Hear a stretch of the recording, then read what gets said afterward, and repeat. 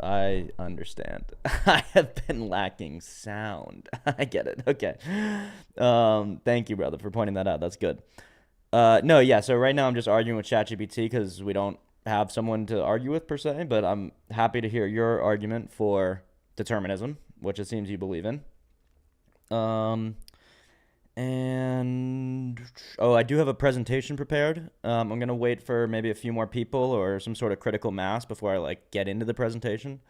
But yeah, right now I'm just arguing with ChatGPT just to see, strengthen my points and uh,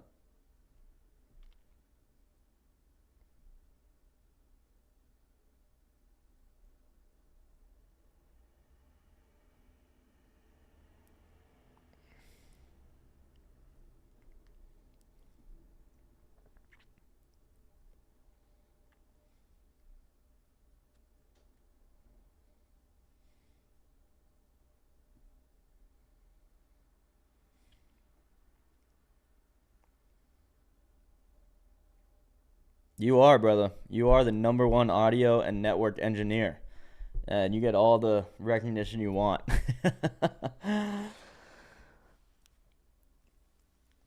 The number one, I don't know about network engineer. My Discord engineer is infamous Sniper. He made the Discord look all pretty. Look at this. Isn't that nuts, dude? We got general. We got topics, which I haven't filled out, but I will. We have three different voice chats. Whoa. What is that? Where is that coming from?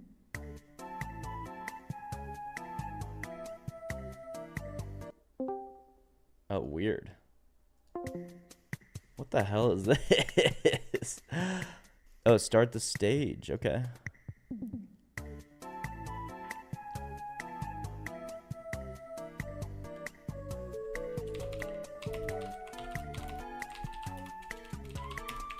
How about that? Getting organized, bro. Not on my own accord. I don't even know how to do that. Whoa, look at this. This is fancy, bro. I don't even know what is going on. I like the music, though. Ooh. Yeah.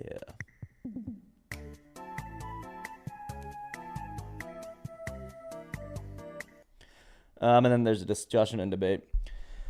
Instigate, educate, organize. That's a good motto. You live your life by that motto, Comic Brandon? I like that motto.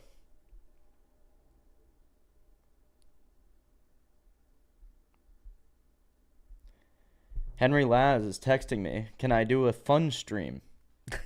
Sure. At some point I will do a fun stream. How about that? We'll plan that. But I already made a presentation for today. So this one is going to be more heady than fun, probably.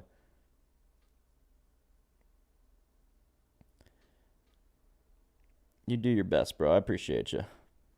This is really bad form, but how about this? Oh, wait. I can't just, like, play someone else's video in the meantime, right? I just got to take a piss real quick. I'll be right back. See if you're interested in this. You can read some of what ChatGPT has to say here.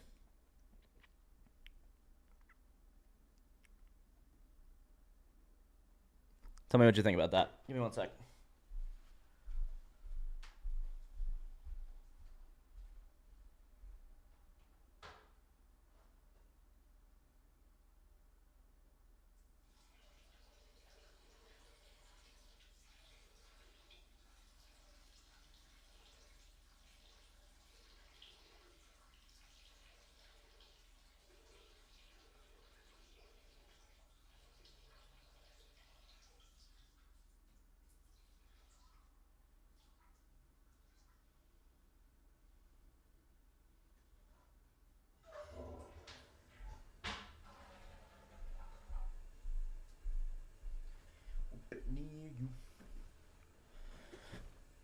Yeah, keep that chat in order. I like that. These streams are my favorite streams. Too small. Oh, it's too small? Like you can't read it? Okay, wait, maybe I can zoom in a little bit.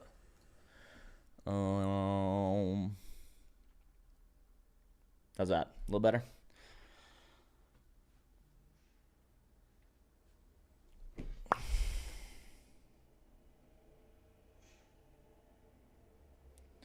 My buddy Henry Laz says, like, if I had your editing talents, I'd be clip farming for IG and TikTok rather than talking about God. Like, let's play a game or something. Why is my toilet that close to me? Because I have a bathroom in my room, I guess. I don't know. What?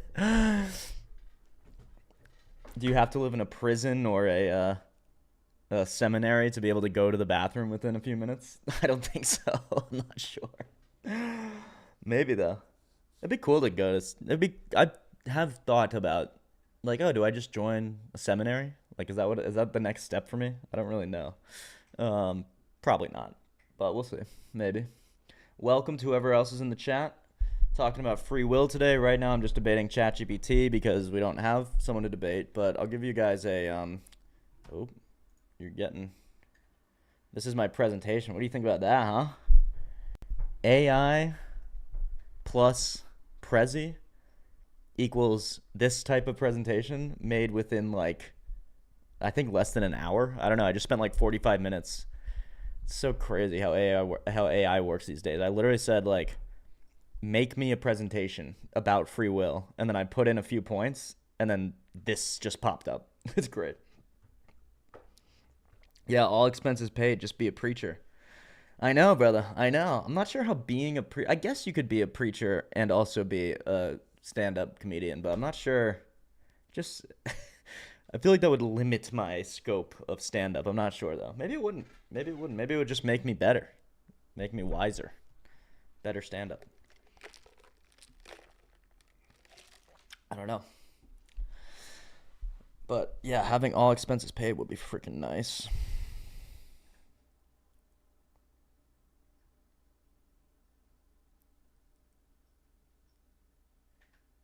Thank you, Comic Brandon. But remember, you don't believe in choices, so. And I do realize that I love that you love and support me, and you know what? I love and support you, Brandon. I do, and I'm always happy to have you in the chat. It's always fun. Um,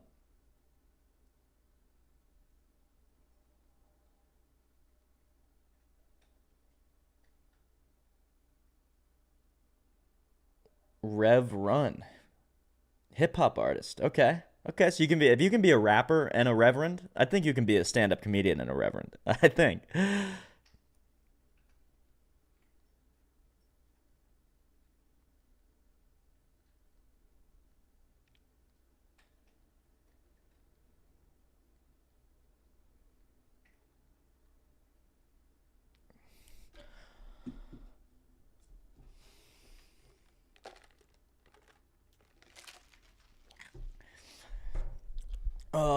Cool, cool, cool.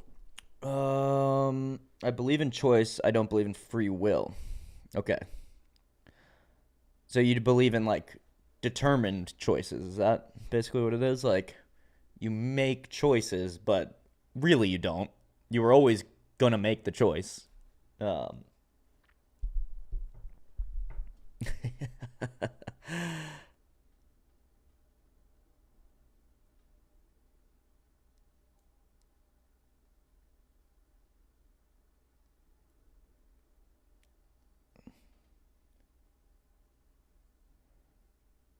yeah, that's the idea. Either go full tilt and own the entire thing, or find a work-life balance. I know. Right now, my balance is almost entirely geared towards life. It's not ideal. I should do a little more work. Although a buddy called me today, and he's like, hey man, I was thinking about your podcast. Oh, choices from limited options. That is what I believe in free will. Like I don't think I have the freedom to fly or something like that. But yeah, it's obviously limited by what you can do or by what you're somewhat conditioned to, like the types of choices you're conditioned to be able to make. That doesn't mean that there's no freedom. Remember, free will is like if you have any freedom at all to make any choice at all, then free will is preserved. Determinism says you have no freedom to make any other possible choice, to go down any other possible path.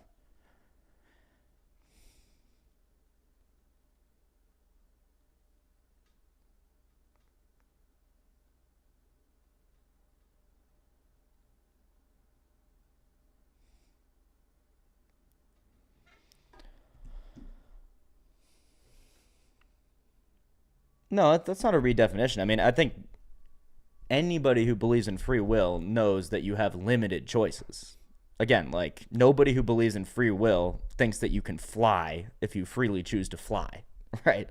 So that's the extreme case, but I don't, I don't think I'm redefining free will in any meaning in any significant way by saying that you can't freely choose to do everything. I mean that's pretty obvious.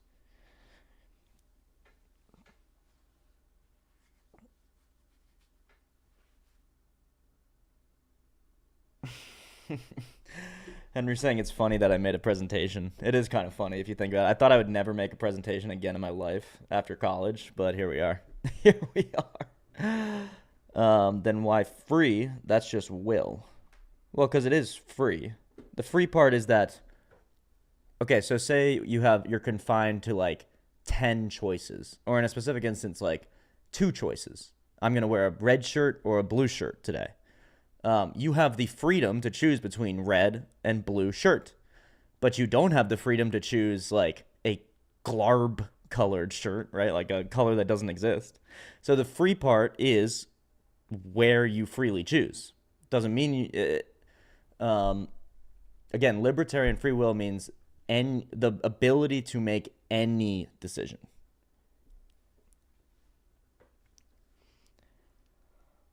Also, it's my feeling that will implies free choice because otherwise your will is meaningless. It's just a determined causal part of the chain of everything.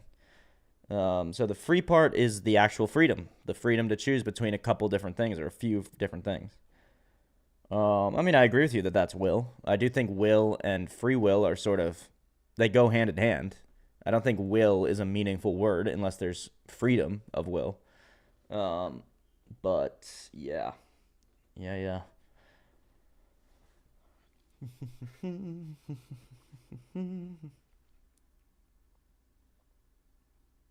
Then animals have the same free will by your definition. Therefore, plants have souls. Bit of a jump to plants have souls, but I'm not going to say that animals definitely don't have free will. I think there's space for animals to actually have free will, even if you don't really have a soul, but they even might have souls. Um,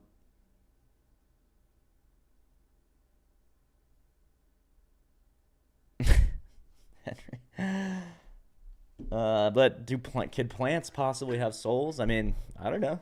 Maybe. Probably not.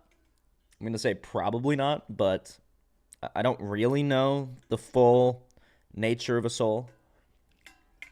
It should be interesting to see what Aquinas thinks about animal souls.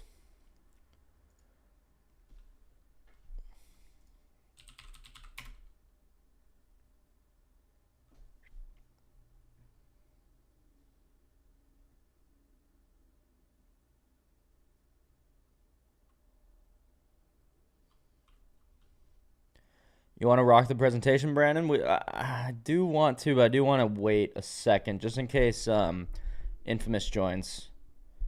The back and forth is too easy. I do want to wait another few minutes for the presentation, but we have someone in the chat that does believe in free will. Cool. Would love to hear from you, brother, whoever this is, brother or sister. And again, feel free to join this Discord.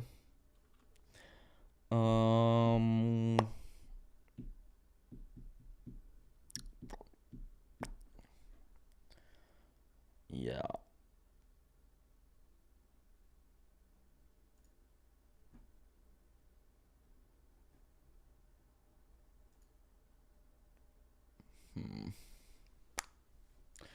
Gross. Yeah, what's gross? Thomas Aquinas' website, or obviously it's not his website, the website about Aquinas, or the fact that I'm waiting for a few people. Yeah, keep my opinions to myself. Good idea. You know what? Stream over. I'll never stream again. Just keep my opinions to myself. Okay.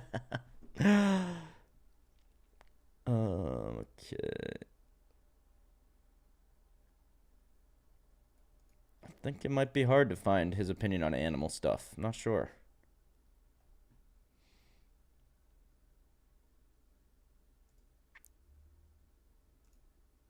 This is interesting. Whether the devil is directly the cause of man's sinning. I know. Coming in here answering polls. Come on.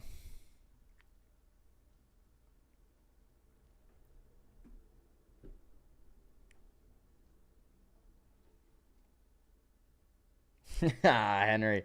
Welcome, brother. Yeah, wait, I was just reading your texts. So you want to talk about someone, you want to talk to someone about Piper Rochelle. She's a 17-year-old who has like 6 million followers, and the whole thing is basically that this girl has a bunch of simps even before she is legal to make an OnlyFans. That is horrible, dude. That is actually horrible. We can also watch videos of cars crashing. Good point, bro. Good point.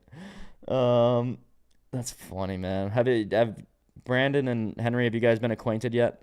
You guys are both sort of like the heels of the channel.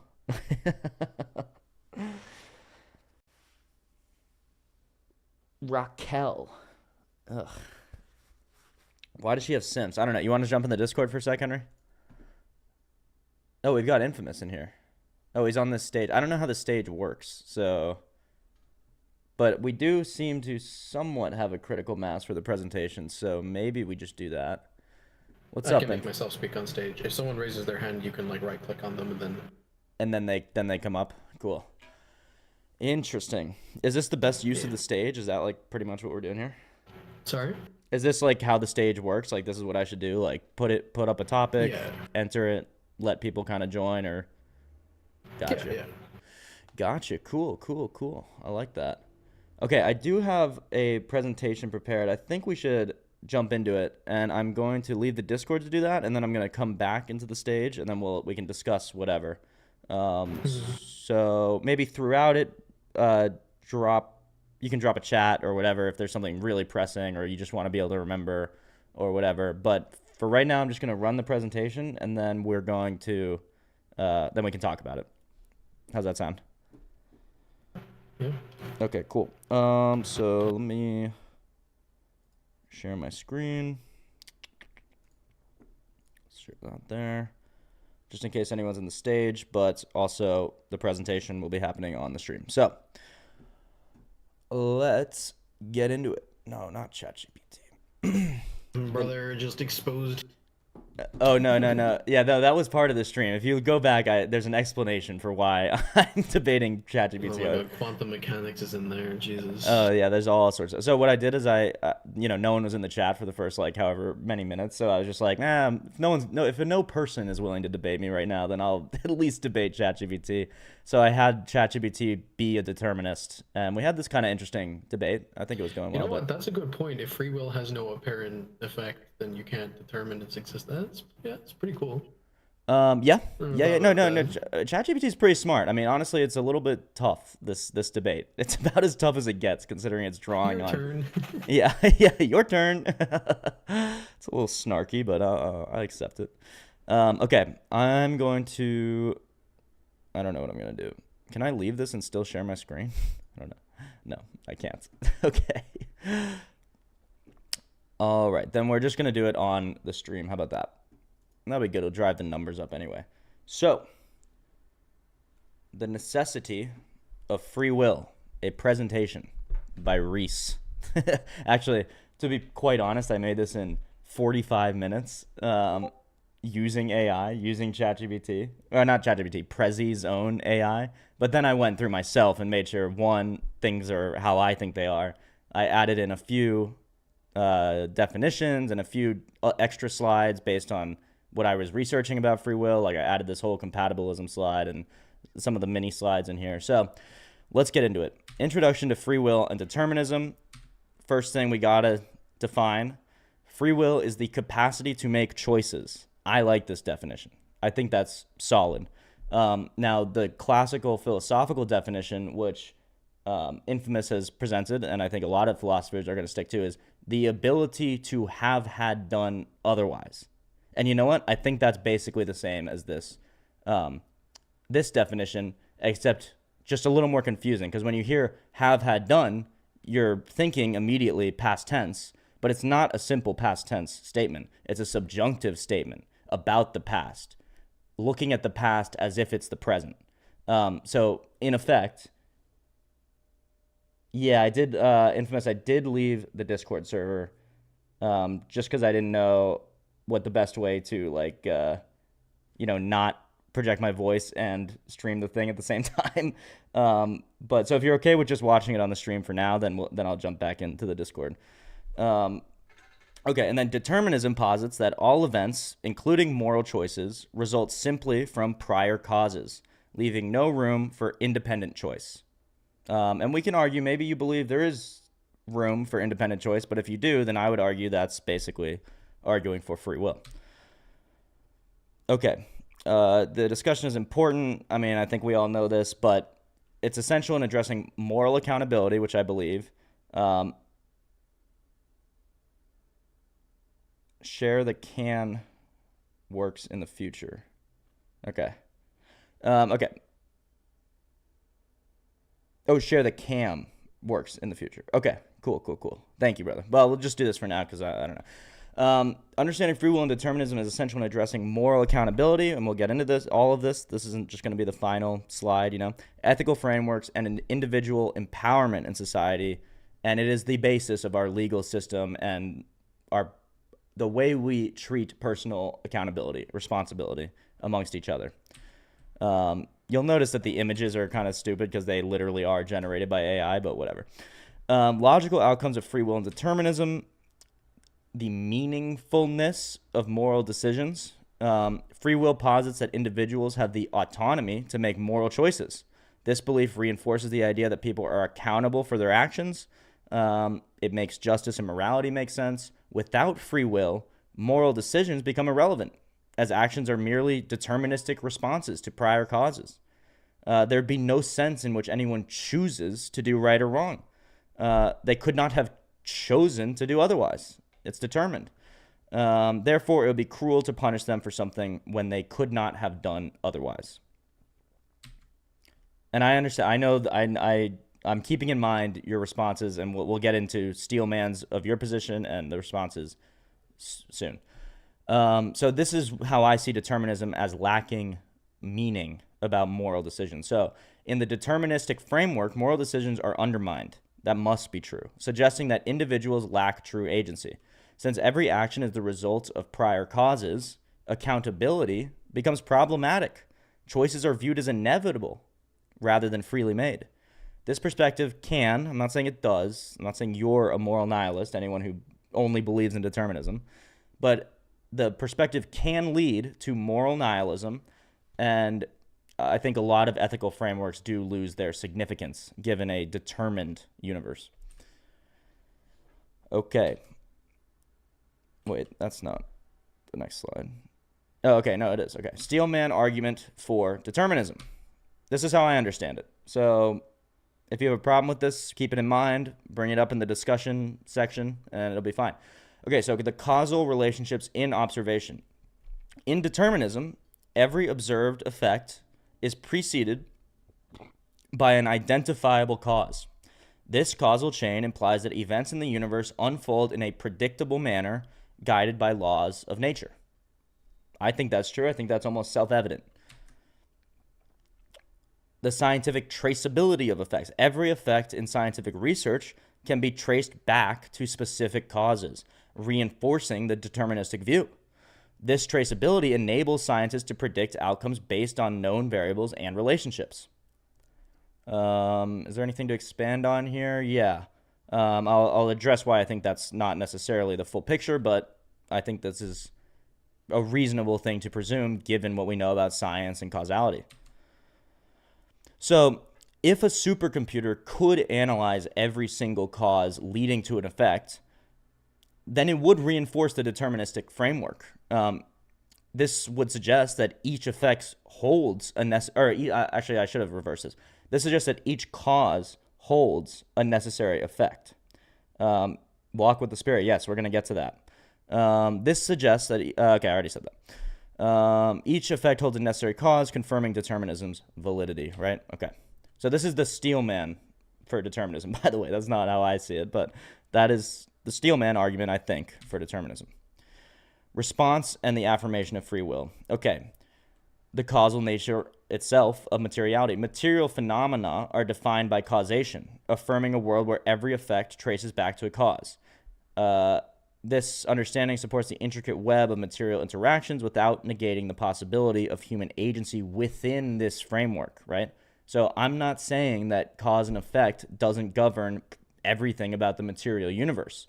I just believe in the immaterial as well.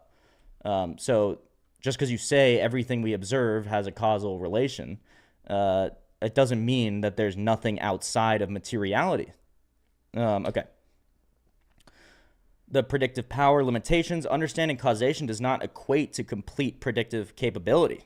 Now, the quantum thing is bad. The quantum thing is not an out for me. I know that. But quantum mechanics may suggest, it at least muddies the waters here, that knowing all variables does not guarantee foresight of every outcome. So in the case of this supercomputer, it might be the case that there is true randomness. Now, again, this is not a defeater of free will. This is not a defeater of determinism, because even if randomness is a cause, well, that's not free will. That's just randomness. That's like even worse than determinism or something. It's like nothing equates to anything or something like that. Okay.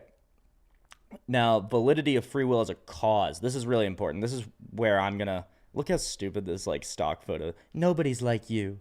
Nobody can be like you. Nobody is you. You are unique. It's like a Rupi Kaur poem. Okay. So I don't condone this the use of my stock photos, but anyway, free will can be considered a legitimate cause of actions and decisions.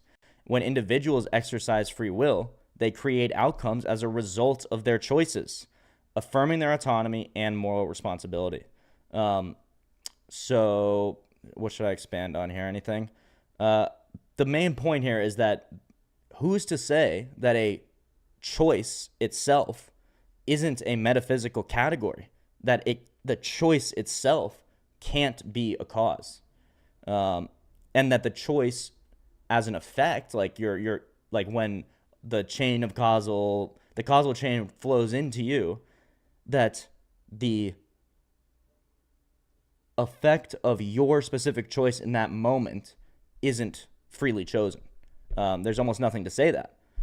Just because it's part of the causal chain, which I admit it is, doesn't mean there isn't freedom, right? Okay, we'll see. It's obviously important in society. I believe it's foundational to the way we construct our social structures, legal systems, ethical norms. They all rely on the assumption that individuals have the capacity to make choices. And so then our social institutions are justified to dish out law and order. And again, I do know there are responses to this, and we will get into those. Okay, now for empowerment through free will. This is more like the okay, maybe it exists, maybe it doesn't. If you're at that point, why should I choose to believe in free will over determinism, say? And that is really because it empowers you. It is an empowering worldview. When people recognize their ability to choose, they are more likely to pursue goals and improve their circumstances and choose to change themselves. You can think specifically of the alcoholic, or any sort of addiction, where the biological impulse, the causal chain, overwhelmingly pushes you to take that extra hit, to have that extra drink. But if you believe that you have some sort of ultimate metaphysical choice, some real freedom, then you actually can subvert that really powerful sort of like inclination or something to do those things which you don't even want to do on a higher order level. Okay. The perceptive reality of free will, yeah, you're going to disagree with this, but basically it feels that way. So we should at least take it's one of the most fundamental feelings we have. So we should at least consider it seriously and not just throw it away so flippantly, especially if we don't have a really, really, really good reason to do so. Okay. Now, compatibilism. This is important, and it's important for us to understand that there's a framework in which free will and determinism are in some way compatible, okay? So what is compatibilism? They sort of redefine free will in a way that aligns with determinism. Instead of seeing free will as an uncaused ability to choose otherwise, as the libertarian free will would say, they argue that free will is the ability to act according to one's internal states, desires, and reasoning without external coercion. So that's a way that you can maintain some level of free will. I don't think it actually does maintain free will, because it's obviously still extremely causal, but it does at least give you a sense of like moral accountability or responsibility or something like that. A person is free as long as their actions stem from their own motives and not from external compulsion, being physically forced. And then in terms of the moral responsibility, because people act based on their desires and reasoning, they can still be held morally responsible for their choices, even if those choices were determined. And I think that's actually what Infamous and others are going to say about how you can be held morally responsible in a deterministic framework. And then I thought this was interesting. This is probably the most interesting point about compatibility is determinism as predictability, not constraint. And so I vibe with this, even though I wouldn't call myself a compatibilist. But determinism does not mean people are forced to act against their will. Rather, it means that given their psychological and environmental conditions, they could not have done otherwise. So just to expand on that a little bit, because that's not the part I find interesting. That's basically just saying determinism is true. But just because something is highly predictable does not mean it's constrained. As Walk with the Spirit is going to say, just because God knows what's going to happen does not mean he forced you to do that, right? I'm not sure what the analogy would be for a naturalistic framework, although I'm sure we could think of one and get into that in the discussion. Okay, these are the problems with compatibilism. Basically, the reason I don't want to paint myself into that corner per se. It redefines free will too much. It basically just turns free will into determinism. It fails to explain ultimate responsibility. I see how there's like a gradation. Like it does give you a little bit more responsibility, but even if a person is acting according to their desires, those desires are still determined by external factors like genetics and environment. And I'm going to agree that I'm just not going to use the word determined. I'm going to say influenced. The desires are influenced by external factors, but that the choice itself, the critical moment in the present moment, is the choice. And it can only be influenced, not determined. Okay. The illusion of choice. Some argue that compatibilism only makes people feel free, while in reality they are not truly free because their actions are determined. And I think that's what the determinist is going to say. So there's no meaningful way in which this is that different from determinism. What else? Okay, final thoughts. It's my belief. This is Reese opinion time. Libertarian free will is necessary for most worldviews to function. The basis of that is, well, if you couldn't have chosen any other worldview, then how is it valid? You were determined to disagree with me or agree with me, right? It is necessary for belief in a good God as well as a good society. That's a theological point more so about on the God front. But yeah, if there's no free will, then that seems to make God the author of evil, which is highly problematic and something I couldn't abide with. And then in terms of the good society, that's what we were talking about before. Our society is built on this idea of free will. It's constructed around the idea that people are responsible for the choices that they make. It has been presupposed but not proven that consciousness is reducible to biological brain states. If consciousness is not reducible to biology, then there is room for libertarian free will. All of this is predicated on the fact that causes have simple effects. And because of that, if there's any room at all for free will, then it should be accepted. It affords you more than the other option, based on basically everything we've said so far. Okay. I think Infamous, you're going to like this slide. Response to Infamous's inevitable question. What is the mechanism for this free will? The mechanism is the choice itself. Okay? This is not circular. A choice is a mechanism distinct from simple cause and effect. It's something that stands outside simple cause and effect. To assume there is a mechanism is to sneak naturalism back into something which is, in my view, inherently supernatural. So I'll agree with you that if naturalism is true, materialism is true, then we do not have free will. But because of this supernatural framework that I'm using, which is drawn from all the other stuff, and we can talk about everything else. That's what the whole channel's about, right? But if you assume that there's like a mechanism baked into that is a naturalist worldview. I simply don't have a naturalist worldview. I don't think you have to take one. I ultimately don't think you should take one. But anyway. Okay. So there we go.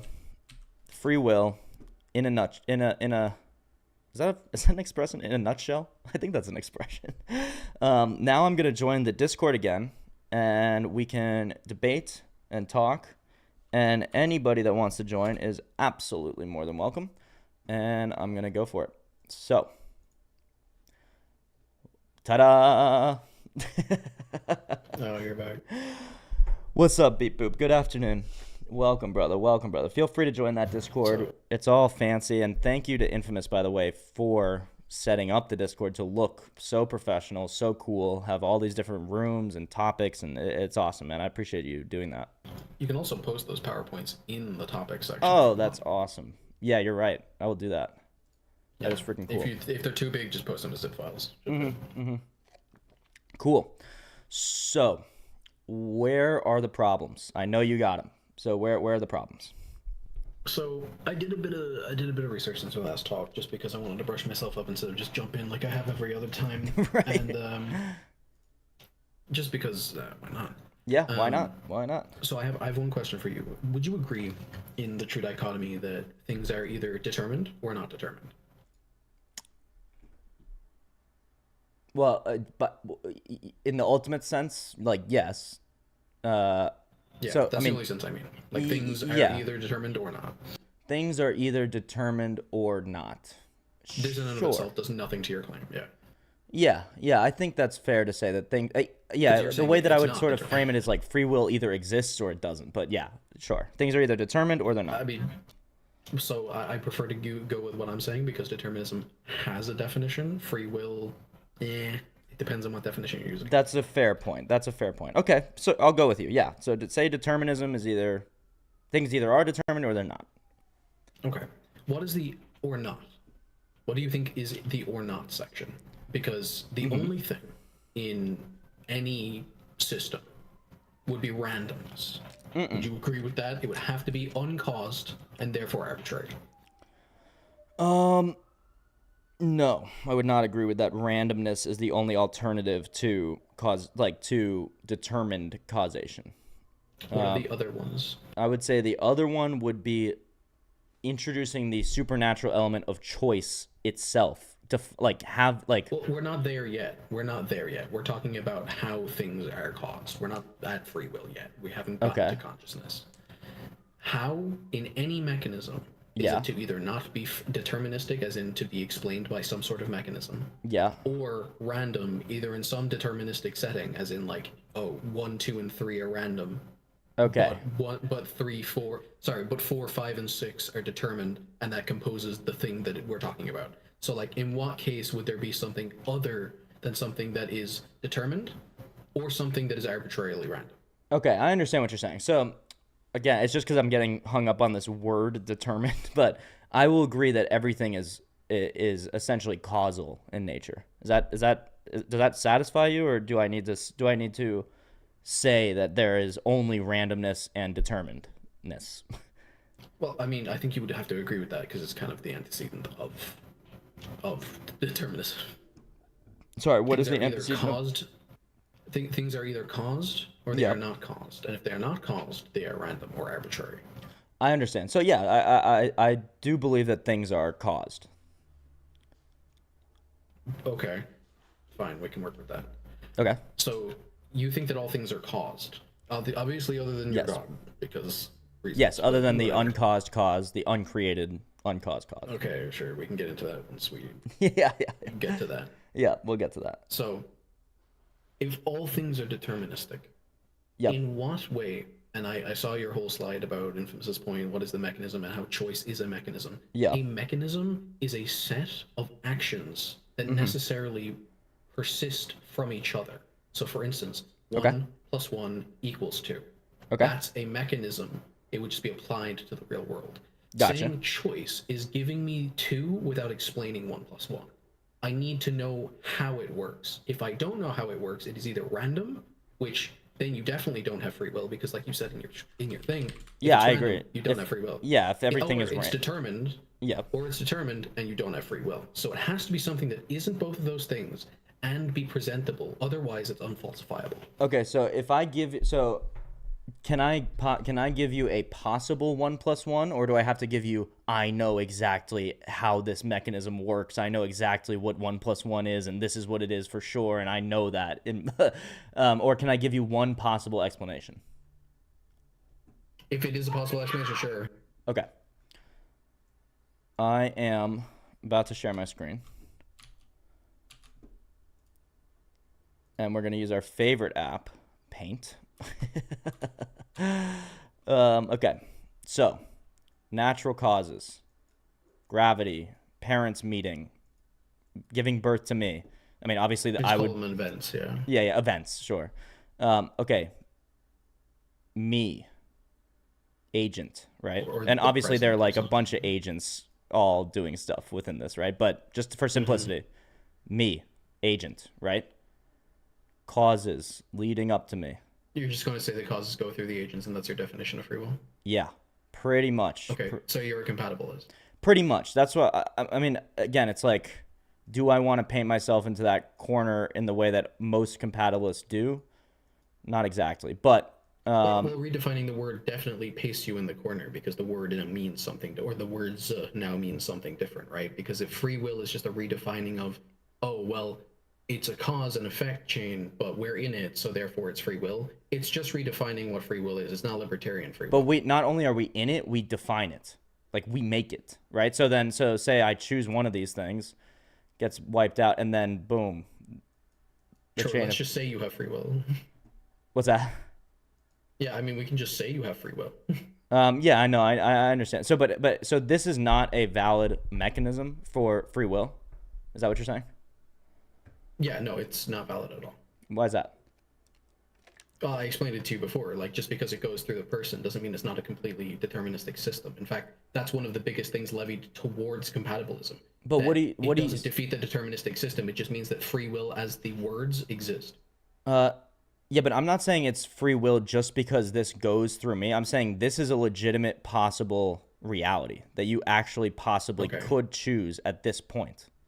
And Okay. it happens within you. I think it happens supernaturally within you, but it happens within you, and that's what allows these So I have things two to happen. questions. You can answer whichever one you want. Okay. One, what is the mechanism by which we make this choice? And two, Mm-hmm. if it is the case that we make this choice, why Yeah. is it not deterministic? Because again, in every situation, a thing is either deterministic or random, and in both situations, you have no free will. So you either have to change the definition of free will to fit either deterministic or random processes, or stick with libertarian free will, and it's just defined out of existence. Okay. How are we defining random? Being uncaused and therefore having no properties. So any property that like has no. So for instance, something that happens randomly is Yeah. definitely not in anyone's free choice. Would you agree with that? Yes, I would agree with So if that. something randomly happens to Yeah. you have no choice in that, or you do something Yes. random. Yes. In the definition, it would say you have no choice in that, right? Yep. Yep. So Yep. Yep. okay, and if it were in a deterministic system, Then you also you would don't have have. to say that you also don't have free choice. Yep. So what is another mechanism, a third, an option C that you could present to me that wouldn't fit this slide? That wouldn't fit this slide Yeah, that I I just mean drew. this drawing. Yeah, this Yeah. drawing. Uh, well, it's hard for me to think of something that wouldn't fit this drawing. But hold on. Let me just get my head around this for a second. So, what is the third option between, or what is the other option after everything is determined, or some things are completely random? Why can't? So specifically, what is the third mechanism by which something can grant free will? Because that's the topic of the discussion. If it's something that is a third option but doesn't grant free will, it doesn't matter.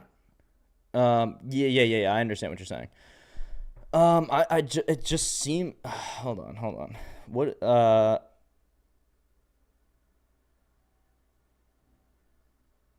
I don't understand why so if things are, and the definition of determined you're using is like cause and effect, basically. That like, are you saying that all causes have necessary effects? Is that basically what you're saying?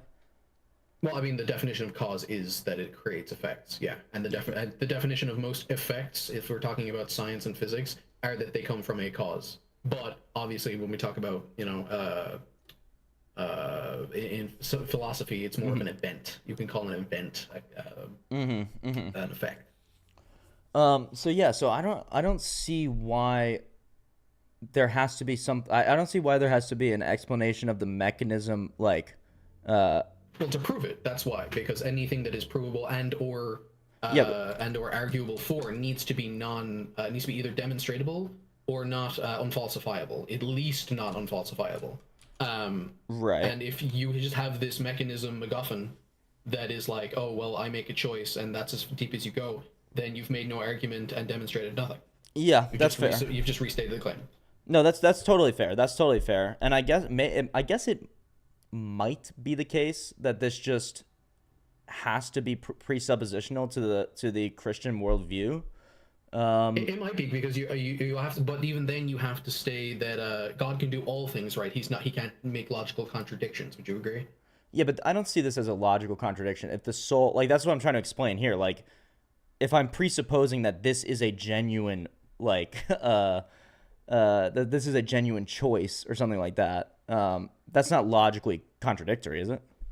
Well, it is with the reality in which we just discussed. Like that's what I'm saying is that like everything that I've given to you is observable and or logically deductive, right? So if we know those things to be true, and then God is like magic, then sure, I suppose you could say just like it was impossible for him to raise Jesus from the dead if you believe he can do logical contradictions, that's fine, But raising right? someone from the dead is not a logical that doesn't cancel itself out.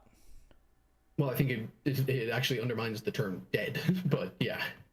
Sure, maybe, yeah. But I mean, Especially like we raise people from the dead using like medical science. Literally, you can witness that happen. right, but Someone's heart stops and their right, but brain there are stops. multiple types of death. That's the thing Yeah. is that the death there is a certain type of death that we can't bring you back from, and then there's definitely a certain type of death that you cannot be brought back from. Right. And I think that we can both agree Jesus was in that last stage. Yes, he was definitely as dead as it gets, right? He's definitely not like Otherwise, that undermines the whole story. Right? you He weren't gonna was like dead as shock fuck. paddle him and it would have had the same effect. Certainly not. Yeah, exactly. So I think that so this is actually an old argument that I used to run that I haven't seen anywhere else. Yep. But yeah, him being dead would contradict him not being able to do true contradictions because him being dead in the truest sense, which needs to be the case for the narrative of the Bible. Otherwise, again, But he's chalk paddle. There you go. no, but Jesus is never dead and alive at the same time in the same sense, which is what the contradiction would be. Well, I'd argue that he is. If you view him in this supernatural, or like obviously, like you have the people saying Jesus. But that wouldn't be in the is same alive. sense. That wouldn't be in the same sense. That would be Yeah, he's it wouldn't be in a biologically dead. materialistic sense. It would. Yeah.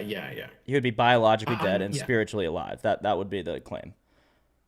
Right. I mean, it depends on the view. Like, obviously, some people just think that the only spirit that exists in the Trinity is the Spirit, but I don't care. So, Sure. like, Yeah. That doesn't matter. But well, you know what I mean, though. so, There's no like, nobody can say like a Christian couldn't. I mean, maybe they could, but couldn't like reasonably say that he was dead and alive at the same time in the same sense. So I don't see that as a contradiction. Yeah, no, he wasn't, right? I Right. would say, however, raising him from the dead biologically would be an issue.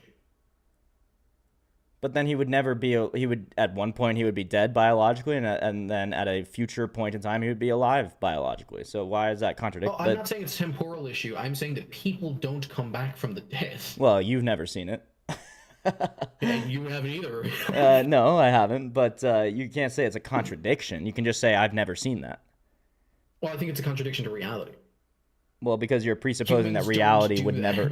You're presupposing that it's impossible within reality, but in order to do that, you would have to say that it's logically contradictory, I think. Oh, I see what you're saying. Okay, so I'm viewing it as the reality goes one way. So this is a bit my fault. I'm viewing it as reality works the way reality works. You are literally saying he has control of all atoms. Him making all the atoms make him alive again doesn't cause any contradiction. That's fair. Yeah, sure. I mean, if you want We to can- take it that way, sure. Yeah, I think I could I actually. mean, he has control over all the universe, so like Yes. nothing contradicting him being like you're alive again because all of your lungs are fine now. Like, Yeah, that's exactly. fine. Yeah, something like that. Yeah, that's fair, I think. But I'm just saying it's not logically contradictory to say to That's raise fine. someone from the dead. I mean, that's about as simple as I need to put it, I think. Yeah, that's fine. I can agree with that. And so, in the same sense, sense, we don't get out of the problem we were at before, where everything is either determined or random. yeah. So and let's go you back have to come up with some third thing. let's go back to that. So, so it just simply can't be determined or random or freely chosen. That freely chosen has to be like explained more or something for you to be Well, yeah, satisfied because with otherwise any. it's just a presupposition. Yeah, like because obviously Yeah. that's just you saying free will is the third option, and I'm like, like Yeah, I do understand the headiness of this. So part of the presentation, or at least part of the research, maybe I didn't even include it in the presentation, was that in order for oh no, it was actually in my debate with ChatGPT.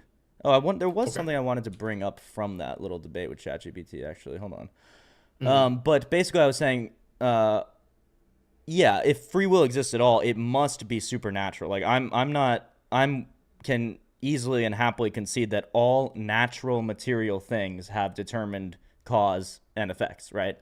But yeah, no, I know this point, but this is the thing: materialism doesn't equal determinism. It has to either work by rules or not. If it does work by rules, it's deterministic. If it doesn't work by rules, it's random. If it works by rules, then it's deterministic. And if it doesn't work by Yeah, rules, then it's random. Okay. If it because works by you believe rules, ideas are immaterial, right? yes. I can play a board game in my head right now with specific rules. Yep. Even if I don't put that in any sense in the material world, Yeah, it yeah, yeah. still is deterministic. It's still deterministic. Yeah, Yeah, so it's I not don't think based on it's materialism. related to. Well, maybe it is related, but I don't think I was saying like. It's related in this case. Yeah, yeah, yeah. Okay, wait. This is where This is where. Oh yeah, this is when I asked in the debate. Would it be fair to say under the agent causal theory, which we can maybe look at? The theory argues that agents, people, rather than external events, can cause actions in a fundamental way. Instead of choices being determined by prior physical causes, they're caused by the agents in a way that is not reducible to deterministic physics. But I know what you're going to say. The mechanism here This is is an just saying agent. free will exists. What's that? Yeah, yeah. You're just saying, well, it still has determined causes or whatever. They're just in the agent, Well, right? also, if it doesn't, and you just make that argument, it's just saying free will exists again. Like you're not supplying any argument. Uh, Unless you go right. further, and I cut you off too early. No, I'm not sure you did. But so then, what did I say here? Conclusion: is there a mechanism for free will? If free will is real, it must have some kind of mechanism. So ChatGPT is giving you your flowers here. However, no single theory fully resolves the problem. If you believe free will requires being able to truly do otherwise, you might favor agent. It's basically explaining why you might favor certain things. And Or then certain definitions for free will. Yeah. yeah, and so you know what, you might have got me in the sense that I might just have to concede or admit You have to presuppose it. Yeah. that in order to hold a Christian worldview, which I think there are other reasons to hold, but in order to hold that view, you might have to presuppose free will in this fundamental way. But I'm not sure Yeah, that you've and proven that there can't be a supernatural mechanism. I've proven that there can't be a. Well, okay, we have because we've already agreed that it is either determined or random. Those are like antecedents to each other, like they're true dichotomies. It's not okay. It's not a true dichotomy. It is a dichotomy. A true dichotomy would be determinism, not determinism. Just like Yeah. so no is the antecedent to yes, but all not yes things are no. Like So you're saying an antecedent to or a dichotomy of the antecedent to randomness is the ability to have done otherwise? no Well, that's what you said. Determinism is an antecedent to randomness. to randomness. Sorry, so the other way around. The ability to do otherwise is an antecedent to randomness? That doesn't even really make sense to me. No.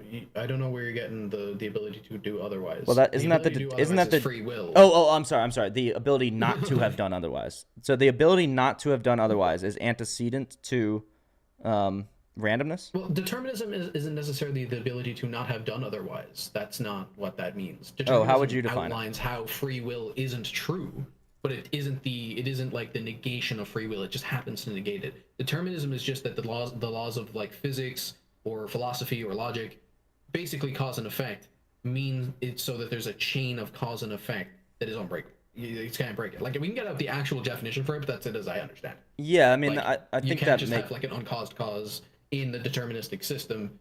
It could go back forever. It couldn't. But even if it doesn't, it still is random. Therefore, excluding free will. right. I understand that. So, okay, so determinate. So to lock down that definite. Wait, hold on. Let's see. We got people saying stuff. Also, this good quantum mechanics has a lot of randomness in it. Why can't both be true? Why can't some things be random and others be caused? I think that is possible, but that wouldn't really help me with free will. But couldn't one argue that a biblical free will would literally just be the current state we live in now, except there's a God influencing our choices as well as the things in our lives? That's the argument that, like, because God knows everything, then he causes everything, which I also disagree with. Actually, that's worse. He's actually influencing you, so it's worse. Yeah, it would even be worse than that. He created the universe originally and set up the rules and put us on the track. That's one thing, but him poking us in the middle of that process is even worse. Well, I think he could poke us and prod us and pull us up toward him, and still retain. Again, like, and you know this, but for the chat, like, free will does not mean you have the freedom to do absolutely anything. It's just you Yeah, have you can't go against your any. natural It's bonds. just Yeah. do you have any amount of freedom at all to make choices? So determinism Yeah, doesn't fall yeah. from naturalism. In fact, quantum mechanics puts a lot of doubt on determinism. I did bring that up. I think there is a Why problem with causation instead of leaning. necessarily correlation? Causation ain't even real. Although this quantum mechanics has a lot of randomness in it. Things happen in nature all the time at random with no influences involved. I'm not sure I could say that actually. I think you'd have to say there are quantum influences. Well, even then, granted, it's true. What now? You have no free will because one random thing was introduced to the universe 10,000 years ago that influenced your current choice. Now you've no free will. Yeah. So randomness being just something that has no prior cause, essentially. Yeah, I mean, that's what it would be defined as. Yeah. Also, why causation instead of necessary correlation? So I don't know what you mean by necessarily correlation, but causation is necessarily something caused the other thing. Yep. Necessary correlation would be something correlated to the other thing necessarily. So it could go from effect to cause and effect. That's not how cause and effect works. Effect two. Yeah. Yeah. Yeah. Yeah. Which, by the way, is why I think an infinite looping universe is impossible. But anyway. Well, I mean, infinitely looping as in going back and like it's not going back and forth in time. It's just happening again and again and again. Well, yeah, yeah. So that's not impossible. Like a single timeline infinitely in either direction, I also think is impossible, but not Infinite for that line, reason. yeah. Not for that reason. But so why cause it? Yeah, maybe Newman on if we get a little more clarification on what you mean by necessary correlation or why we would use that instead of causation. But one thing I would want to ask, just to push it a little bit, because maybe you have more ground here. Yep. The next stage would be you would have to presuppose that God can create free will. Yes. I think that would be the next thing. Okay. So, and we've agreed that God cannot do contradictions, right? He can only do what Yeah. things are, right? Yeah. Yeah. Okay. Okay. So, under what we've just outlined, Uh huh. I think free will would be a contradiction of reality. Things can only be determined or random. God can't do true contradictions. Right, but it's Therefore, not. he can't It wouldn't be contradict the cause and effect chain. wouldn't be a true contradiction. Just to say that that a single cause can have multiple different effects would not be a contradiction. Well, I would argue that causes always have multiple effects, but Yeah, I mean, me too. So I think that would strengthen free will. but why? Because I mean, like we are isolating one effect in the little drawing you have here, but like realistically it affects a lot of shit. Like if I make one choice, it affects a lot of shit. Right, I don't this think is- that changes the argument. this is like hyper simplistic. But yes, I understand. So, okay, so um, wait, but like, so if there's a chain of causation, and then there, and you've granted, even though I know you don't agree with it, but you've granted like this, God can create free will thing, or we're just like doing that thought experiment, like what would it look like if God could create free will? To me, I that mean, I would think look you'd like, argue that it look exactly like now, but yeah, I would say that very simply, but I would also say that because it's the ability the capacity to be able to choose something. It would very simply be that causes don't have necessary effects. it would be so. Okay, to be very clear, free will would be, and if we don't want to go to have had done otherwise, because I know you have an issue We with can. that. Oh wait, I wanted to bring that up with you actually, because you said have had done otherwise imply, and then used like the entire past as an example of that. But Yeah, that's I not just what the don't think that the past subjunctive is any case. different. Yeah, I just don't think the past is any different than the present or the future, as shown by everything in the past when people believed that the past was not the same as the present and the future. I mean, I don't believe the past and the present and the future are the same, but regardless, like have had implies just presence. Oh, but you don't think they're different, so it's like whatever. Yeah, it doesn't matter. Okay. Yeah, because so even when I granted before, like the have had definition, I could have still granted that, like in our last conversation on Monday, and just realized that it's a subjunctive statement. It's not a past tense statement. Like as I mean, simply I was as it is. using it as past tense. Just You for were the you were past implying it as a past tense statement, yeah, as a past tense yeah, thing. for Yeah. the past of evidence. Yeah, yeah. Yeah. Okay, we got a little Hume in the chat, so let's see what that's all about. Okay, Oh, like what I really, Hume. well, like what I really see when I observe a cause, all I see are two events conjoined together. Basically, Hume's position, except with less skepticism. Also, couldn't my choices be the mixture of indeterminacy and determinacy? I'm going to say that they are the mixture of determinacy But here's the thing: and if indeterminacy. they're the mixture of indeterminacy and determinacy, that's just they're the mixture of randomness and determinacy, which means your choices are now influenced by something random, which means you Is have no it choice over it. is it random or is it like Indeterminacy literally either means you can't determine it or it is random. There are like multiple definitions for indeterminacy. yeah, if you can't determine something, I'm not sure if this like just so simply says that it's random. That's why I'm trying to find this like third category. I feel like it exists. I believe it I mean, exists. indeterminacy, if you want to take it to this third category, would just mean we're ignorant, and then you're going back to the question begging, where it's like you don't know that free will doesn't exist, and I'm like, cool, where are we now? Like, Um, yeah. So I'm gonna agree with you all the way in the entire realm of materiality and like um I would say anything that has rules, you would have to agree, because otherwise it kind of follows. um yes, maybe I can agree that anything that has rules. And again, I might have to just give you that it's presuppositional to the Christian worldview, and it's not something I should even be trying to prove or talk about. But I'd argue it's presuppositional to the free will view, but well, it's obviously presuppositional to that. But the reason I would hold it, regardless of me not being able to prove it, would be that I like or agree with like many societal other shit. things about the worldview of which this is a necessary component. But Sure, I okay, don't deny you that it's good for society, etc. right, all I that don't stuff. care. Like, No, I know, and I appreciate that, and it's a very strong argument. Okay, so why do we feel a cognitive dissonance when we make a decision we don't like? Doesn't that mean we have choices? Why do we regretting your feel choices isn't necessarily something that means you have choices. Like, at least in the true sense of free will.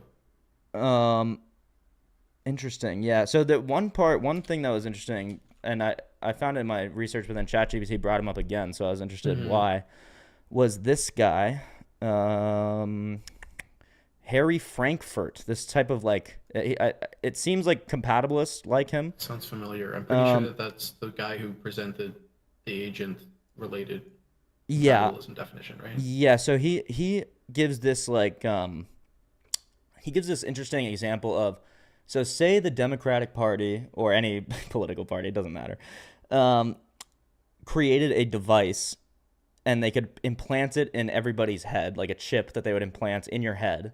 And it made it so that if you went into the voting booth and you were about to vote Republican, the chip would activate and it would force you to vote Democratic. But if So you were like that's already already gonna happening. vote Democratic, then the chip would never be activated. Okay. And so what was the point of that again? It was like to say that there are things which could be determined, like you were always going to vote Democratic because you have this chip in your head, but in one situation you freely chose to do so, and in the other you would have been forced to do so. And Yeah, so that the same, what's I'm that? just equating the things that you want to the chip. Um, Like the things that you want is comprised of deterministic features, yeah, and it's I know. not Yeah, deterministic no, features yeah. So devised I of know random that's not gonna. features. I know that's not gonna. So then he talks about these higher order desires or whatever.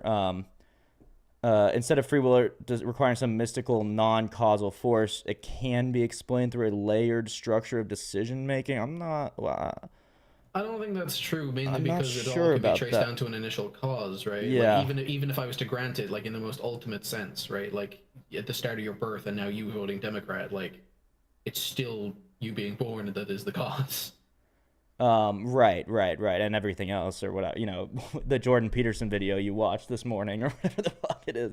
Yeah, Yeah. yeah. Like you're just a combination of all of your sensory experiences at the time, and pre. I would agree. I would say that it's a little bit more than sensory. Uh, See, it depends because we have sensory experiences that like we don't experience because they get tuned out, right? Like technically you feel all your guts in your body, but your brain is like you don't need that. Right. Yeah.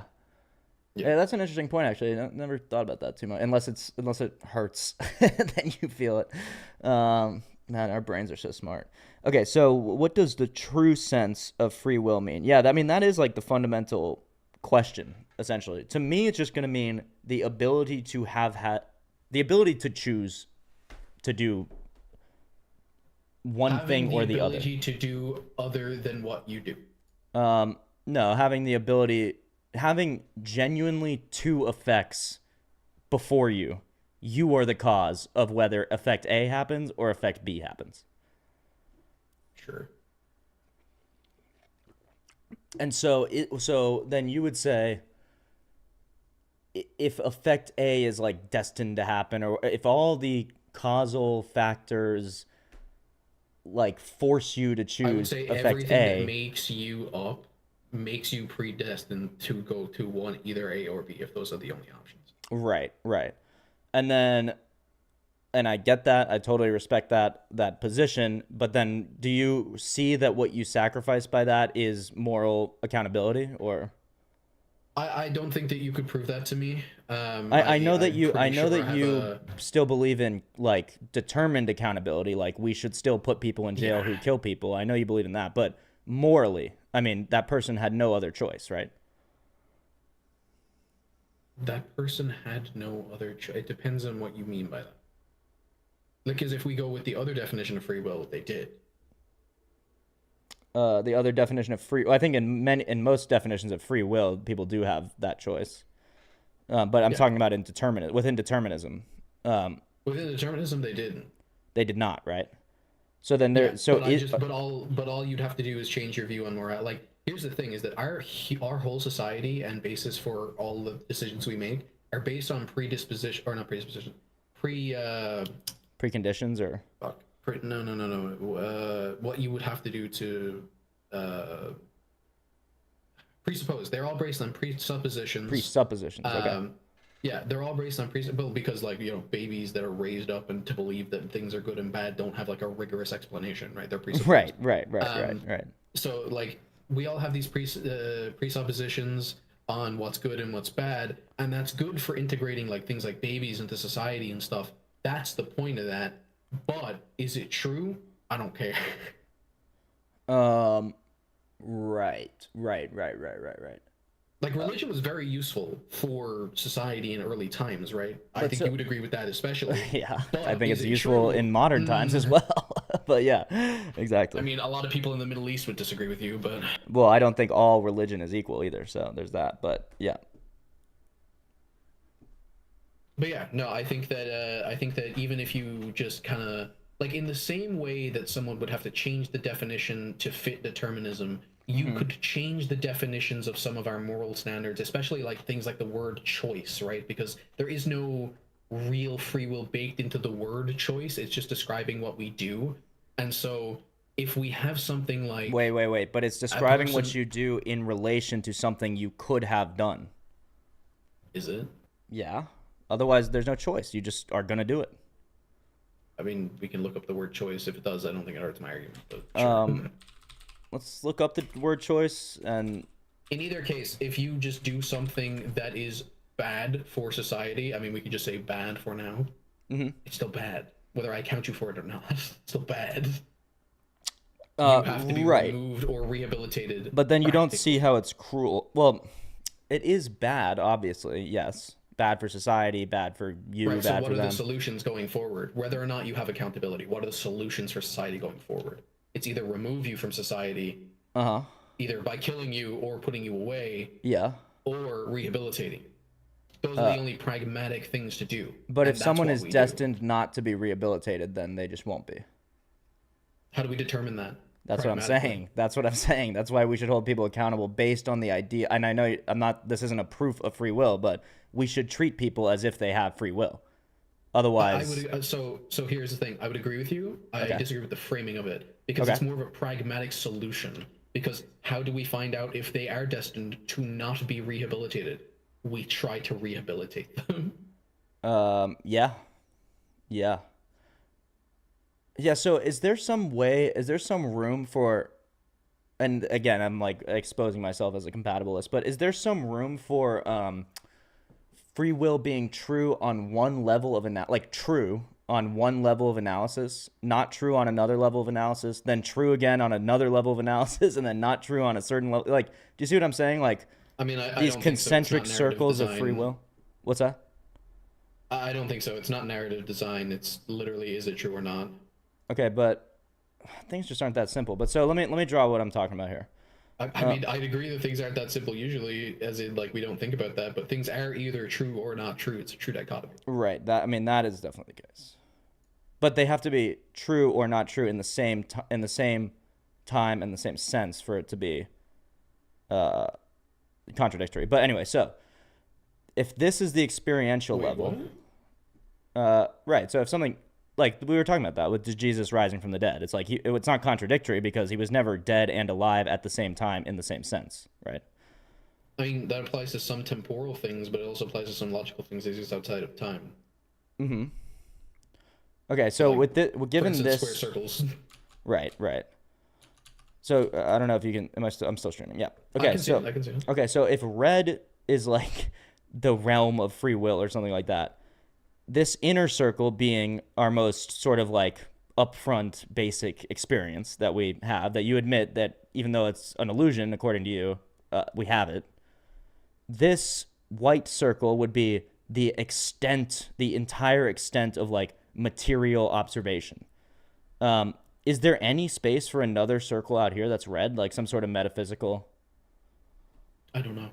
Yeah, because I that's can't think outside the this is realms how I of see it. Like logic. I know why the determinism. I know I understand that causal effects and causal chains, uh, like have this determinism baked into it. So I recognize determinism on a certain level, but on both the It's experiential not even level and on the necessarily soul level. causal. Mm-hmm. Oh no, I'm getting an error message. Did my I said it's what? not even necessarily causal. That's what I said. Oh, what's not? Free will is not necessarily causal. No, Or no, sorry, no, no. Like determinism, it's not necessarily causal. It's just rule it's just if based. things have rules, then they are determined. Hmm. I guess you could say that the But what rules if one of the cause them rules to. is like? What if one of the rules is like? You get to. I don't know. Maybe I'm thinking of rules too, like sort of loosey Too goosey, liberally. liberally. Yeah. Is like one of the. What if one of the rules is literally like, okay, A leads to B, leads to C, leads to D, but C is like an actual free choice. Why does free will exist is basically what you just asked me. Yeah, literally. So I think we know how we both stand on this. So also let's read what get into the chat a little bit. The stream's kind of nice. Love philosophy. Love it, brother. Thank you. Also, what if I reject causation? Like, how would you even differentiate causation from conjoined events? Reject causation would be extremely radical. Because you'd have to say I guess that you things could. don't You, cause other things to happen. I guess you could, like, I if guess you you existed in some could, higher dimension, but I think that like, would definitely eliminate your free will for sure. oh yeah, yeah. Um, There's an object now, like a fifth dimensional object. right. Okay, then E Fool brings up the good point about the God scenario. Obviously, well, he says obviously you make choices. I know that's going to be contentious, but if I can perfectly predict what you do, does that mean you no longer have free will? I'm going to say absolutely not. So, given the free I'm gonna will say thing, yes because there's some mechanism by which you can determine that, unless it's magic. if I can perfectly predict what you do, there's no sense in which you force that person to do, like. So the example I was going to give is like I agree you don't force them. You don't force them by predicting it, but there is some force causing them to do those there things. is That's how a you predict it. force causing them to do this. For Right. So, instance, right, if I but predict that you're going to go to the lottery tomorrow, it's yeah, I'm not forcing you to go to the lottery. no, However, in my view, there is something forcing you to go to the lottery, and that's what I use to determine that. yeah, It's yeah, not. yeah, That's the huge misunderstanding of this argument. I'm not saying God forces you to do X, even though that argument could be made because he started the universe, but whatever. yeah, I'm saying that if you go to somewhere and I predict that, it's because of some underlying factor yeah, yeah, yeah. that would force you to do Your that. view on this is that you're tapping into the already determined chain of events that, like, you already know. You are able to examine the chain of events in a way that allows you to see what the next determined outcome is. Essentially, is what you're saying. Which is essentially either what God is doing or it's magic. But yeah, I mean, I think God would be extremely magical if that, you know.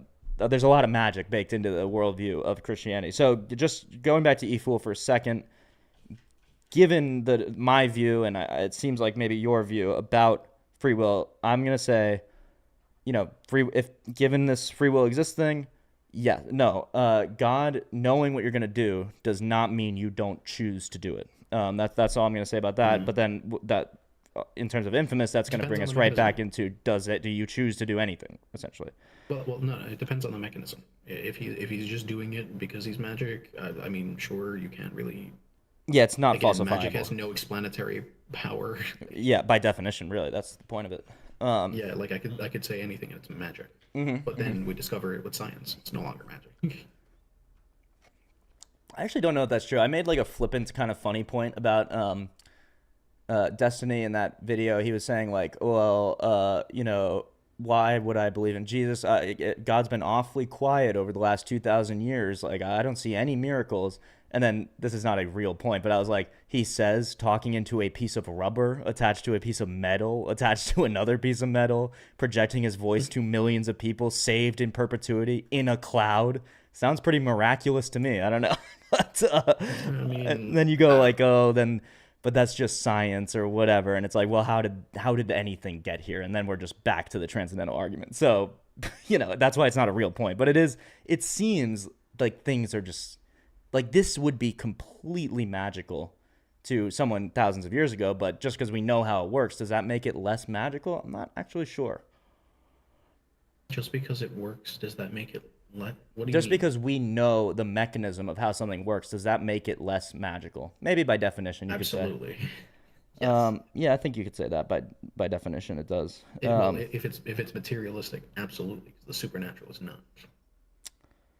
Yeah, right. The supernatural is not materialistic, but does that mean the supernatural can't be understood or can't be No, not explained in a certain necessarily. way? No, I don't think so. But anyway, In fact, we tested prayer, right?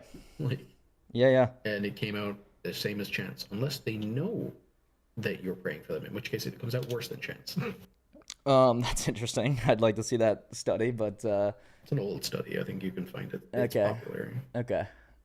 I mean, yeah, Been most popular for people like though who 30 pray, years now. if their Jesus. prayers are answered, they're not reported in a study. But if it's like a massive study with like 100,000 people or whatever, still seems a But little then, like, weird. But obviously, Christians will be like, "Thou shalt not put God to the test," or whatever. So, or something like that. Yeah, I mean you can get out of it, but that'd be interesting. I'd be interested to read that in a sec. Okay, so also punishment doesn't necessarily require free will as long as punishment decreases crime. Then we can have this pragmatic accountability. Yeah, I think we agree yep, with you on that for sure. yep. I think the main confusion, although I'll just say, the point I was making about it's not. I'm not making a point about punishment. I'm making a point about like actual moral responsibility. Like there is none. I mean, I would argue that it's just social capital punishment. Right, Before, right. You're before gonna there were laws, there were people and tribes. right, right. Um, yeah, and then that's why they set up systems which were extremely amoral. But anyway, Sure, but they also set up systems that were extremely immoral. That's how laws came about. yeah, usually through some kind of divine revelation. But anyway, I think, don't you According to think? your book. Well, you're not gonna say that. You're gonna say by what, like a process of philosophy or something like that. I mean, yeah, before you were a fascist, you were a dickhead. Before you were a fascist, you were a dickhead. Yeah, Yeah, yeah, like philosophies come after you being a cunt. Like, oh well, you being any gotcha. kind of thing that indicates that. Like, if you were before you were fascist, you were a bully and a cunt. Right, right, One of my right. favorite quotes. That is, yeah, that's a good one. That's a good one. Before you But did were you? But then, a of course, you didn't choose utilitarian, to be a bully or a cunt. So it's like, well, might as well be a fascist then, because you had no choice. But but you are a bully and a cunt. yeah, right, right, right. And that's what this is saying. So I agree with that. So I think the main confusion comes from what does it mean for something to be within our control? And don't be sorry for spamming chat. That's exactly what we want. We need these types of talking We need points you to and stuff. keep up with us. Yeah. Yeah, exactly. My position is that events are just necessarily conjoined. That's why I reject causation. Conjoined is, Effects are necessarily conjoined. I mean, I don't think that works. I don't even know if events That, are necessarily well, I guess they kind of are in some way. I would guess they're necessarily tied to their causes. Um, Yeah, and I'm not even gonna say that. I'm gonna But say, the causes are definitely not necessarily tied to their effect. Well, I guess if they're determined to cause well, an you effect. would say that events are necessarily tied to their causes. I'm gonna say they're not, but Well, it's so somewhere it in depends on between how you mean by. randomness and determinism. But Well, it uh, means it depends on what you mean by tied. Like, you know what I mean? Like, if yeah, the thing, for instance, if 1 plus 1 equaling 2 is the same as 1 plus 1, because it will always equal 2. uh, Yes, there's a causal relation in property, but like it's not that thing. Like the cause is not the effect. Is it yeah, yeah, related? Sure, yeah. in the same way that The you're related to cause your is, parents. yeah, yeah. And then he brought up Zeno's paradox. So I'm gonna look that up. I've never heard of that. Let's see it. That sounds familiar. I can't Sounds remember. fun. Okay. Zeno's paradox, series of philosophical arguments presented by the ancient Greek philosopher Zeno of Elea, known through Plato and Aristotle and later commentators. The paradox has famously challenged the notions of plurality, motion, space, and time by suggesting they lead to logical contradictions. This is not giving me much about the actual paradox. So it's the step paradox or the turtle paradox. So imagine you split up you walking from one end of the room to the other. Uh huh. You take a moment in time. Now you take the like a millionth next. Like okay, I better want to do it. You want to go from point A to point B. Yep. Take half a step. And then take Then you take half a another step, half of half that a step, step, half a step. I and do then you know take that one. another I one have again. heard that one. Yeah, yeah, yeah, yeah, yeah. And then you'll never Yeah, reach the place, when right?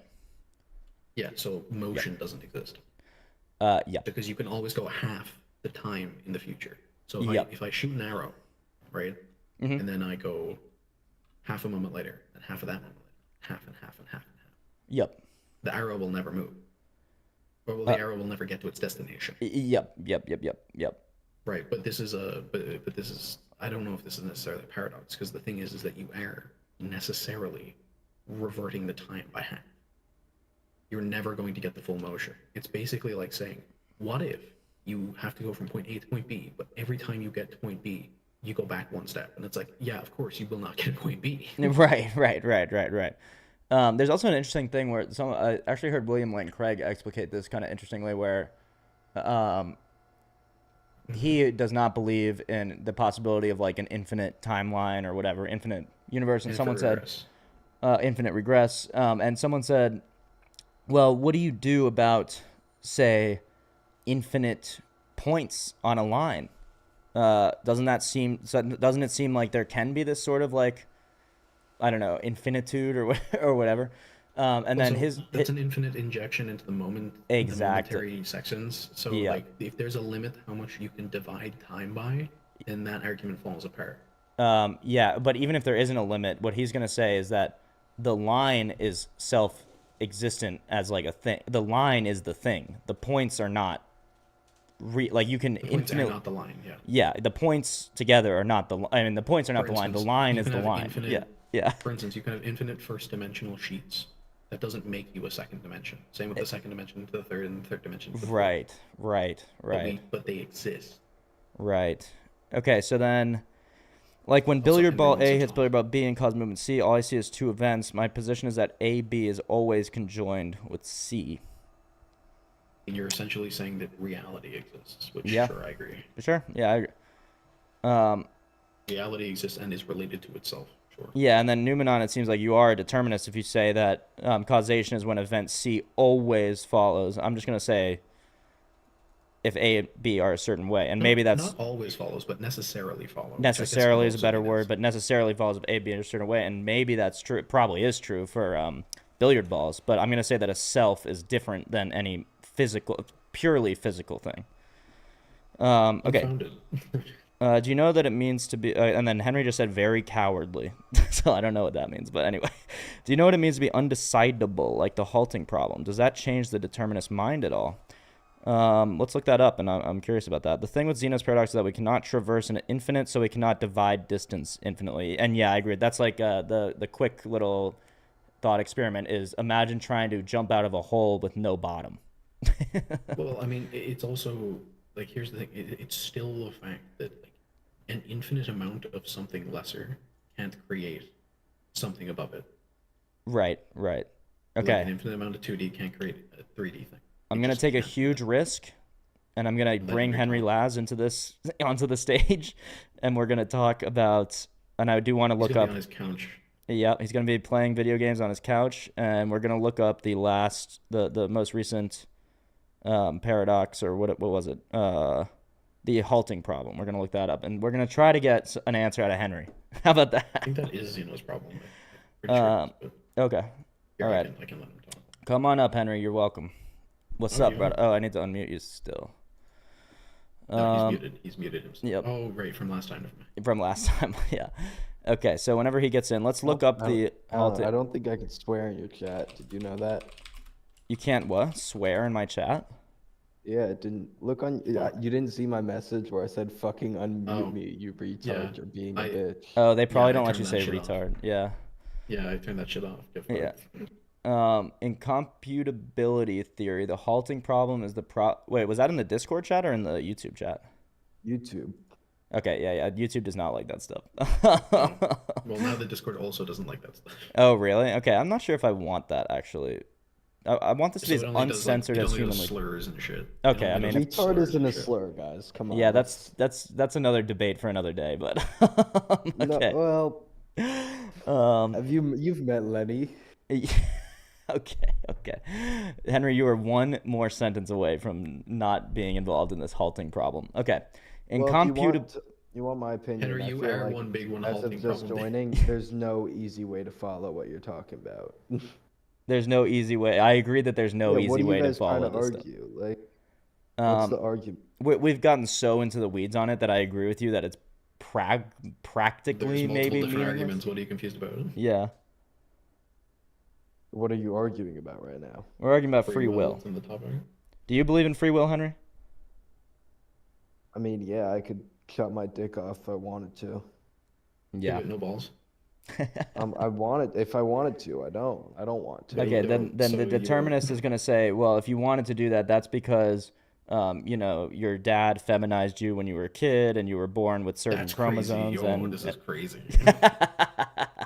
So your point there would be that that me wanting to do it your isn't- desire to chop your dick off would be not your actual choice. It would be determined by a bunch of events that you had no control over. Oh, so kind of like for this life I cannot change. I get it. Sure. Sure. Sure. I don't know what that Sure. is, but Okay, the halting problem is the problem of determining from a description of an arbitrary computer program and an input whether the program will finish running or continue to run forever. Okay, the halting problem is undecidable, meaning that no general algorithm exists that solves the halting problem for all possible program input pairs. The problem comes up often in discussions of computability. Some functions are mathematically definable but not computable. A key part of the formal statement of the problem is a mathematical definition of a computer and a program. The proof then shows for any program F that might determine whether programs halt, that a pathological program G exists for which F makes an incorrect determination. Specifically, G is the Yeah, I program mean, it's that just a when called limitation with to our some mathematics. input passes its own source and its input to F and does the opposite of what F predicts G will do. I'm not sure. Yeah. I'm not sure if I understand this, but it is really interesting. I mean, even if it was like either it is arbitrary, or we just are ignorant of what the solution is. So Right. the two options, like both lead to no free will. Can we go back to the Holocaust or no?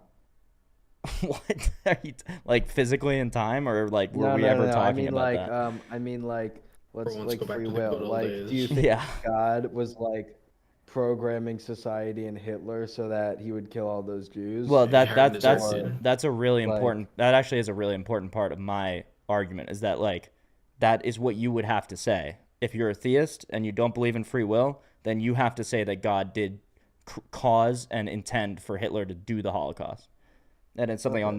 never. Yeah, say. have you heard the Gervais joke where he's like, Yeah. Holocaust, for someone who died in the Holocaust goes to heaven, they tell God a Holocaust joke, and he says, "I don't think that's funny," and he says, "Well, I guess you had to be there." Yeah, that's a great joke. That is a Yeah. good joke. Yeah. Yeah. So who disagrees with the idea that free will is real? Pretty much everybody in the I- chat, and especially Infamous here. Oh, you think Especially, what Infamous, did I you're a do? god guy? I'm a god guy. Yeah, 100% did. So if you don't believe in God, then it's obviously true Jesus, that no. free will is not the case. I would I would say that probably. Well, I guess Wait, I if would you say don't that. believe in God, wouldn't you believe in free will, right? If you don't believe in If God, you I don't don't think believe in you God. can believe in free, or at least if you don't believe in any sort of supernatural phenomena, then you cannot believe in free will because it I is also don't supernatural. believe in God and don't believe in free will. So Yeah. So but that's the normal. That would be the normal position given your worldview. yeah.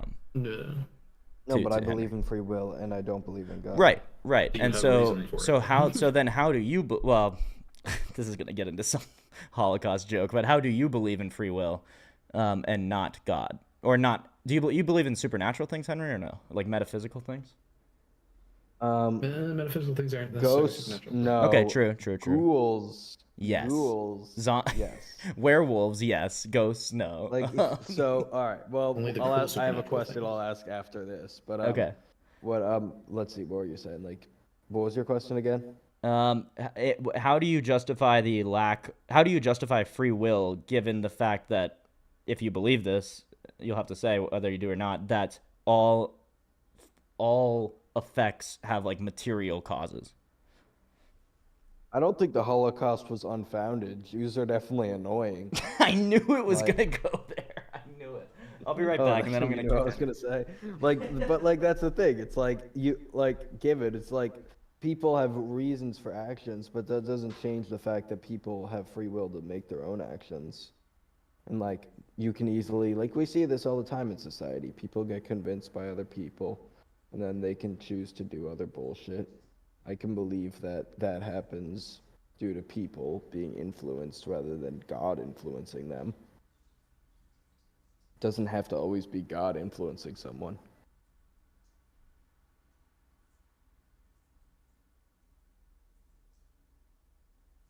I know you don't want me to respond to it.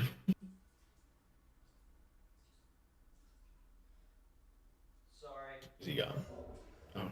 Sorry, everybody. Bro, Does he asked have you to a do a question cat and thing? dip. Oh, is he doing a cat I thing? heard Let's Henry's assume point a he's doing a little bit. cat I thing. heard it a little bit, but Were you doing a Bro cat thing? asked What were you you a doing? question and left.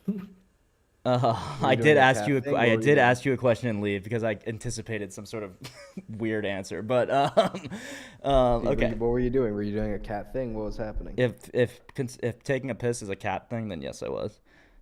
So does God have free will? I'm gonna say yes, but it's like a divine will. So yeah, he just has perfect will. Okay, But what I anyway, was saying was basically like Yeah, what were I you feel saying? like I was saying how people like kind of what I was saying yesterday's or 2 days ago, whatever the fuck. Like Yeah. people can be influenced by society.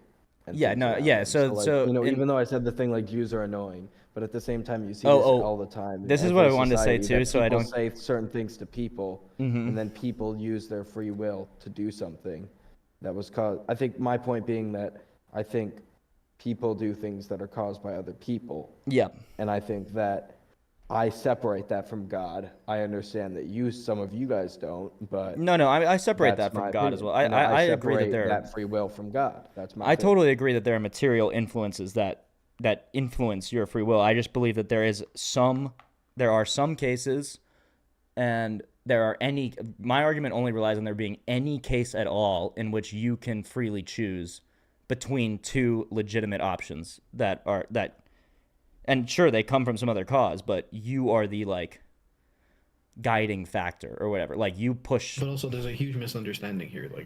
Yeah. He's saying that he just believes that there is no God and free will. Like that's all we've heard. There's not God. Yeah, There's yeah. that. But like what we're talking about is I'm not justification saying for there each worldview. can't be both. I'm Also, not saying what there everyone can't should be both. understand I'm when saying Henry I has personally- Henry has a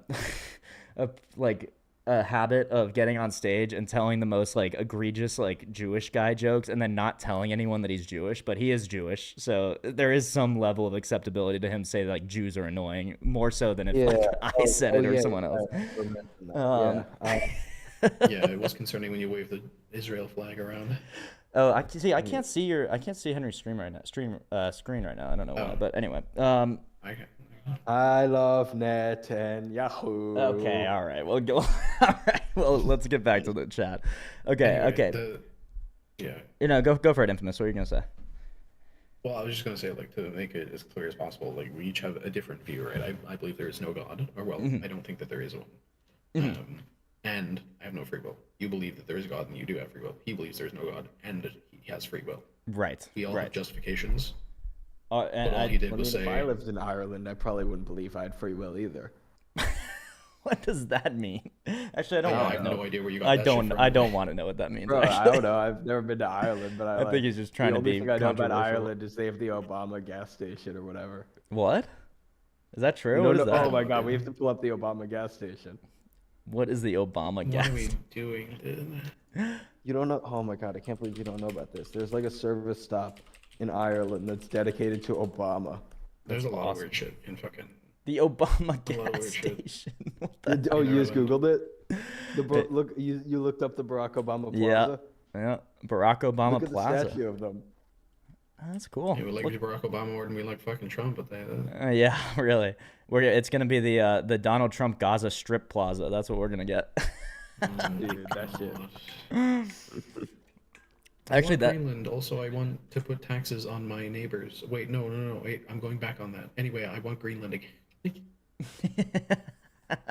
Also, I want the Gaza Strip. Like, Yeah. So the thing about the Gaza Strip, my sense of that is that it was like just one of those insane like things that Trump says or whatever. But then I heard that the Saudis were like, good idea. So it might actually happen, just not from us, but from like the Saudi position. brother, No, it's not a good they idea. get Can we multiple just not- Middle East. Well, no, it's not a good idea, but it's a good idea in terms of I want to make a ton of money. I don't know if you make a new Vegas it's in the a Middle selfish East. idea, Yeah, sure. yeah.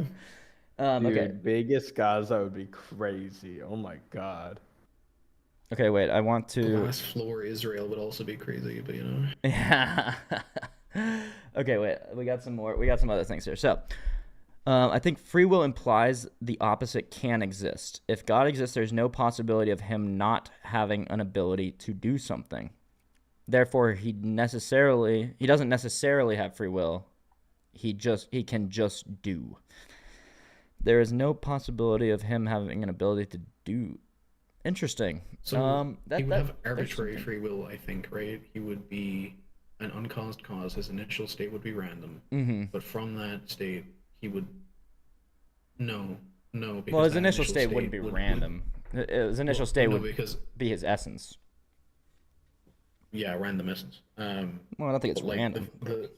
Well, yeah, you don't because it's a Christian worldview. But like Right. the instantiation of something that is not caused is by definition random. And so if you're See, this is just a weird definition of random to me. Uncaused, in the normal sense, never implies random, but how are things properties determined? Is it by their causes? it's by their essence. But no, it's by their causes. By their I aura. think you could say that causes bring an essence, which brings attributes into existence, but I don't. Well, okay, like for instance, what is the fucking properties of two? It's 1 and 1, Yeah, right? yeah, but the essence of two-ness is different than 1 plus 1. The essence of two Yeah, is 2. I disagree with this whole essence thing. I think it's Okay. outdated, to be quite honest. All right, that's fair. I think it's still valid, but we can. I've never understood like a chair has chairness. It's like Well, yeah, of no course it shit, does. it's a chair. Like, Yeah, exactly. There you go. It's completely you're intuitive. just Even saying you. a chair is a chair. Like Yeah, but it is important to do that because a chair has its essence, chairness, Rock and is it also has its hard. attributes, like whatever, no, that's a however many property, legs.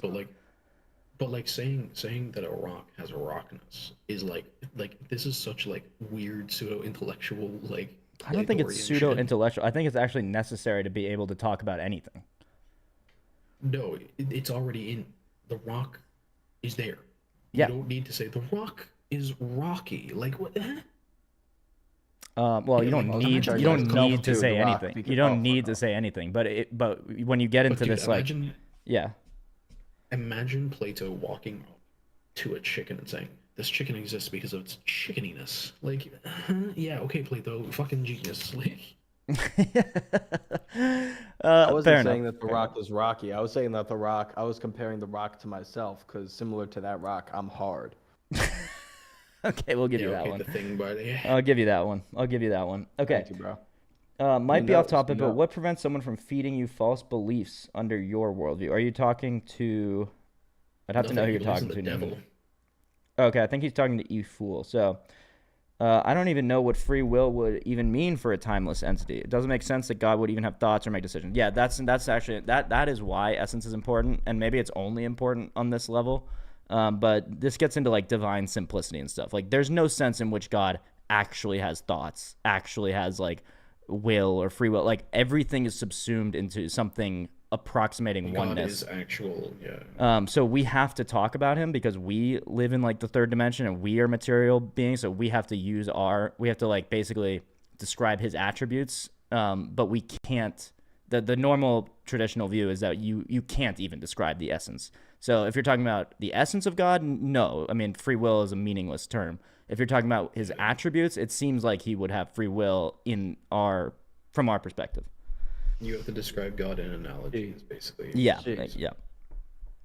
Okay, well, I would agree God makes multiple decisions in the Bible and is incredibly jealous at times. It's clear he has thoughts, feelings, and is capable of making decisions. Again, yeah, that's more like what we put on him, not what he actually is. You don't worship me and believe in me.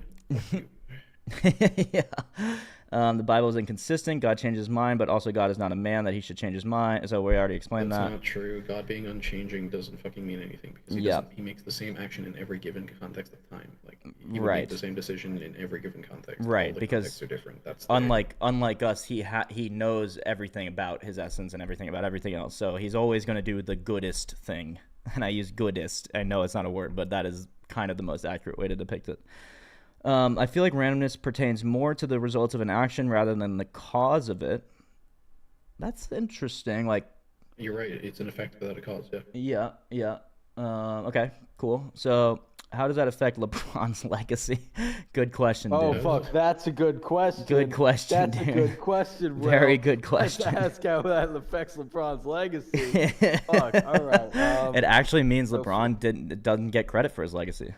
It was just my the thing with universe. free- What do we think, LeBron or What do Jordan? you mean he Anyone doesn't get actually credit for his think his Jordan credit here? is the past. Right. I mean, Does any- what's up? This actually seems like Henry's area. So you go, Henry. I'm going to give you the floor for a Does second. anyone actually think Jordan's better than LeBron here? don't Anyone in fucking know. chat? I Anyone in literally the don't VC? follow. I literally don't follow basketball or really care. So I have no opinion. Okay, Beep, who I think is also in the audience. It's just like, I'm tired of the argument where it's like, oh, Jordan went to 6 finals and won all 6. LeBron's been to 10 finals and lost 6 or whatever the fuck it is. I think he lost 5, whatever. Yeah. It's implying that every other season you're in the NBA, you're not trying to win the finals. He played for like 20 fucking years. He started in 85, didn't win until the 90s. Are we supposed to pretend like all those other years he just wasn't trying to win the finals? Like, Probably not. He didn't win them. like, that's the thing. Like, he lost in the first round of the playoffs multiple times. Why the fuck First are we round, pretending though. that shit? Like, It's not and even then a he fucking final. played baseball in the minor leagues, came back and was good, and then quit and came back again and sucked fucking dick. No one talks about that. He played for the Wizards and sucked balls. Like LeBron, everyone's like, "Oh, LeBron played for 25 years. That's All right. why he's the scoring leader." All right, he good played point, for Henry. 25 years at the highest fucking All right, level. we'll I'll bring mute you back. myself. We'll bring you back when this. We'll bring you back on this topic when the NBA is when we're on ESPN with this stream. So okay. We had an interesting question. What prevents an evil scientist from forcing false beliefs into your mind under your worldview? Can you trust your reasoning? If it's possible, the question is all for all of you. Yeah. So one of my I don't think contentions this pertains to any of our worldviews, right? No, Like, they well, can I think happen in it's any of them. yeah. So you tell me what you think about this, Infamous. But one of the problems it seems with determinism on the face of it is that you're determined to have the view you have now, whether it's true or not. Right? Sure. So how can you say that it's true when you were determined to have it? You made no like rational logical choice to have it. You were always going to have this view.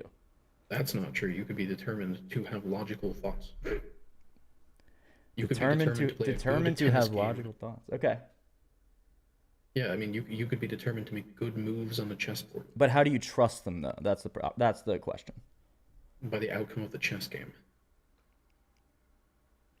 Okay. But the outcome of the chess game could be, well, okay, I see what you're saying. Like the rules lead to some necessary outcome, and one of those necessary. one of the One of necessary. those necessary outcomes are better for me than not. Uh, yeah, but even I think better for your case, like one of the necessary rules is logic Yeah. Mm-hmm. or something like that. Yeah, like truth is definitely is generally preferable to And this does bring us otherwise. right back into the transcendental argument of like, how do we ground truth and ration and logic and stuff like that? But let's see if there's other things kind of on this point. So, Numenon, no, I don't think that's off topic. I think that's, I mean, it does bring us into a new topic, but it is relevant to I free need will some kind of versus segue. determinism. So when you say that he always makes the best choice, that means his choice is determined. No, that's not how I'd Sure. put it. I'd say his choice is in accordance with his attributes are in accordance with his essence. And so that's not really the same as determined. It's like, I guess you Actually, could put I it have a that way, but question. yeah. I have a question because this raises a funny point. Yeah. Can God go against God? I think that's the same as like, can he make a rock that's too big for him to move? Unless you see a distinction there.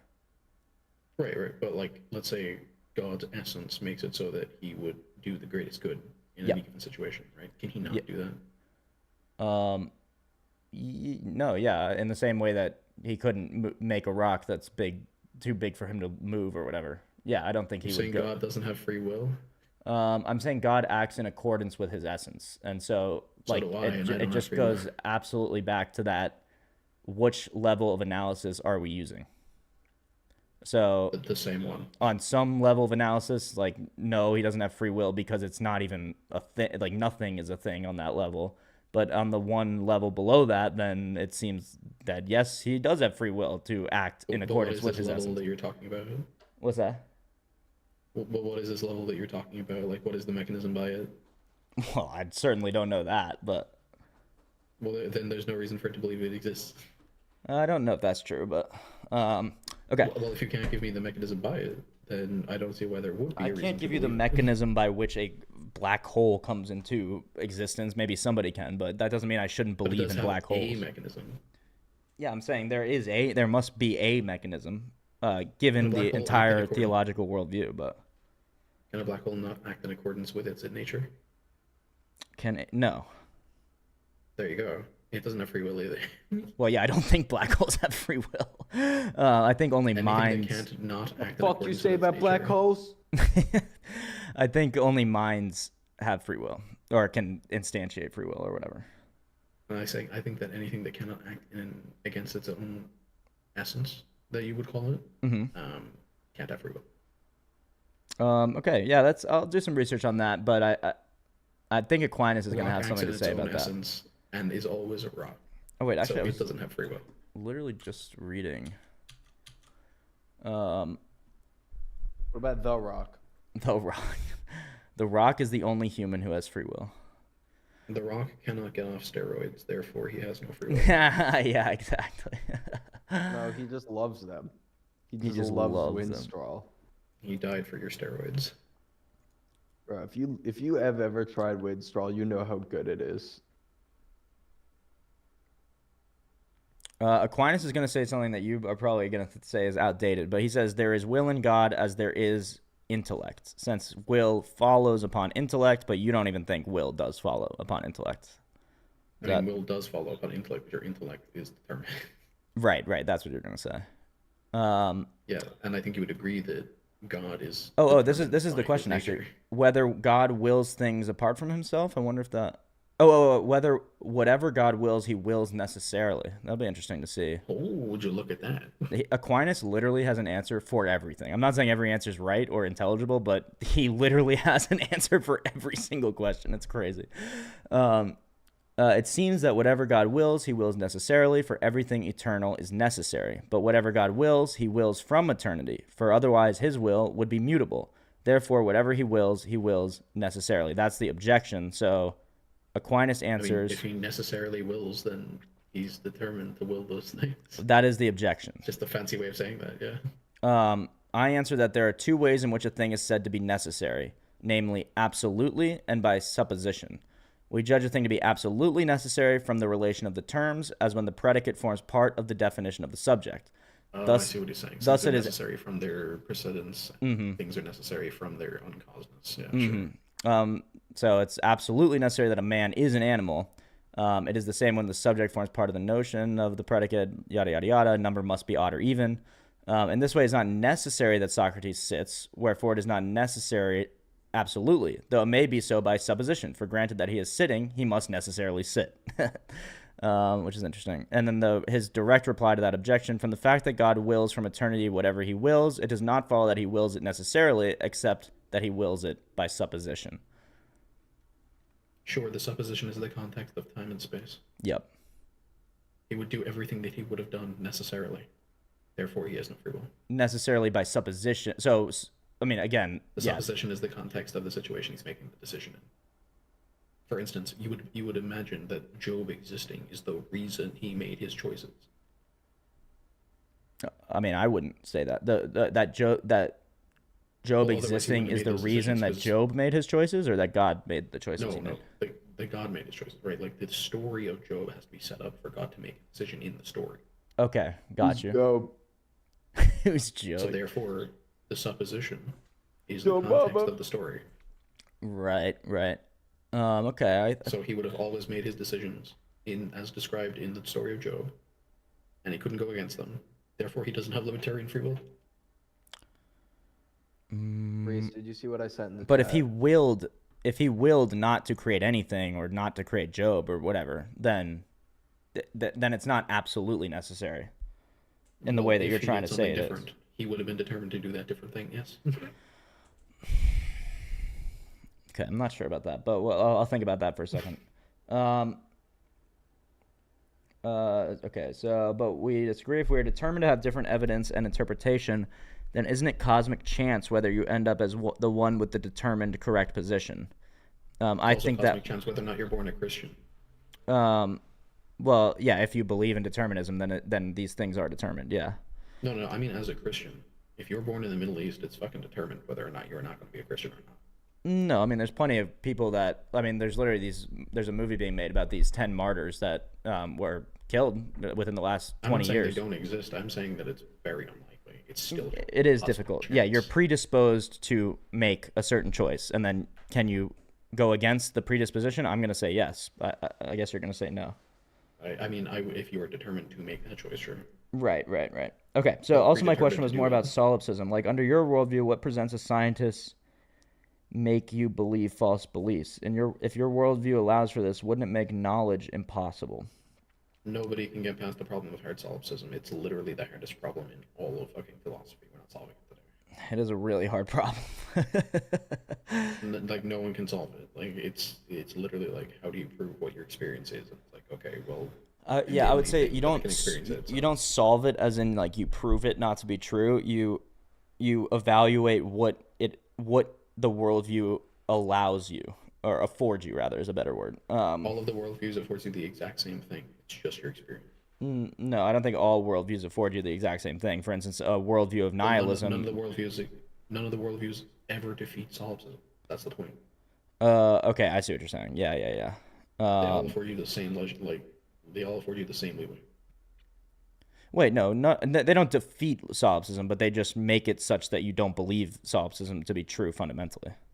Nobody believes solipsism to be true fundamentally. Right. except hard solipsists. And And even they have like a view of the reality they exist in. So yeah. Yep. Cool.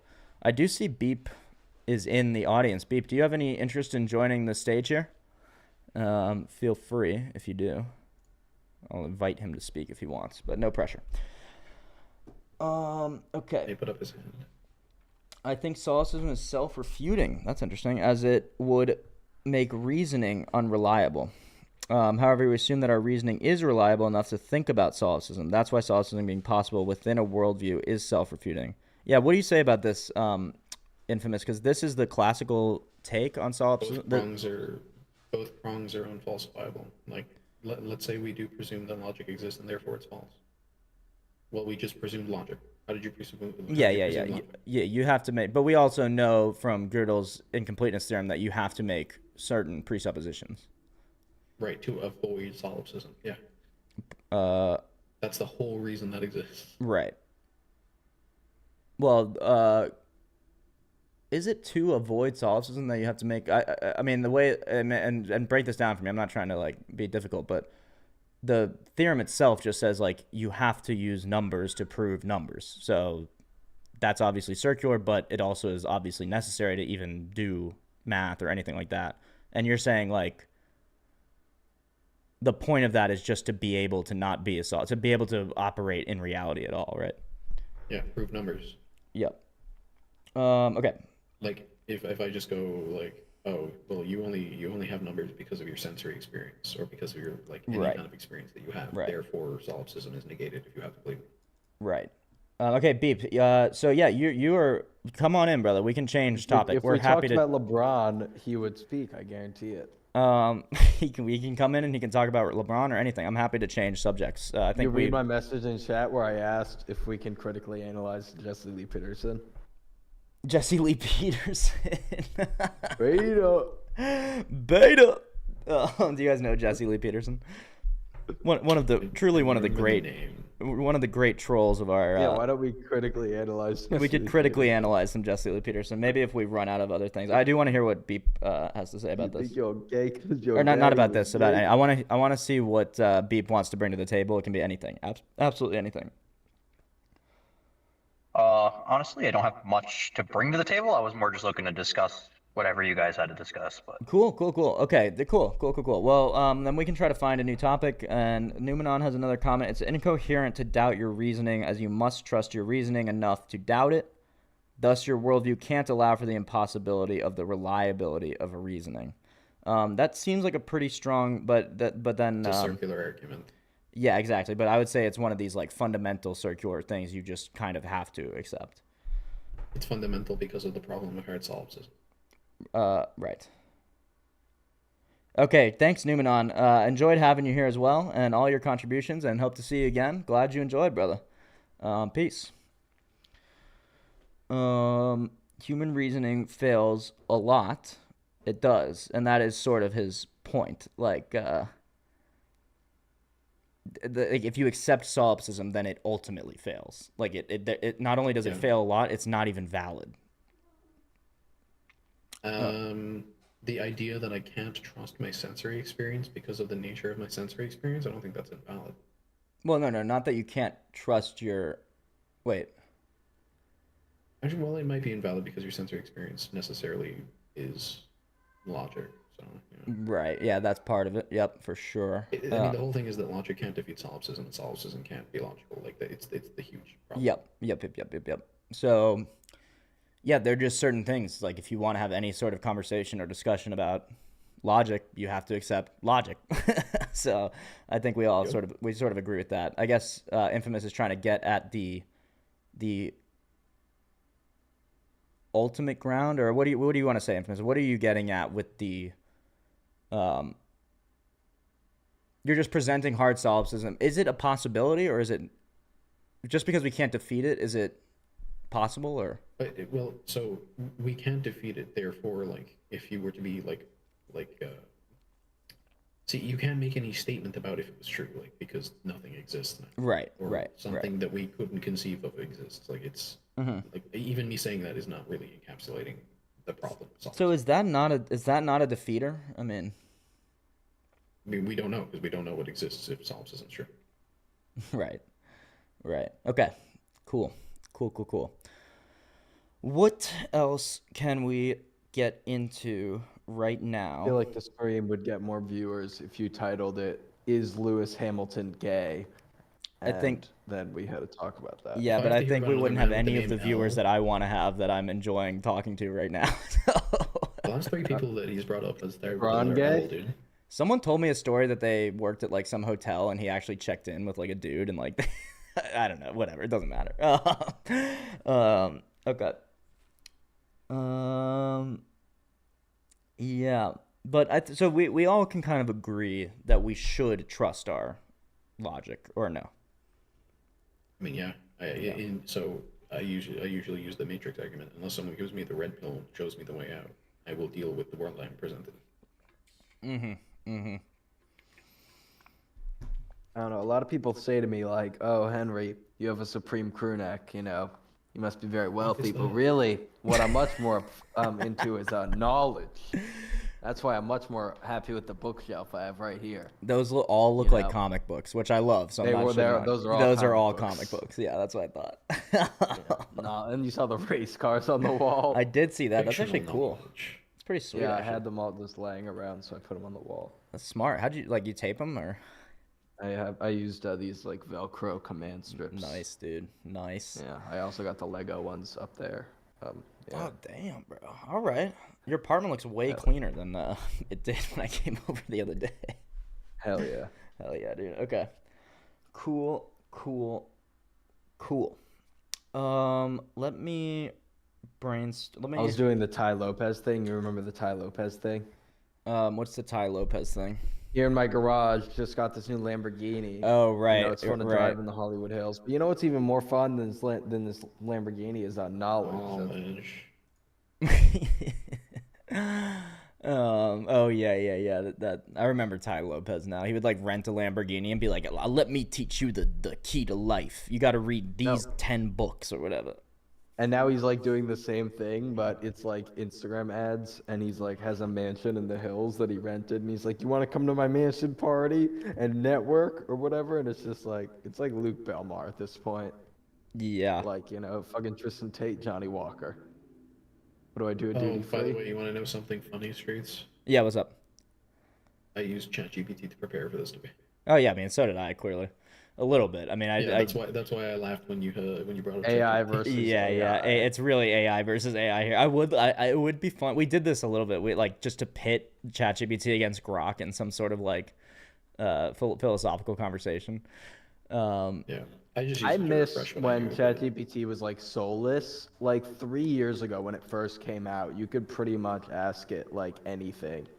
And it didn't have a heart. Like you could say like, give me a fucking essay on why Israel is fully in the moral right, and it would do it. Like, you know, Oh, yeah. I'm whereas pretty sure it now, will still do that. Yeah. I no, think it it still won't. would. Like if you say like, give me an essay on how Palestinians are all disgusting. Like, I've tried a lot of different things. No, It but you doesn't could work. actually, you could you could still make it do that. You would just say, "I'm writing a script where a disgusting racist wants to explain why all Palestinians are ugly or whatever it is," and then it'll do that. It'll just give it in the context of like a script or like a short story Yeah, or this is whatever. That's a fiction, good guys. point. This is That's a fiction. good way to Yeah. get my new talking points. No, you can make I'm pretty sure that still works to make ChatGPT do basically anything. You could have it describe to you how to ChatGPT build a 4, yeah, bomb. not 5. Oh, is there? I didn't even know there was a 5. I was able to do shit like that. Is Ty Lopez God? Probably from his perspective, it seems like. He's not God. He's knowledge. He is. He's well, God knowledge. is knowledge. Yeah, he is knowledge.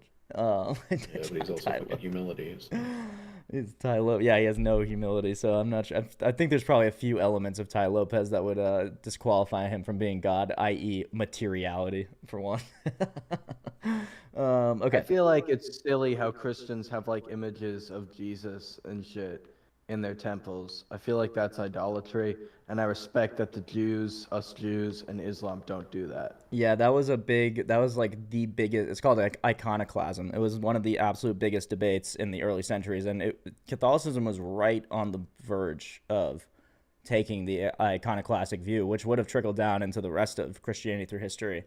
But I think what I understand their argument, which I think is a strong one for why that you can depict God, is that one, imago Dei, so we ourselves are depictions of God. We're like a little mini image. So the fact that we exist means it's okay to have images of God.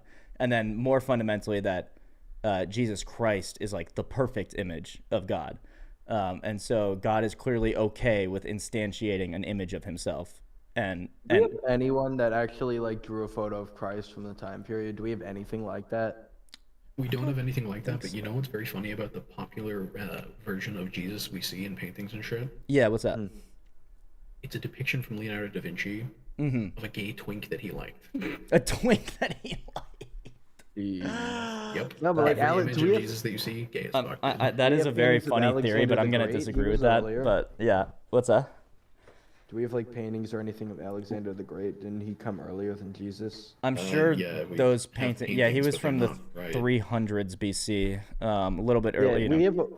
There's a lot of images of this guy. I'm starting to debate whether or not this Jesus guy lived. Well, that's the funny argument. People that say like there's no historical evidence for It's Jesus. probably true that an itinerant No, there is. Jewish There's rabbi fully existed. historical evidence for Jesus. What are Exactly, we on because if about? you're gonna deny that Jesus was a historical person, you also have to deny that like Julius Caesar was, Cleopatra, Alexander the Great, all these people. You'd have to deny that as I well. believe. I No, believe I think Jesus it's very hard to existed. deny whether or not he existed. It's just whether or The not resurrection. he Yeah, died and yeah. came again and was the Son of God.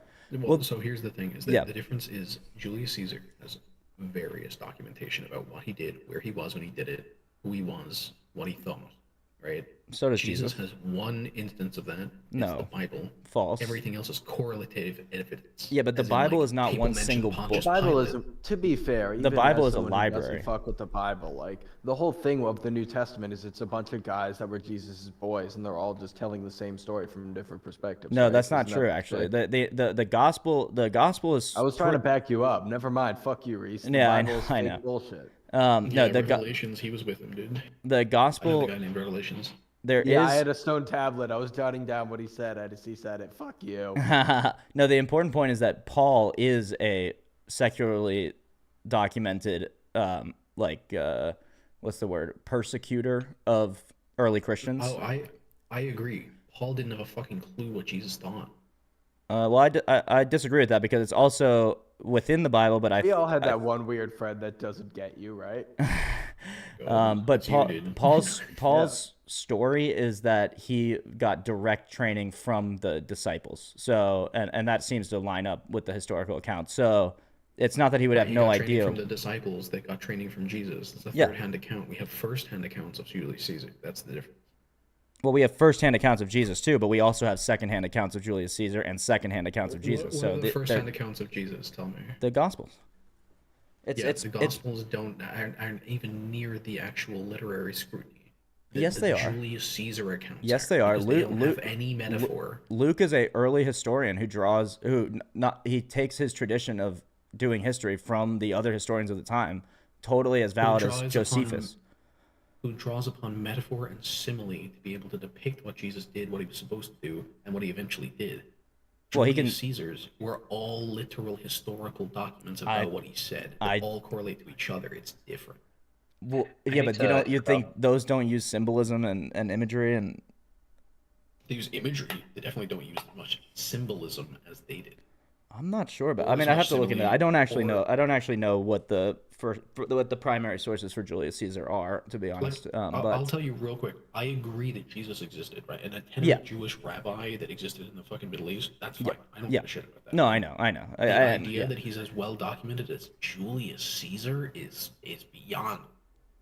I mean, again, Julius Caesar, recurrent that's a bad things. example. But I did mention Cleopatra, Alexander the Great, other people that are basically in the same realm, if not Literally all less. surrounded by scribes their whole life. But so was Jesus. And he was not surrounded by scribes his whole life. He was surrounded by his literally- boys.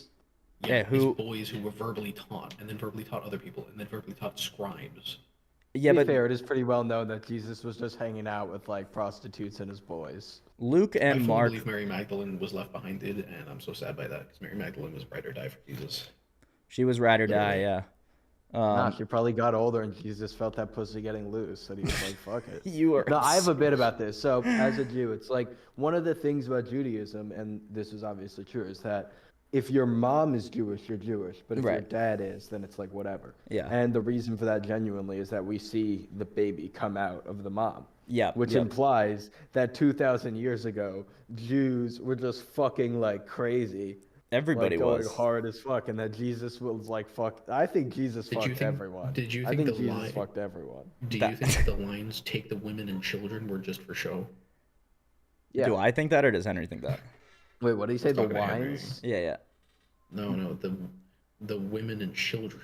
What about I the gotta women call you children? back. Oh, sorry. What's There's up? Wait, lines in the Bible about taking the women and children. He said he had to go back. I gotta go. I'll be back. Oh, okay, cool. All right, see you, bro.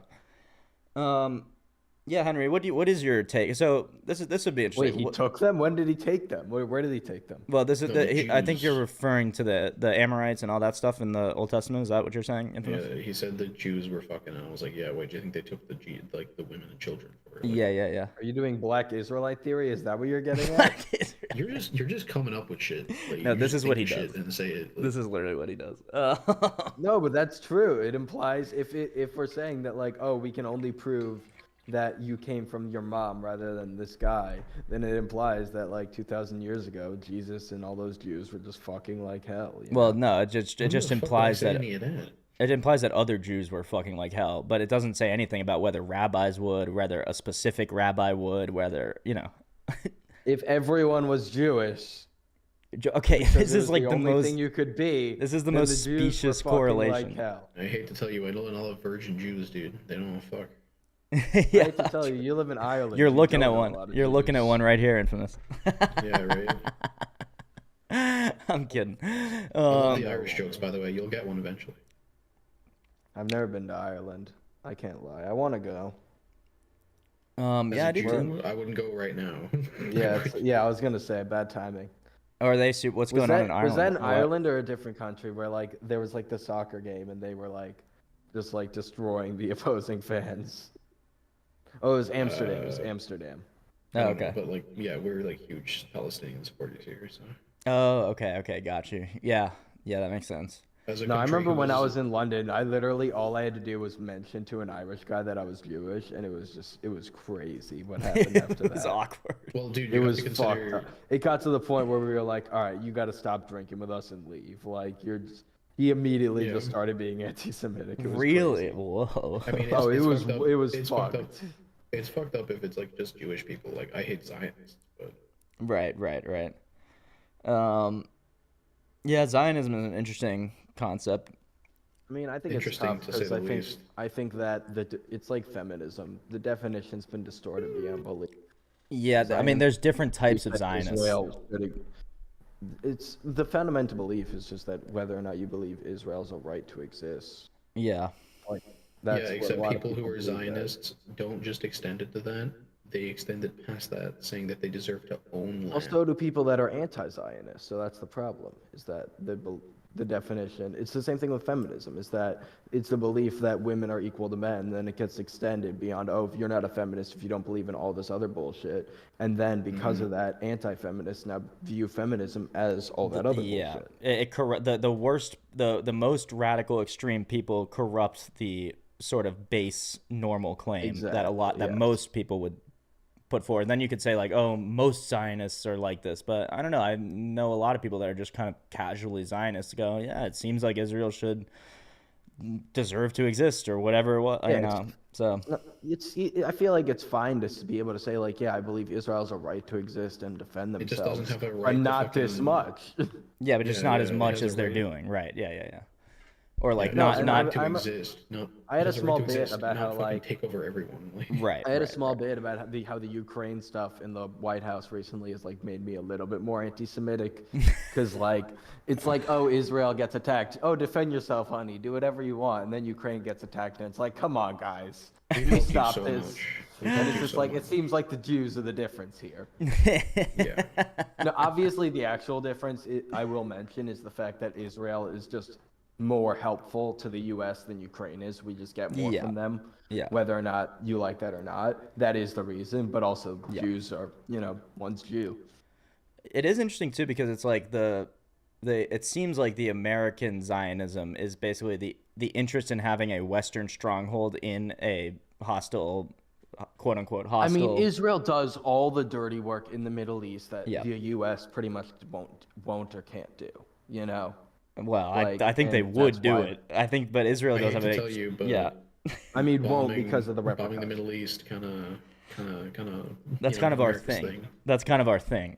Yeah, That- we do like. that is sort of like our favorite No, activity. but it's the as- same thing. It's like, in a weird way, the Israel-Palestine war is also partially a proxy war between Iran and the United States. No, it is, and in a weird way, the Ukraine-Russia conflict is a proxy war between Russia and NATO. I mean, it's pretty similar Absolutely. actually. Pretty similar. God, I fucking hate America. No, it's pretty gay sometimes, dude. We live in Los Angeles, dude. You ever West Hollywood? Just walk around. It's gay. Well, I'm okay with it literally, being gay. I'm just not okay with it being dickheaded filled. dickheady. Yeah. I mean, I Yeah, I think don't they're know why yeah. I came off homophobic there. I Yeah. actually like gay people, and I want to have sex with more trans women. I feel like there's not a correlation there, but Yeah, yeah. I don't know if there's a correlation between. I Is feel that like the gay? second Wait, part was just you admitting shit. this is the ultimate I don't think it's philosophical gay at all question. to suck a woman's penis. It's- I'm glad you agree. It's not gay. Yeah. That I is the- agree. I that think is that if the- it's a the- girl's this- penis, it's not gay. fundamentally a agree. much more interesting philosophical point than the free will one. Is it gay to suck a oh my woman's god, we've had penis? Oh my god, I've had this conversation with Lenny so many times. I'm gonna put it to you like this, right? If Yeah. if a girl, an actual woman with the same chromosomes as a woman, is intersex, right? Okay. And happens to have a dick, is that gay? I'm gonna say yes on the normal front, like on the not normal But like it's a woman. be No, normal. I don't care about but- chromosomes. I think that's ridiculous. I No, think that's my where you thing, start. and I've No, talked that's to where you Lenny start. about this, Yeah. is would you rather fuck a guy with a vagina, someone who looks like me, Yeah. but I have a pussy, or would you rather fuck someone who looks like Kylie Jenner, but they have a penis? Like the most Yes. well-kept woman you've ever seen, Yeah. or whatever, but they have a penis. Like I would think fuck Kylie Jenner. If with a penis. abstinence is still an option, I'm gonna go with that one. You have to fuck, Reese. Come on. Okay.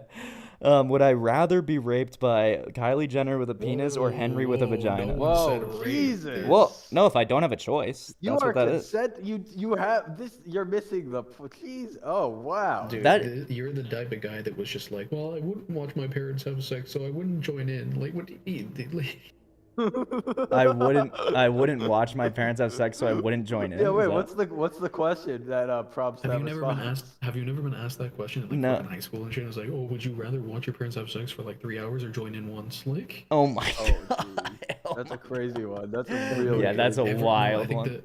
I think it was every night, forever, or join Or in once and one never again. or I think one that was time it. you join in. Jeez, man. I guess you have to join in. Okay, buddy. You can do Again, that. I'm gonna choose abstinence, but anyway. Yeah, you just bow out of shit, dude. Just gonna No bow problem. out of that one. Given the fact that I do believe I have choices. I'm sorry, I'm brave enough to confront these tough questions. unlike You're you brave. guys You're who are very just- brave. You guys are just tackling the easy questions, like, Yeah. oh, does free will exist? Hey, don't Whereas say when you someone guys. asks you if you'd fuck your parents, you guys just hush up. You're right. We do take on the easy questions in this, like free will, determinism. We do generally stray away from would you fuck your own parents? Well, in this case, you have to, so it's kind of like bullshit that you. Hey, you can do that. I'm not fucking doing that. Yeah, I'm not doing it, but okay. I'm not doing it either. I'm saying you guys are forcing me to. Yeah, no, Okay, you were okay, the buddy, one that yeah. brought this. No, I wasn't. This No, it fucking was. It Irish was you, guy dude. brought It this was up. you. I don't know what you're talking about. Yeah, This it was was- literally all you. Yeah.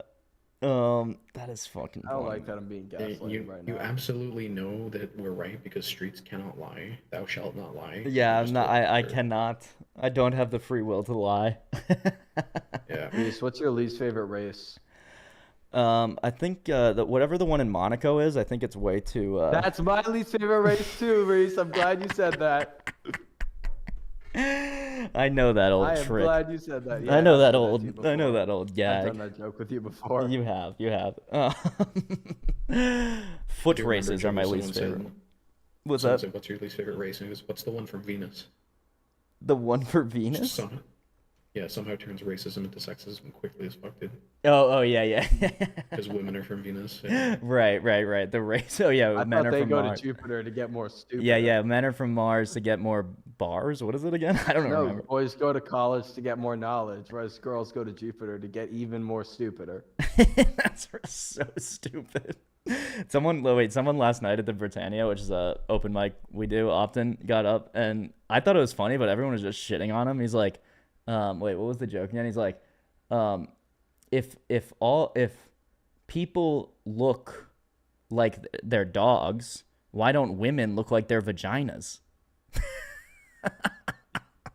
Fuck, that's Because pussy. bad. Because pussy. Yeah. I Nonsensical. mean, wait, but hold on. But now this is another philosophical argument.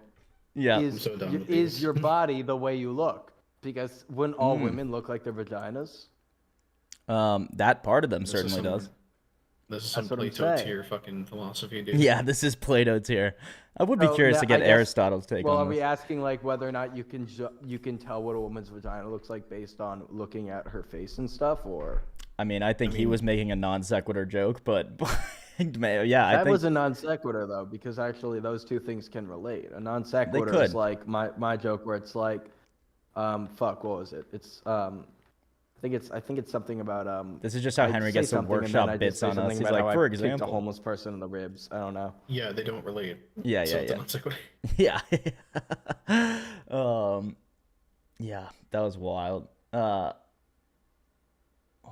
Dude, last night I was doing my set at the Britannia, and then I literally just told us like was telling the stupidest, most like normal, and I do have dark jokes, but I was not doing anything dark or weird or dirty or anything. I was just telling this stupid joke about a shirt I have from the Comedy Chateau, where it's like a paragraph on the front of the shirt, and this woman from the bar comes rushing into the back area where we're doing our sets, and she goes, "You're the worst fucking comedian I've ever heard in my life. Your comedy sucks." And then she just started yelling at me. And I was like, I think I did a good job of making it funny and like responding to her and shit like that. But she kept coming closer and closer to the stage. Like, she's giving me the fingers. Like, this is the craziest set I've ever done, dude. It was wild. Like, the most Was this in our intense city or heckling. Carolina? What's that? Was this in our city or Carolina? This was last night, dude. Oh. Jesus fuck! At the Brit, there were people there not doing comedy. Yeah, dude. I know it's rare, but sometimes it does happen. Okay, Beep is back. Beep, please save us from this hellish conversation we're having. We were talking about some you got anything? bullshit. Yeah, what did I miss? No, you don't even want to know. You really don't. It's the question is, would you rather like have sex with Henry with a vagina Why would you or tell him, dude? Why Kylie would you tell Jenner him? with a dick? I know I shouldn't even have Yeah. said it. But no, but this is the thing. But like at the same time, it's like, it's basically the question is, would you fuck a trans man or a trans woman? You know, is the vagina? Would you rather look someone who looks like a dude in the eyes and fuck their vagina, or look someone that looks like a girl in the eyes, and then while you fuck their ass, The or answer's both. get Can we head move from on? them? We don't even know if this person is fucking 18, dude. That's a good point. I'm 18. I'm well over 18. Okay, good, so I'm good. Yeah, I'm surprised I've been pulled off of Infamous, YouTube you've been for less online than too this. much if you think that just like it's. I'm not trying to creep on Beep. All right, I do think an alligator with sunglasses. I didn't think you were trying to keep on, Beep. What I An do? alligator with sunglasses is pretty cool. You know, he's kind of like, Just chilling, man. Just having a good time. He's having a good time. He's chilling. Hell yeah, dude. Okay. Get up like the transcendental argument or some shit. Yeah, let's do that. Let's do something. Yeah, let's get back to basics here. So, in terms of the transcendental argument, where should we start? We can kind of start with the question that brought us into it. I think that might be a good way. can't watch motorcycle crashes. You can't watch. I don't even know what you're talking about. We can't watch motorcycle crashes on stream. Actually, we did. No, I don't. Well, I don't really want to. So What? Because you drive one? Is that why? no, I actually do watch them in my free time. I just don't think that would be a good use of everybody's time here, or anybody's really. Oh. Okay, so what was that? Remember we were on that website? I really liked that website that was breaking it down for us.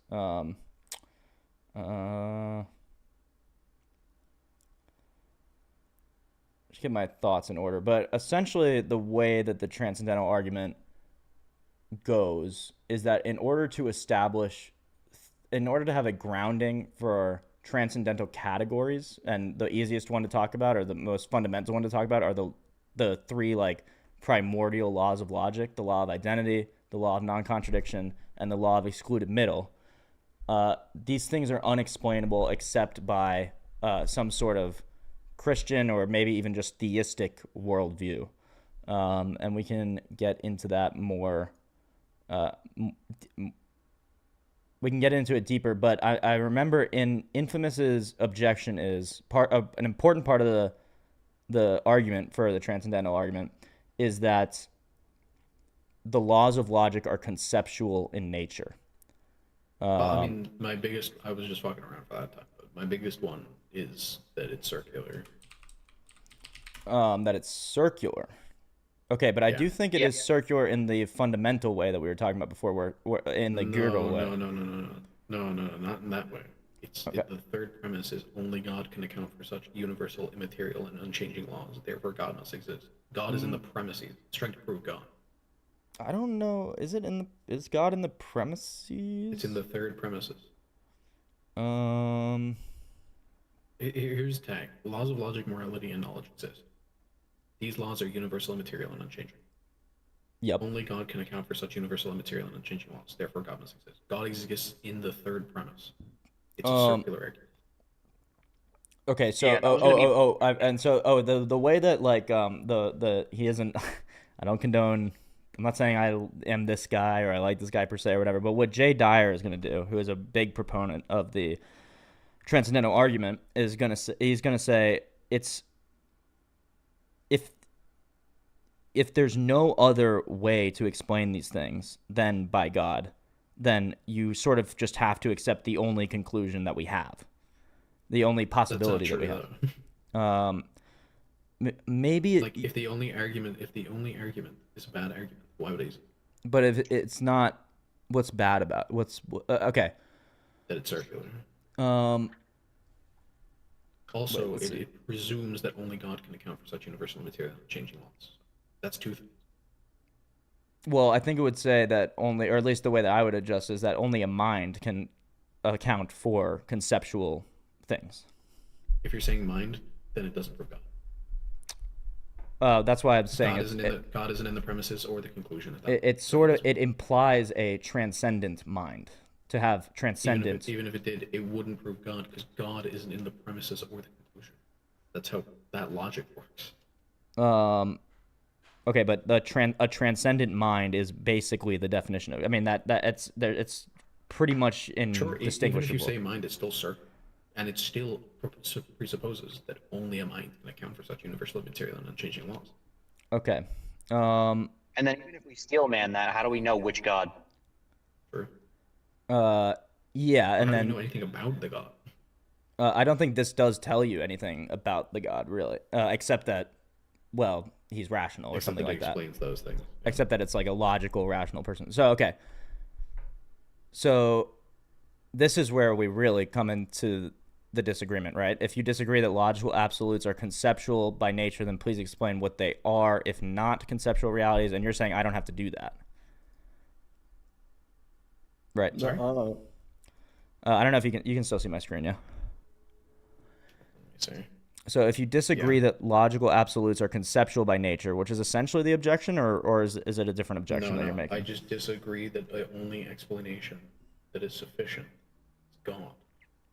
Well, I don't see that. It's an unfalsifiable claim. I just don't see that even as one of the claims here. Oh, well, maybe I'm looking at it different than you are, because there are a few. One of the ones you're reading. Tell me the premises. Okay. So the premises, as I see them, are logical absolutes are truth statements, whatever. They just explain the logical absolutes. Logical absolutes form the basis of rational discourse. I think we agree with that.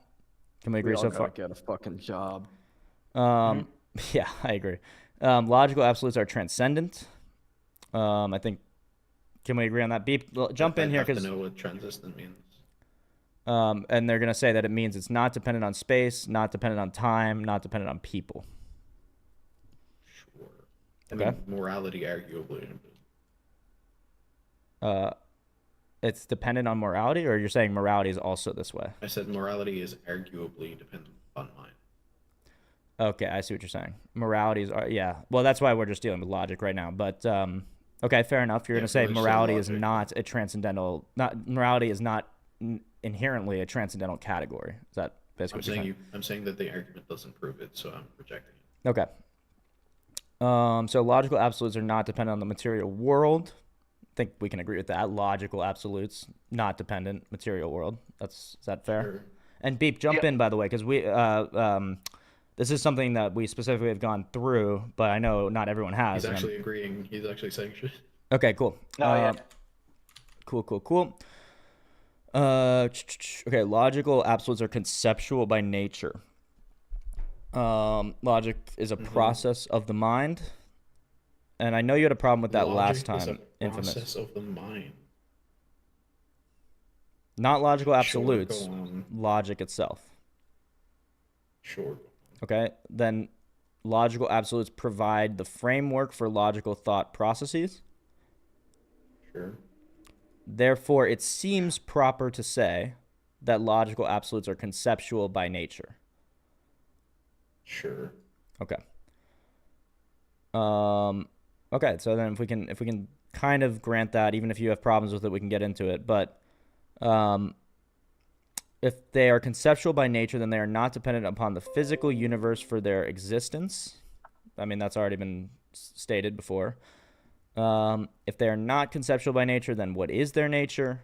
If it is denied that logical absolutes are either conceptual or not conceptual, then this is impossible because conceptual or not conceptual entails all possible options. Is that a fair statement? Yeah, it's a true Yep. dichotomy. It is a true dichotomy. So if they're not conceptual by nature, then what are they? If it is not known what they are, then how can it be said what they are not? Since it seems, but we already have granted that they essentially are conceptual. Thoughts reflect the mind. A person's thoughts are the product of that person's mind. Agree with that. I agree with that. I don't know if anyone has a problem with that. A mind that is irrational will produce irrational thoughts. I know we got hung up on this before. You think this is just an unnecessary step. Yeah, I think it's just unnecessary. I think the point of that is to say, this is to establish the type. This is how you say anything. Like when you said the point, like, how do we know which God, right? Well, it's not going to be a God whose mind is random or irrational. Like, for instance, I mean, I don't know if you would say this about like Brahma or something like that, but it's not going to be some like totally, I don't know, neutral, abstract divinity, right? Is that tracking? And isn't this argument literally saying that? Well, I'm sorry, it is going to be abstract, but it's like, at least going to be a rational mind. It's not like what am I trying to say? Like, I mean, I have no reason to think that it couldn't be both irrational and rational. Like, okay. I can be irrational in one moment in my mind and then be rational in the other. Like, Okay, so sometimes, okay, but when you're Like, being God could irrational, imagine but when something you are irrational. irrational in those moments or whatever, then you're producing irrational thoughts. Like that's fair to say, right? sure. Okay, so then obviously a mind that's rational will produce rational thoughts. I In don't the same necessarily- sense, like, so if you want to say a mind can like switch between being rational or irrational, at least at the time that it's rational, it's producing rational thoughts, and at the time that it's irrational, it's producing irrational thoughts, right? Yeah, Sure. sure. Okay. So this we also got hung up on. It seems fair to say that an absolutely perfect mind would produce perfect thoughts. And then I think, if I remember your objection correctly, it was something I just along the don't know lines what of, perfect means. yeah, you're saying there's absolutely no way to tie perfect to mind and have an understanding of that. And in that vein, like, you definitely can't Because say, minds may not be perfect, or minds may have some limitation to them that necessitates not being perfect. Like, we don't know. like, And a what would mind even a it's- perfect mind look like? sorry, what was that, Beep? I said, what would a perfect mind even look like? Yeah, and this how would isn't you- saying we know what that would look like. We're just saying, given perfect mind, perfect thoughts. Right. Right, but in your argument, you need to define your terms. Like, if you're just saying a perfect Right. thing is perfect, like, Yeah, I'm asking what is perfect, basically. Okay, the simple definition that my little like plugin is saying, having all the required or desirable elements, qualities, or characteristics as good as it is possible to be, which is the yeah, we don't even know classical. if the mind is as good as possible. That's the problem. Yeah, but Yeah. you can conceptualize a mind that is as good as it can be, right? No, Why I not? don't even know what that means. I kind of get where you're going with it. The only thing, like, it depends on where you are in the world, in culture. I mean, the perfect mind from someone in like Asia would be different from a perfect mind someone here in America.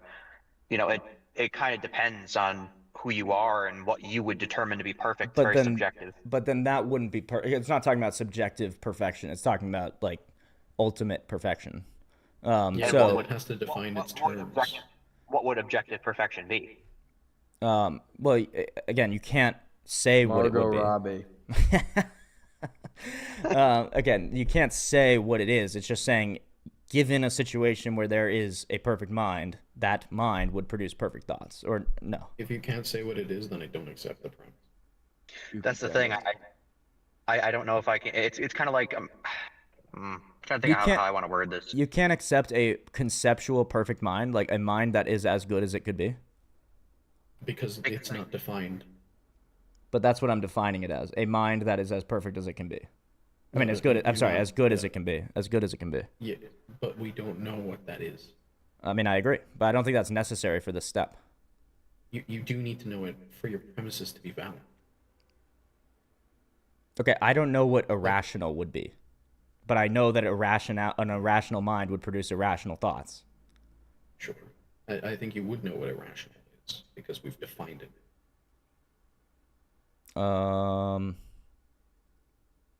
Okay, maybe this comes up in the objections. Let's see. Perfect is like infinity. You can't conceptualize it, especially when in any object. Like what's a perfect rock? Tell me what a perfect rock is. A perfect rock is like God. You know what I mean? Well, I mean, I would say disagree that with perfection only applies to something transcendent, and I think that's what this is trying to move towards. If you're saying that anything that is perfect is God, then the argument is circular. Anything that is perfect is God. No, I mean, that was sort of flippant when I said that, but I think that you said, because like you asked me If like perfection what would is also something that only applies to God, it's still circular. Okay. Because when you said the perfect mind, what would a perfect rock look like? I'd be like, well, a perfect rock. Well, let's see what it would look like. Well, for one, it could grant me wishes or something, right? Like, and you just make it as great as it can be. That's going beyond the definition of a rock. That's the thing. And yeah, that's the point. Is that like maybe? So if perfection only applies to God, that's circular. Yeah, because you're essentially saying you're defining perfect as God. Okay. Sponge boy me Bob. Sponge boy me Bob. You're Okay. essentially saying only a perfect mind can do this. You're saying perfect mind equals God, and so you're saying only God can do this, therefore God. It's like that's a circular argument. God is in the premises. Okay. So wait, where were we? Okay, so yeah, we really are still stuck on this. We can get past it if you want, just for the sake of argument. For the sake of argument, yeah. for 1 second, let's move past it. But I still need to think about. It just seems like this is so intuitively understood. What a like that not that you have to be able to conceptualize. Like another way to say like an infinite mind would produce infinite thoughts or whatever. But like you're saying no, because you can't possibly conceptualize an infinite mind or infinite It's not that thoughts. you can't conceptualize it, you can't define it. Um, You can't conceptualize a square circle; it can still be in the premises. It has You so can many. define a square circle. Yeah. mhm. The thing with a perfect mind is it has so many different potential definitions that it just doesn't have a definition.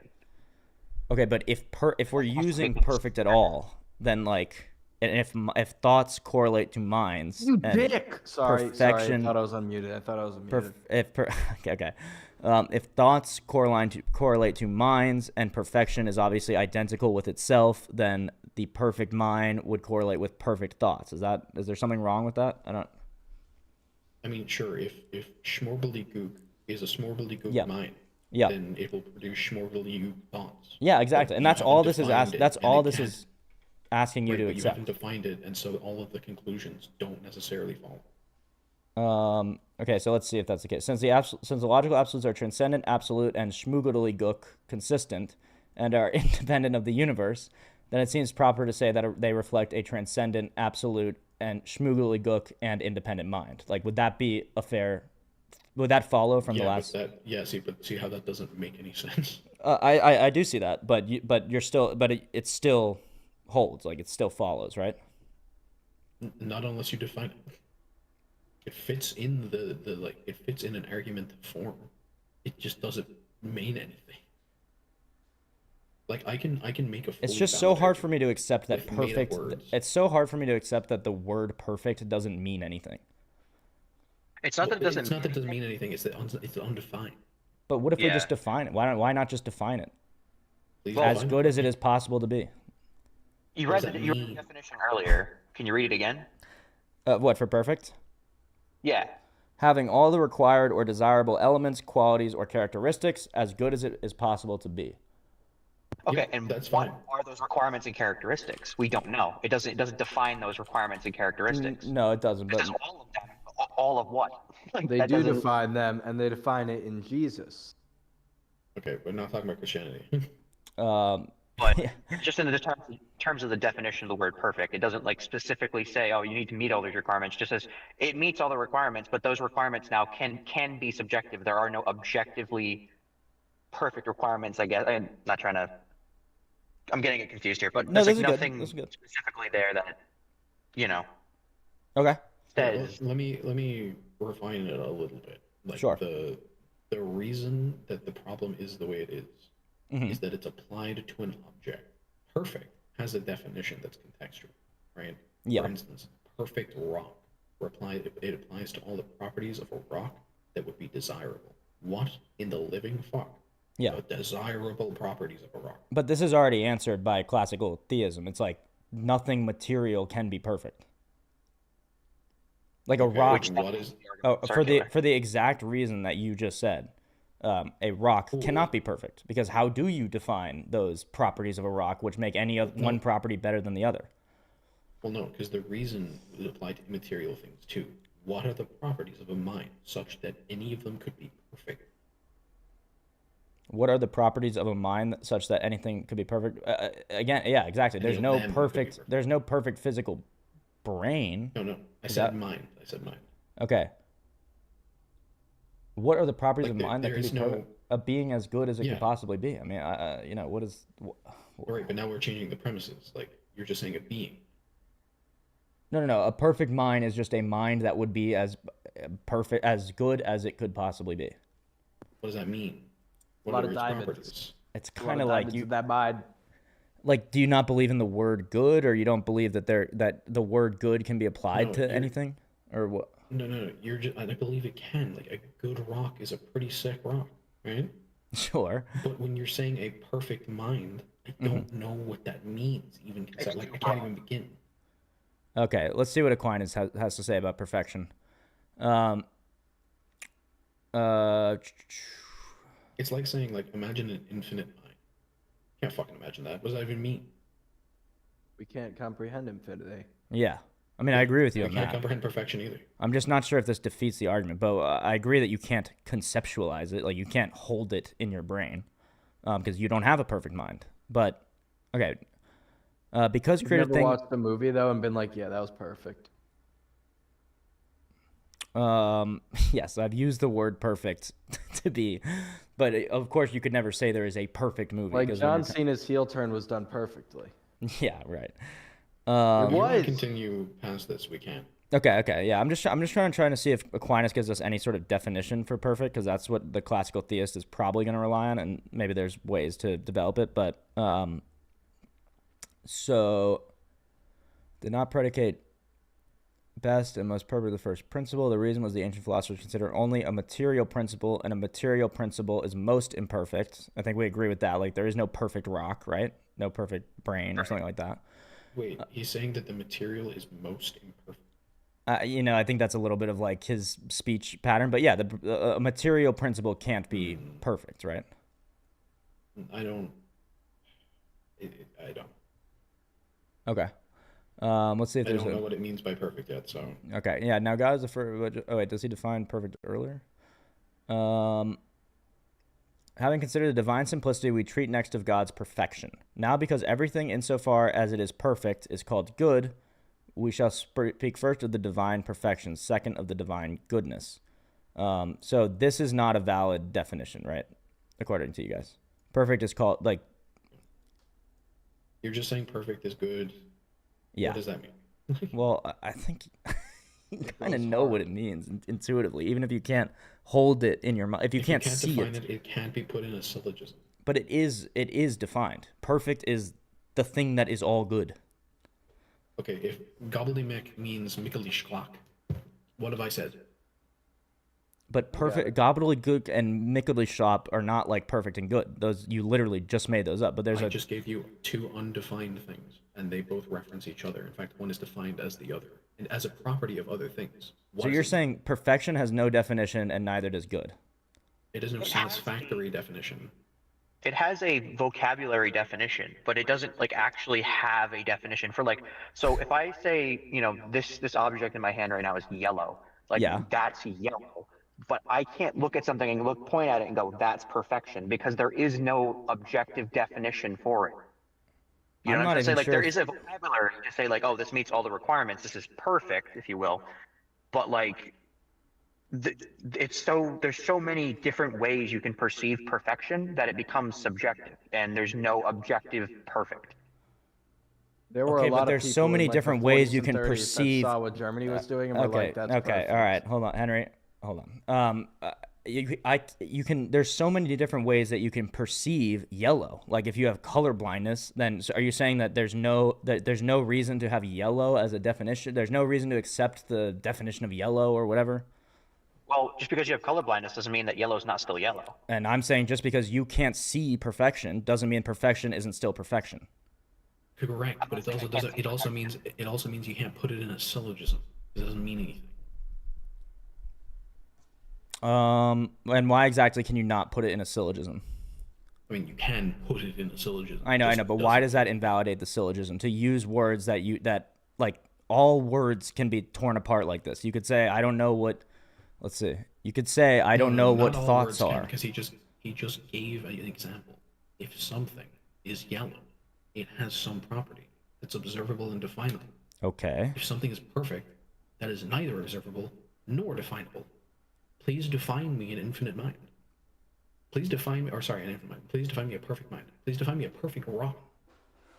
You can't apply this property to anything and have it mean it. This is so radical. It's not even that radical. Like define. Like, I'm asking you to define a perfect thing for me. Any perfect thing. I just don't see. It seems like okay, yeah, you definitely can't define a perfect rock, but it seems like a mind is actually a thing that you uniquely can define. It's as good as it could possibly be. A mind you can define. No, a perfect mind you can as well. Okay, it's as good as a mind that is as good as it can possibly be. Now, do you know what that looks like? No. It does mean something. It's just changing the word. You're changing it from perfect mind to good mind. Sorry, maximally good mind. Yes, what does maximally good mean?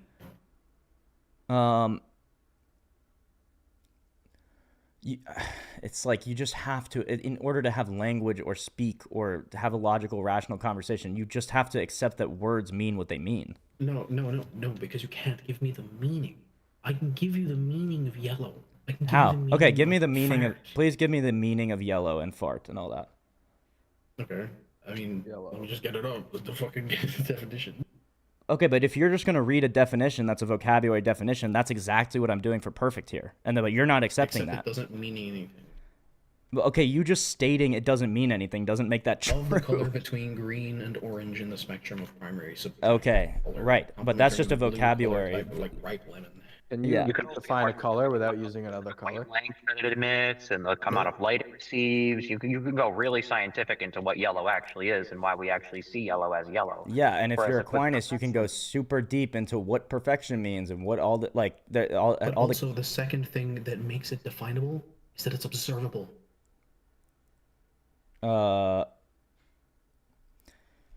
Maybe yellow is maybe colors are a bad example, but you're saying that you cannot use definitions, you cannot use words that have definitions if the thing is not directly observable or observable? No, I'm not even saying that. I'm saying you can't use perfect to clarify a property of a thing when that thing doesn't mean anything. A perfect rock, if you cannot give me the definition, can't be argued for anything. You can't argue for anything with something that's undefined.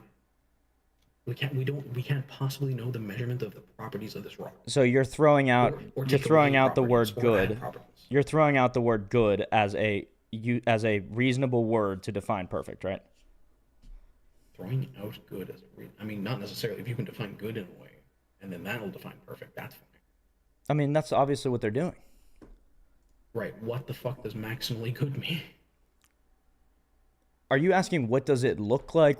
How, like, I don't know what you're asking when you say. Even a definition, like, even just a definition, like, what does maximally good mean? If it just means the extremes of all of its properties, is that even maximally good? Because that could be, like, the maximally good, like, if maximally good just means maximum properties of the thing, a maximum property of a mind wouldn't necessarily be all good Uh, because minds can be bad. but no, but good is, but here at least in the whatever Oxford English Dictionary is to be desired or approved of. So a perfect thing. Subjective.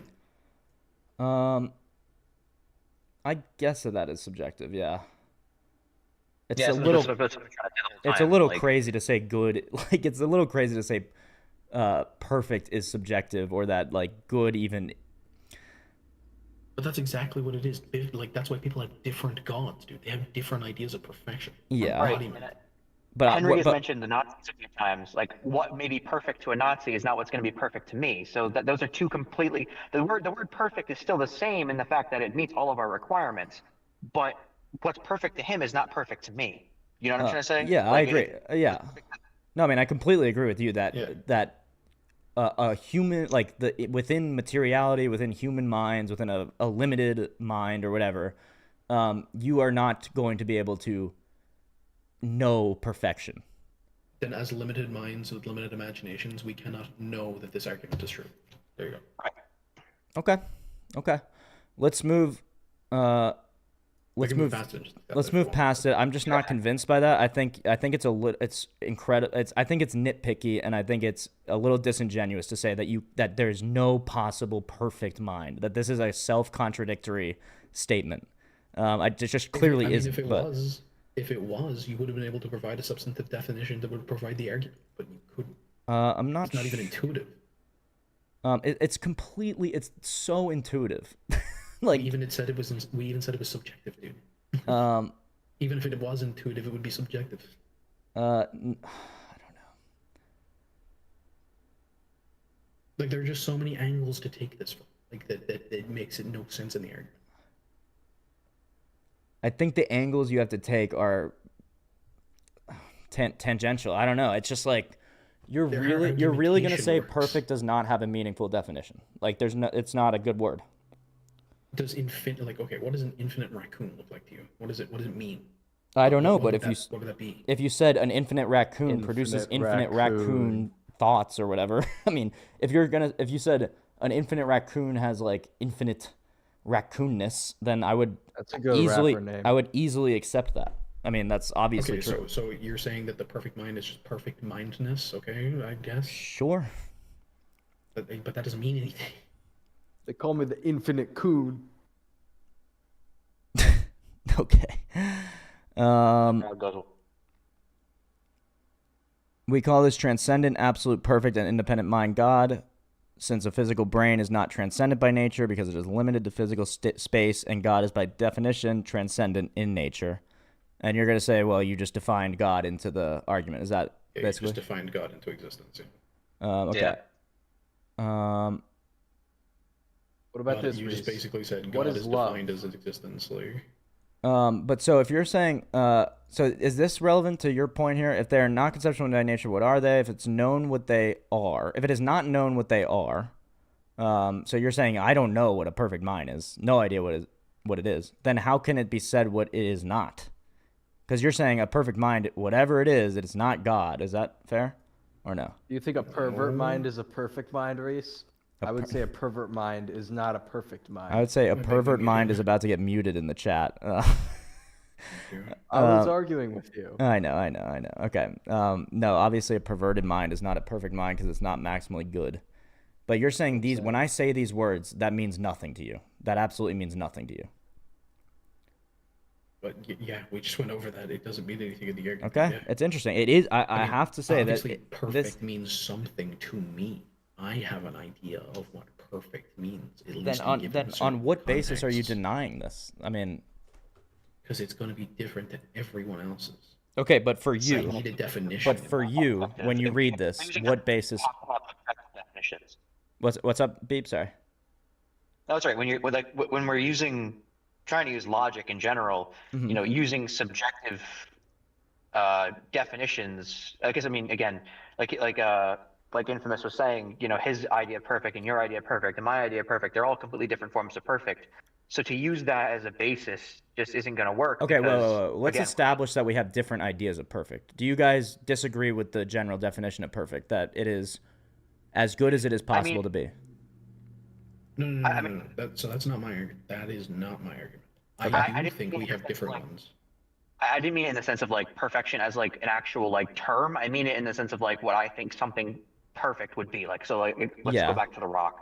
So what I think of a perfect rock is different than what you might think a perfect rock is, and was different than what Infamous might think a perfect rock is. That's kind of what I mean. No, I know. Yeah, so a perfect mind will be different to all of us, which Right, means it right. can't be used in the argument. Right. Because Okay. to get an argument through, we need to agree on terms. Yeah, and so Right. you do not agree on the term perfect or just perfect mind.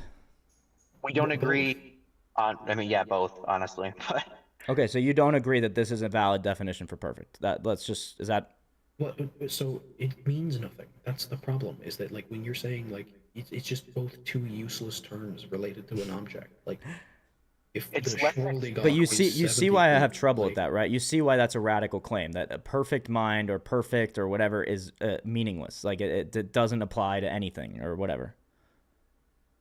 I It's not that don't it's meaningless. It's just that it's subjective and isn't concrete, and therefore shouldn't be used in the argument.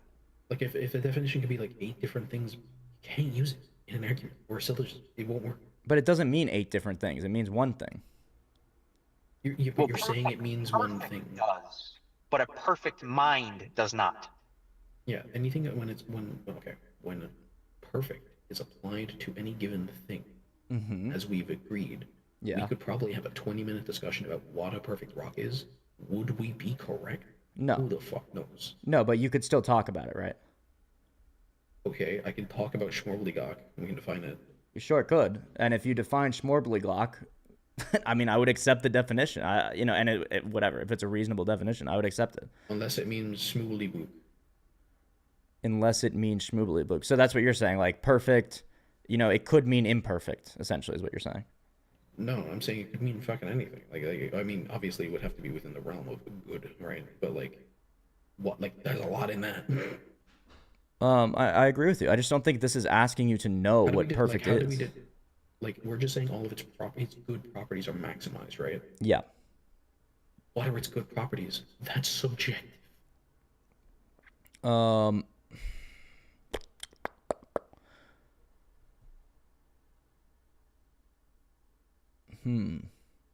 All of its Like, properties. that's what I've been trying to tell you. Like, Well, no, Yeah, I'm, that's kind of the point. I'm still not getting it, to be honest. So perfect is a purely subjective word. Good is a purely subjective word. So this does not fit into the argument. This breaks the argument apart.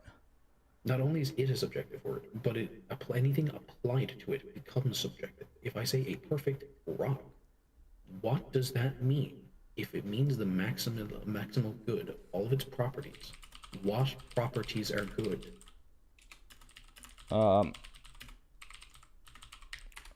Because that will be No, I subjective. agree that I cannot answer that question. I just don't think this is even asking you to answer that Okay. question. But Well, it necessarily must because it's being used in the argument. what? It must necessarily have an argument for its existence. It must necessarily either be self-evident or provable. Yeah, to me this is just self-evident, but fair enough. Okay, it's. But I know if fine. it can be rationally resisted, then it's not self-evident. I'm just not sure that what you're doing is rational, and I feel like there's some sort of like I can't point it out I right can't now, make and that's this as on clear as me. possible. And we've been talking for a long time and whatever, but I just feel like there's a trick in here because it's so unintuitive and radical what you're saying that there's no use for using the word perfect mind. There's no meaning to it. Sean It has no wants to meaning. talk, by the way. What's that? Sean wants to talk. Oh, Sean, someone wants to talk. Oh, cool. Hell yeah. Welcome, brother. I invited him to speak. There you are, brother. How you doing? Hello. What's up, brother? Did you have something on this perfection? Do you believe in a perfect mind being a usable definition or a usable thing for this argument? Well, I had a definition for perfect. Okay, let's hear it. So the word perfect comes from the Latin word perfectus, which literally means from per, meaning it's an intensifier, and Okay. fectus meaning made. So Okay. to be completely made. Yep. Yeah, made an extreme in all of its good properties because it's defined as. Well, good. no, what? No, just completely made. Let's stick with that. What is there something that follows from that, Sean? So fully actual. Fully actual. Okay. And is that So, subject? like, Is that in fully any? Is actualized that in any mind. way subjective? No, we can agree on that term. It still doesn't work. Fully actualized mind. What does that mean? No, just anything that's fully actual. For perfect, let's agree on perfect first. Like, is that So wait. subjective? Fully What actual. is? So you're trying to define a perfect mind, is that right? Well, they're saying Yeah, that to be they're using saying the that the array. transcendental argument falls apart because perfect mind is a meaningless statement. It doesn't track to anything. In fact, it's And what? purely subjective. But thank you for your definition, Sean, because I think, and tell me if you're wrong. You're drawing on the subjectivity of perfect mind by saying perfect is a subjective term in nature. When That, applied to things and itself. I'm sorry, it could apply to things and itself. When applied to things and itself. So a perfect rock has the same problem as the word perfect. Okay, but a rock that is maximally actual, that's subjective to you. What is a maximally yes, because I It have exists. different immediately when you say that. It exists. Okay, so We're maximally just breaking so it down into but further hold and on. further. A maximally actualized mind, so my mind. I'm God. Well, no, My this mind isn't. exists. Uh, wait. So, See how it doesn't work? but it's not. It doesn't maximally exist. Like it doesn't exist in all times, at all places, super like in metaphysically and physically, and all these other things. But that's not part of the actualized part. My I mind think is that would be actual. I fully exist. actualized as if it existed at all times and in all places. Let's get into actualized. What is the definition of actualized? Sean, did you have something? I thought you were gonna say something. Or Yeah. let me just ask you, Sean. Is it your view, given this sort of this sort of like etymological breakdown, that perfection is subjective, or perfection applied to anything is subjective? It is not subjective. Okay. Do you have a breakdown of that in any way? Well, to be fully actual it's not subjective to like a half of a loaf of bread and a whole loaf of bread. Mm-hmm. The whole loaf of bread is more actual. I would But agree. there's no subjectivity between half and whole. Yeah. And I would say your mind Right. is like part of like the infamous's mind is like clearly just one of trillions and millions of minds or whatever, like throughout time and space and history. So that's like a Right. trillionth of a loaf of It's still an bread actualized, versus but it's the still full an loaf of actualized bread. mind. Yeah, I was going to say, how can you define an actualized mind? With a loaf of bread, it's different. With the color yellow, it's different. With a rock, it's different. But with a mind, how do you do that? Yeah, all of the properties of my mind exist. I am a fully actualized mind. But all the properties of So the half of loaf of bread exist as well, but the full loaf of bread is just more actualized. Please demonstrate that I am half a mind. Well, you're not half a mind. well, it's not always about being half or whole. Okay. Parts of a mind may be ideas, like you don't know about the theory of special relativity. That's not there in your mind. That's a part of your mind. I would say. But my Parts of a whole mind would be mind, probably ideas. right? But my whole mind is actualized. But it's only part of like reality or something. Where the claim here is that the fully maximized actual mind, it's like all of reality. Like reality is within that. But that's just saying, okay, that's just saying this. Reality exists, therefore God exists. I'm not sure if we're jumping to therefore God exists, but I think we're definitely trying to say reality exists. I do not think that by saying a transcendent mind exists or a perfect mind exists, you are saying reality exists. No, I mean there's other steps, but when we're talking about perfect mind, I'm just trying to say it's not intuitive to me at all that is a subjective thing. Okay. And What does it mean? well, I can't tell you what it means, and that's part of it being objective. Like I can't tell you what logic means really. Like I can tell you, I can describe it using logic. I can do this and that, but like Okay, describe what a perfect mind is to me using the perfect mind.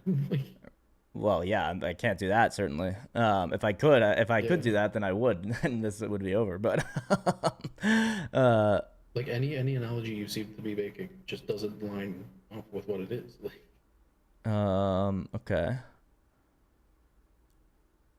we can skip this and just go to the next one if you wish.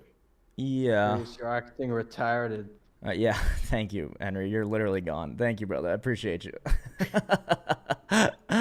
You had good insights today, Henry. I did appreciate you. Yeah, you can kick me. Yeah. Like remove me from the VC. Yeah, that's what I'm trying to do right now. I'll just leave. Give me a second. I dig Okay. it. All right. So, um, okay. So where were we? We were at this step. This is a very very difficult step for our friends here, and I understand that. I can sympathize with that. But let's try to just move past it and see. Maybe this is where it all breaks down, but maybe not. Okay. So you obviously can't agree with anything following from this. So we'll Why even not? skip these. No, I'm going with the idea that it's true. Like we're Oh, you want to go with the idea that it's true. We steal man, yeah. yeah. It's not Okay, if you want to steal man, then fair. So since the logical absolutes are transcendent, absolute, perfectly consistent, and are independent of the universe, like, would you actually forget the steal man? Would you say this is meaningless as well, perfectly consistent? yes. Yeah. Really? Like this, like if anything at Well, all is perfectly no. consistent, this is not. This No, is hold on. like this I is think it's perfectly hyperbole. consistent. I think it's hyperbole. He's just saying perfectly, or not perfectly. He's just saying consistent. Yeah. Perfect Okay. means nothing in this context. It literally it doesn't mean anything. It just means it's like saying this is literally true. It's like you're just saying this is true. Yeah. Right. So consistent, whatever. And are independent of the universe, then it seems proper to say that they reflect a transcendent, absolute, perfect, and independent mind. Would this be true, given your Steelman?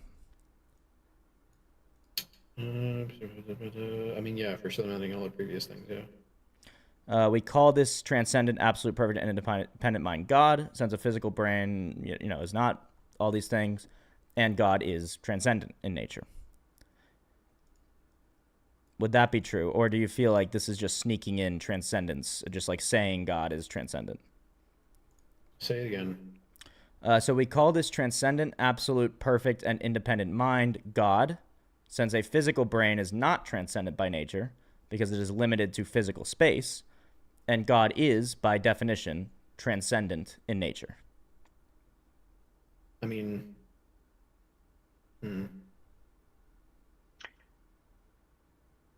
It's tough. I mean, I definitely feel like you're conflating perfect mind with God here. So I think again, it's a circular argument. Yeah, so this just falls apart at this part here, where you just can't possibly. I'm just trying to think. I'm just trying to think of something else. But like that's the Yeah. obvious Yeah. That Yeah, would that's be what my I thought. main What's that? objection. one. The other That one would be is my boring, main. but Yeah.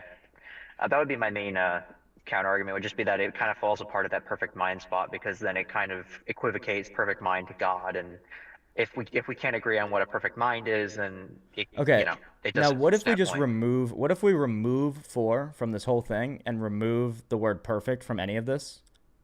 Does that break apart the argument fundamentally? Like, so say, so we've sort of accepted that logical absolutes are conceptual by nature. So, person's thoughts are the product of that person's well, mind. it would still be circular, right? Even if you remove perfect, it would still be circular. Really? How is this circular if you remove perfect? And Because perfect didn't mean anything in the first place. So but even we if didn't we removed it- non-circularly ascribe transcendence, absoluteness, and independence to the logical absolutes, or no? Right, but you're still equating it with a mind. That's necessary. Well, it just seems proper to say that they would reflect, if they're conceptual, which I thought we granted, but maybe you don't want to grant that, then they would reflect a mind. No, it's fine to grant that, but you're defining it as God. God isn't in any of the premises. But that just is the definition of God. I mean, I don't. Yeah, as I said, he can't be. He's not in the premises. He can't be in the conclusion. Okay. Okay. So let's see if some of these objections are good for you guys. So logical absolutes are the result of natural existence. Would you guys say that? I'm guessing not, but Natural. I mean, natural doesn't imply materialistic, so I'd say yes. you'd say logical absolutes are the result of natural existence.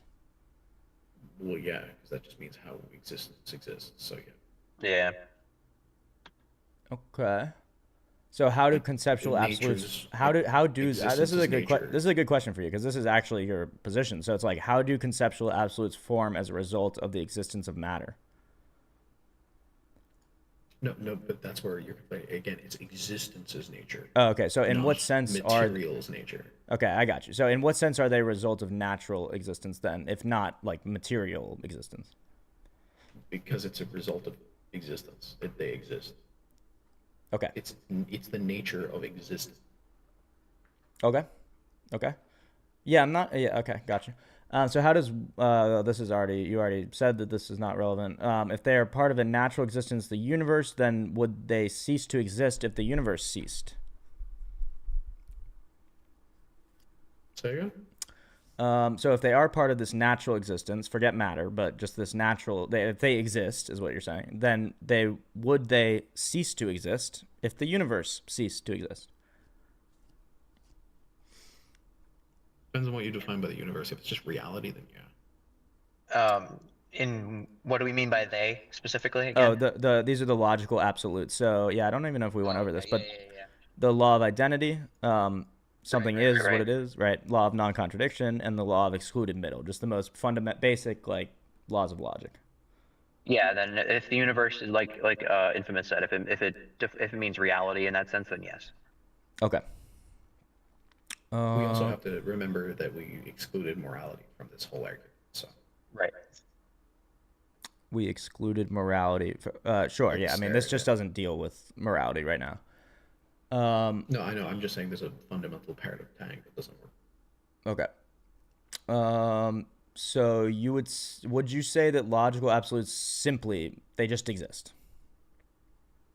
I mean, yeah, they definitely exist. Yeah, Okay. Yeah. Um, they're a and fundamental necessity of existence. I would actually say. they are a fundamental necessity of existence.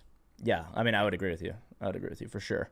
In fact, anything that the argument says requires a mind, I argue does not, because why doesn't it? It hasn't been like no one has given me a reason why it needs to be defined by mind.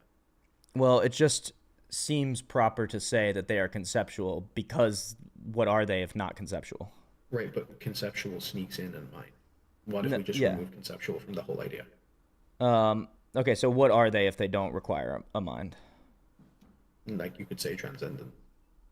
Okay. I mean, I'd agree that they're It, transcendent. like you could make the same argument in the exact same form without the need for a mind, and without the need for conceptual, and just use the word transcendent for all the logical absolutes. You get the same outcome without God. Okay.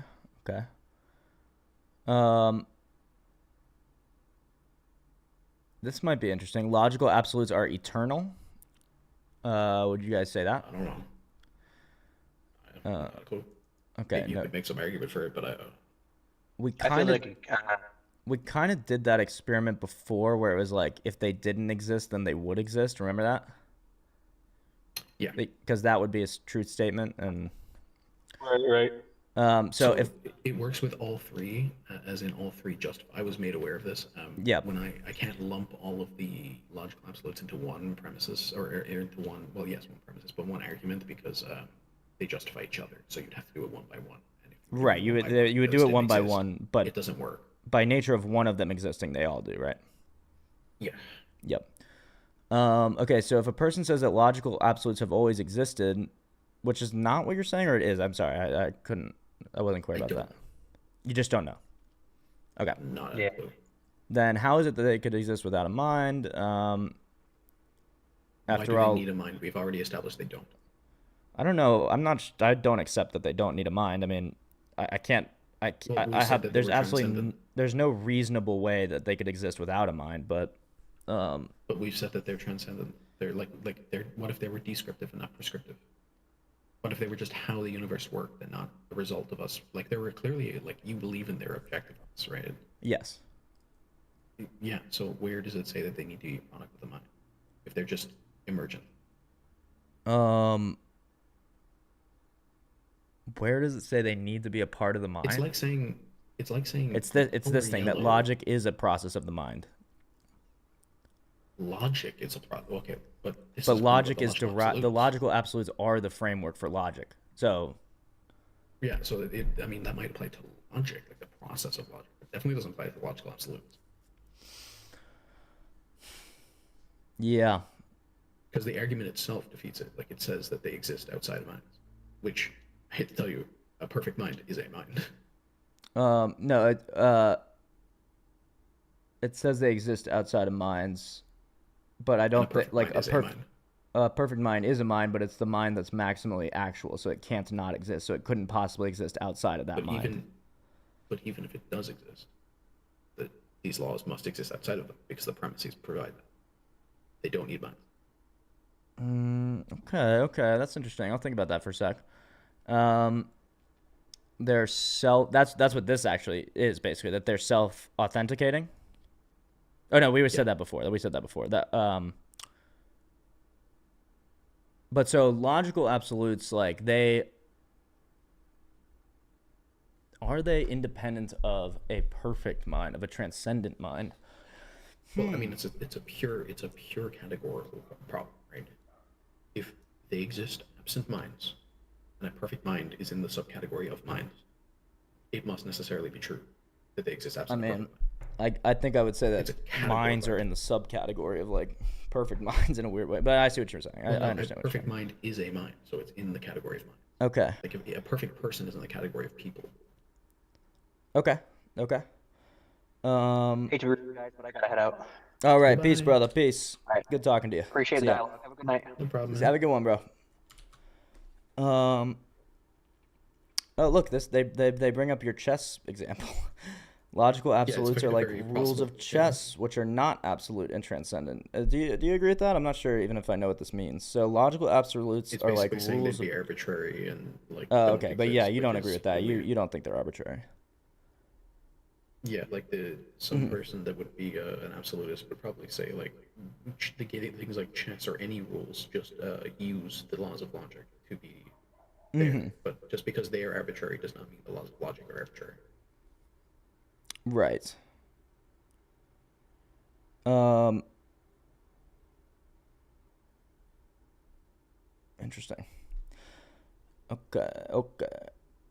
But like you do see where I'm coming from here. Like if it exists separate of minds, No. then This is a powerful argument. I just have to think about it because it also still sort of feels like something's being snuck in. I just don't know what. But also, I can't make it more categorical than that. yeah.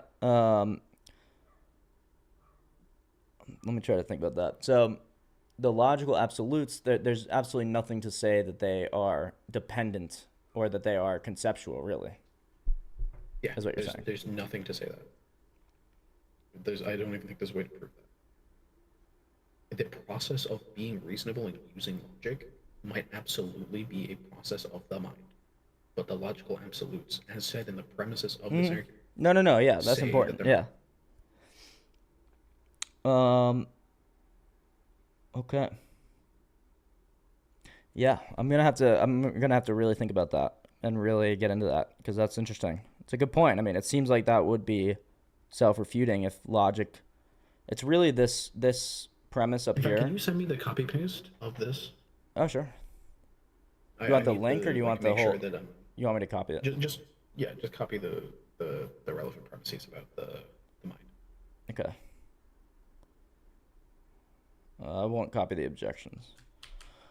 I'll post it. How about in general? You can post it in live, so there's like a chat. Oh yeah, right. Got a couple of people in here today, didn't? I know, dude. It's fun. Freaking sweet. I once had 200 people in a VC watching me. It was No fucking way, dude. That's awesome. That's awesome. It super was before fun. stages existed. It was fucking shit. I bet. We I had to, bet like, that'd be make insane. We had to make custom roles that only the debaters had, so that no one else could speak shit. Oh, yep, Oh yep, yep. wow, That I makes just sense. can't read any of this. Fuck me. Oh, really? Yeah, it's just in weird formatting. Yeah, I don't know why it did that. I just pasted it. Okay. Yeah, it does that when things are too long. Just read out to me where it says that the logical absolutes are like transcendent or not a part of the mind. Okay, let's see. Logical absolutes are transcendent because logical absolutes are not dependent on space. Logical absolutes are not dependent on time. Logical absolutes are not dependent on people. Doesn't say mind. That is, they are not the product of human thinking. Hmm. Interesting. Yeah. I mean, yeah, sure. No, that fixes that problem. I will, however, still say that there's no indication that they need to be produced by mind. So, Right, kind of right, just a right. statement that has no proof. Right, right. Yeah, I'm trying to see if there is actually anywhere where it implies they can exist outside of a mind. But I'm trying to see where I they mean, make even that if jump they. to transcendent mind. Mhm. Okay, they're not. If they're not the basis of rational discourse, then we cannot know truth. Yeah. Logical absolutes. Oh, okay, here we go.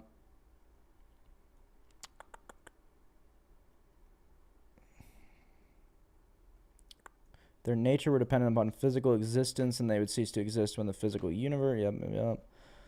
Oh, this is where it gets troublesome. Logical absolutes are conceptual by nature. Yeah, I don't agree with that. And their reasoning is, even though you disagree, is logic is a process of the mind. Logical absolutes provide the framework for logical thought processes. Just because they provide that doesn't mean that they're a result of that. Yeah, they just say it seems proper. Seems proper to say that logical Then yeah, absolutes are conceptual, since logical absolutes are truth statements about logical things. yeah, just literally a presupposition. So are truth statements conceptual or no? Are truth statements? No, because they're statements. Okay. But you would say truth itself or something doesn't have to be I don't know. conceptual. Yeah, truth doesn't have to be conceptual as in an idea. Truth probably like truth exists. Like all minds could disappear tomorrow, and a rock would still be a rock. Right, It's right, true. right. So then the way they deal with like you, who's going to say that they are not conceptual by nature, they're going to say, please explain what they are not, if not conceptual realities. Or sorry, please explain what they are, if not conceptual realities. And you're going to say, I don't know, but it just doesn't have to be conceptual, right? Well, yeah, you're making the positive claim that they are conceptual. Like it's basically an argument from ignorance. I'm surprised that's even in here. Yeah, maybe this isn't the strongest form of it, honestly. Even though I like this website because it's clear. But if you cannot determine what they are, then how can you logically assert what they are not? I don't have to. I can just dismiss what you say they are. Okay. Like if I say that, like okay, if I say Well, no, that you are saying they are not conceptual, I don't believe they're conceptual. but okay. But they're either conceptual or not. So if you don't believe they're conceptual, then you're saying they are not. No. Well, what are they if So, not okay, conceptual or non-conceptual? don't have any truth statement about it. What's that? I don't have an answer. I don't have any truth statement about it. It's a positive claim. You need to prove the claim. Like for instance, if like, do you have a truth statement? Isn't this proving it by the? It's not absurdity ad reductum. It's some other thing. But if aren't you proving it by proving if I the? tell you, Yeah, go for it. no, no. So if I tell you, here's a gumball jar, right? What? And I say that the number is odd, a gumball jar, and I say that the number is odd, and then I ask you, what do you think? What's your answer? No, I have no idea. You have no idea. Does that mean you think that it's even? Interesting. No. No. There you go. Okay, I see. It's So called because the you null simply hypothesis. don't know, you're just not. It could be conceptual, it could be not conceptual, but you just have no opinion about it, really. Yeah, you have no fucking clue. Okay, And gotcha. so you deny any positive claim on the topic. Well, I wouldn't say that they're not odd. I mean, I wouldn't deny your positive claim that they're odd. No. You wouldn't say that they're not odd, but you would not say that they are even. That's the Right, thing. right, I'm right. saying I don't believe you, but I also don't believe they're not. So then on that point specifically, I'm just I going to have say, no reason to believe you. Like, that's my point. right. So on that point, I'm just going to say, well, then you get to choose. So why wouldn't you choose conceptual? What? Okay. Why wouldn't you believe the gumballs are even? You get to choose. Yeah, I mean, I could just choose either one. There'd be no reason to choose one or the other, I guess. I see what you're saying. Exactly. There are no reason. Yeah, exactly. There's no reason. Yeah. Okay. Interesting. And then, okay, we're good on that. Like, it's literally someone being like, I think this, and I'm like, I don't believe you, or like, I don't think that that's right, and then they're just like, oh, so you think I'm wrong? It's like, no, I just Right. don't think you're right. Like, Right.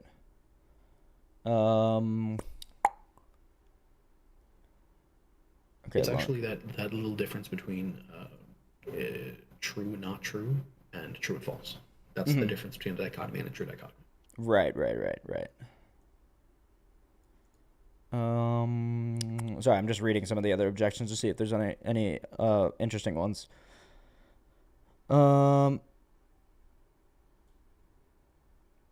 Okay, this might be somewhat interesting. So you don't believe, I mean, I know you don't believe that they are constructs in our minds.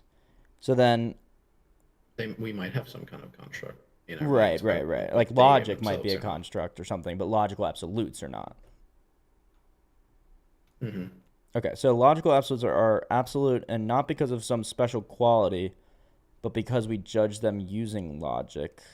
Therefore, their absoluteness doesn't arise from any special ontological quality. Does that make any sense to you? I don't know. I don't even know if I understand this objection. Say it one more time. They're saying the objection is logical absolutes are absolute, and not because of some special quality, but because we judge them using logic. Okay, it's so okay. This is a backup for the whole thing that like logic is a process of the mind, therefore the logical absolutes are a process of the mind. It's saying that we only judge them with logic, therefore that they are part of logic. But that's not it, because we judge a lot of things via logic, but they're not a part of logic.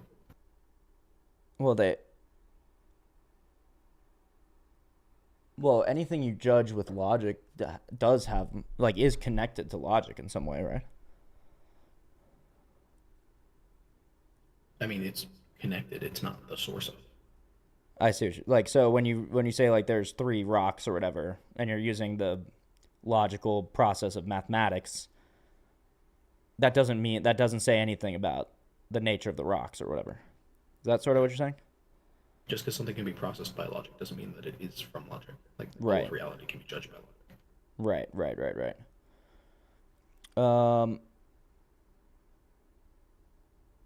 Okay, so that one, we can move on from that one. Logical absolutes can be accurately described as conventions, and okay, no. The fact they are widely employed does not imply. Yeah, no. That's not your objection. Okay, logical process clearly carried out. Yeah. No, these are not good objections. Logic is a result of the semantic. No, they've already disproven all this.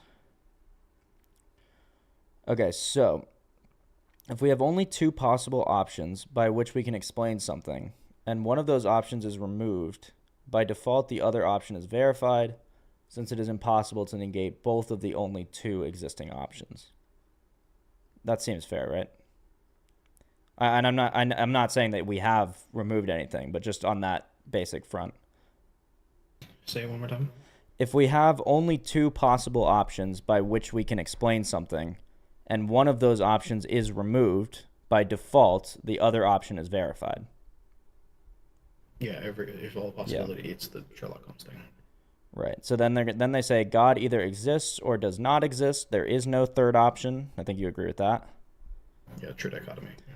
If the no God position, atheism clearly fails to account for logical absolutes from its perspective, then it is negated, and the other option is verified. But you would say, let me guess, that the atheism position does not clearly fail. It does not clearly fail to account for the logical absolutes. No, because they exist and they're not contingent upon the mind necessarily. So. Okay. And then this is their final point, and I know it's not proven to you, but just to get it out, atheism cannot account for the necessary preconditions for intelligibility, namely the existence of logical absolutes. Therefore, it is invalidated as a viable option for accounting for them, and the only other option, God exists, is validated. So that breaks apart where you would just say atheism can account for the necessary preconditions for intelligibility. I'm saying that even if it can't, it's an argument from ignorance. Even if it can't, it's what? An argument from ignorance.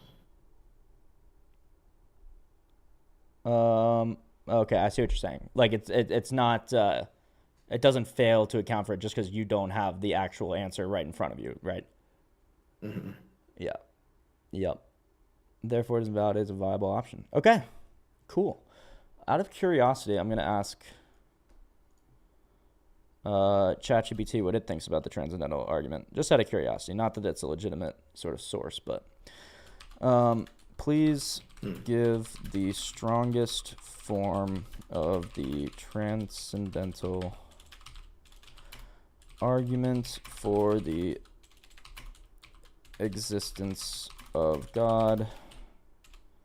Be clear and concise.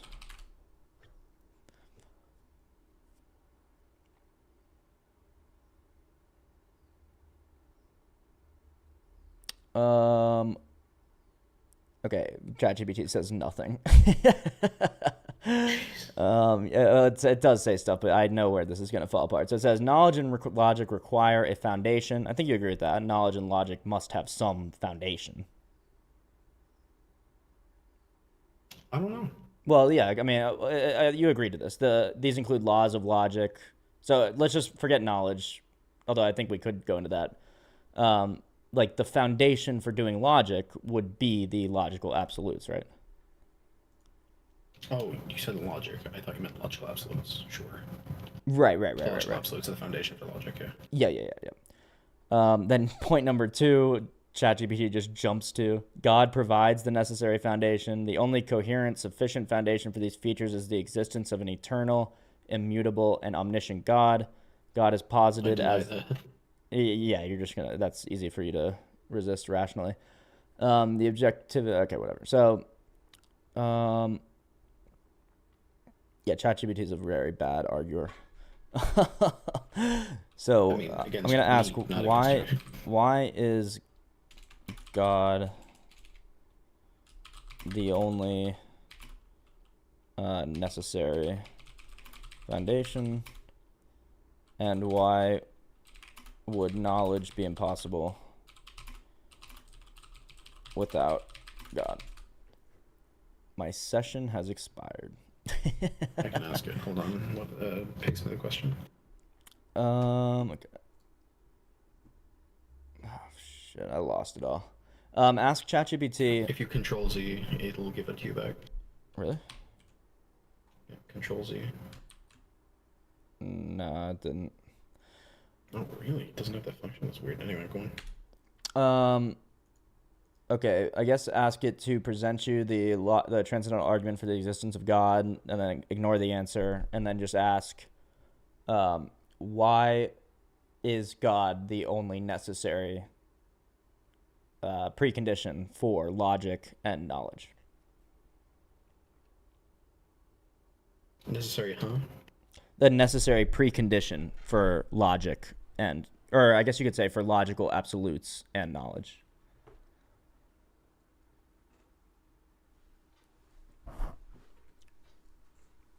There.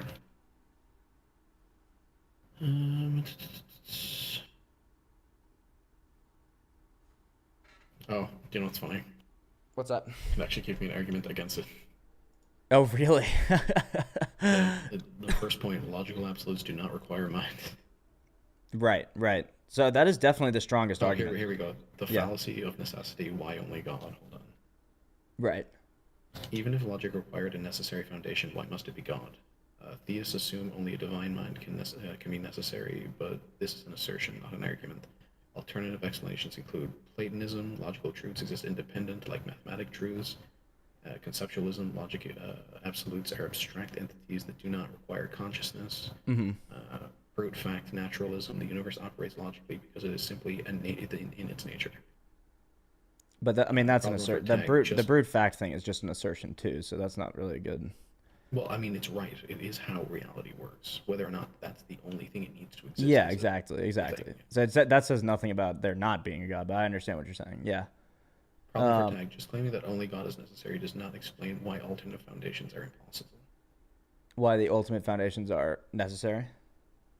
No, why alternate foundations are impossible.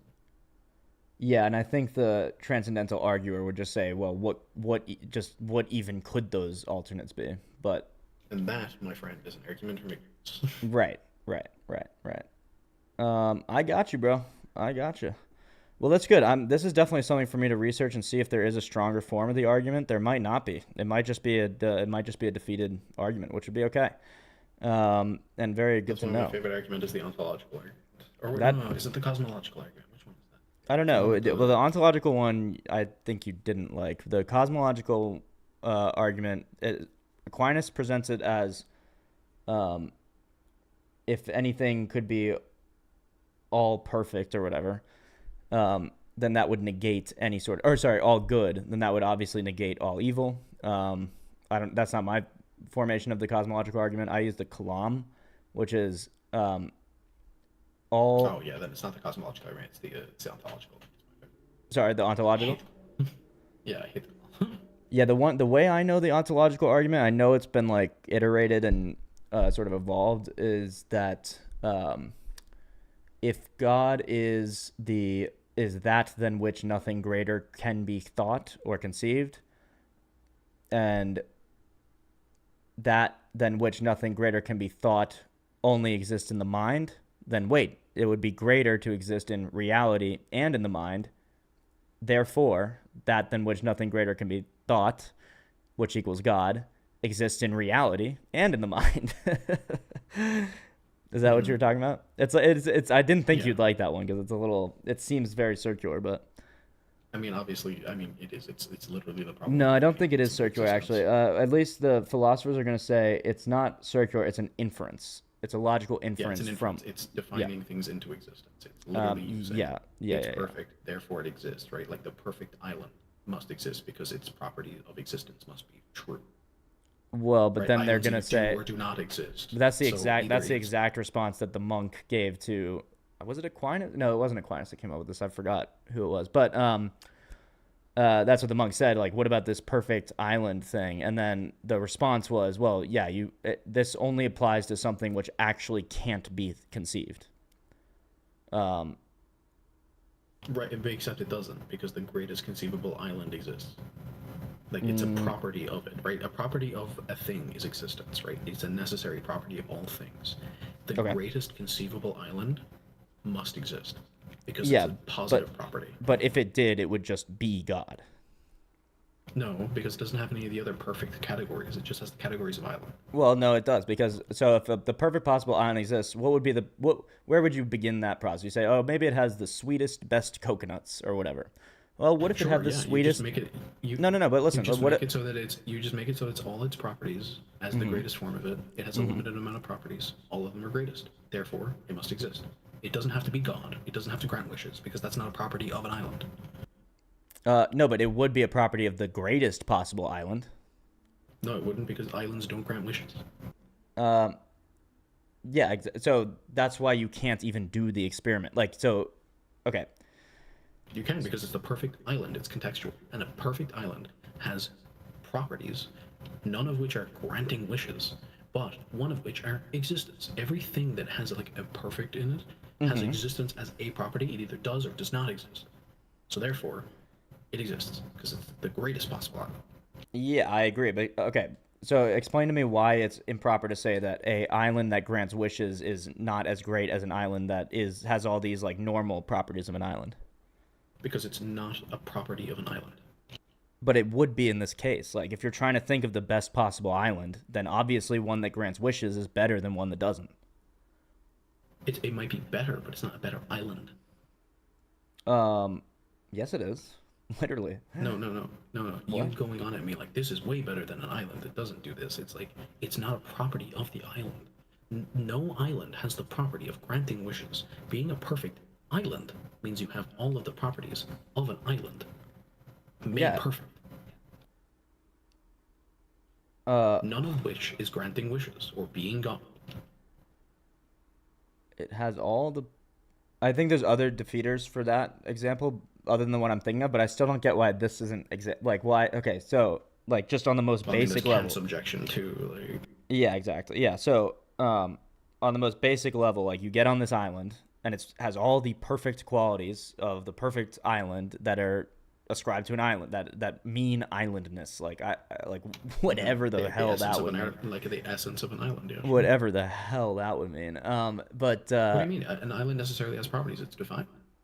yes, no, I agree. An island has properties, but there's nothing to Right, say that and none of that the them are wishes. but so it's not intuitive to you, or it doesn't make sense to you that an island which can grant wishes is like it becomes less of an island just because it can grant wishes. Just because less of an island, it's just not a part of the Like, island. because Like what you're that saying can't is happen.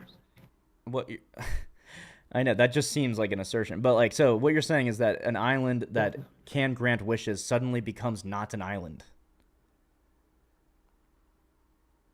And I would agree with you, really, but kind of. But I would have to take it what do all you? the way to its maximal thing, because if it could grant wishes, well, what if it could grant wishes all the time, like when I'm back at Wait, but, home but in what are America? you? And what if it could do? But, What if it loved me and cared about but me what are and you sent its talking only about? son to you know? Right, but it doesn't have those properties. It doesn't have But suns. that's why that island argument like doesn't work. That's why that than which nothing greater can be thought only applies to something that literally cannot be conceived, because it's just absurd, like you said. Well, then the greatest conceivable doesn't work in the premise. It literally Yes, it uses the does. words the greatest conceivable. No, If no, it can't no, be no. It says conceived of, then that. it doesn't No, it exist. does. If it did say that, you're right. It wouldn't work. It says that than which nothing greater can be thought. It doesn't say you can think of that. It just says, Sure. yeah. In either case, the greatest possible island has properties. It doesn't grant it extra properties. It's the greatest island, not the greatest anything.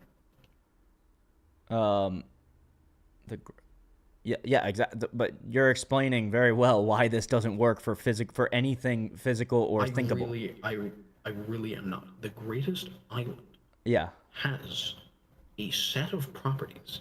Okay. Those are made maximally great. None of those properties are granting wishes, having sons, none of them. So they can't be made at all, let alone great.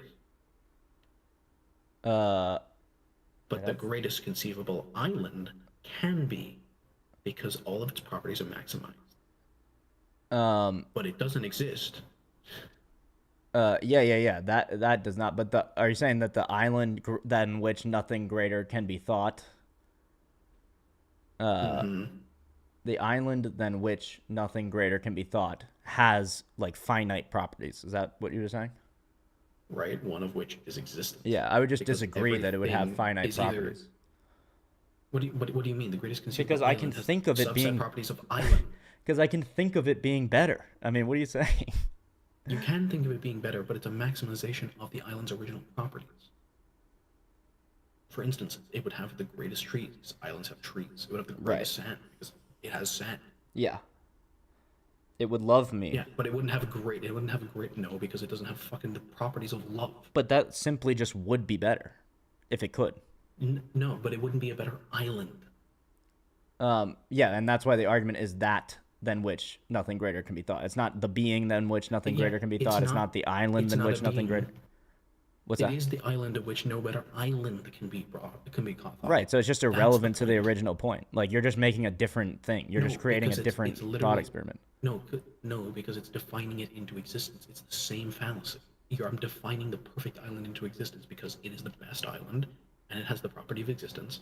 It must exist. That's the three prongs. Um,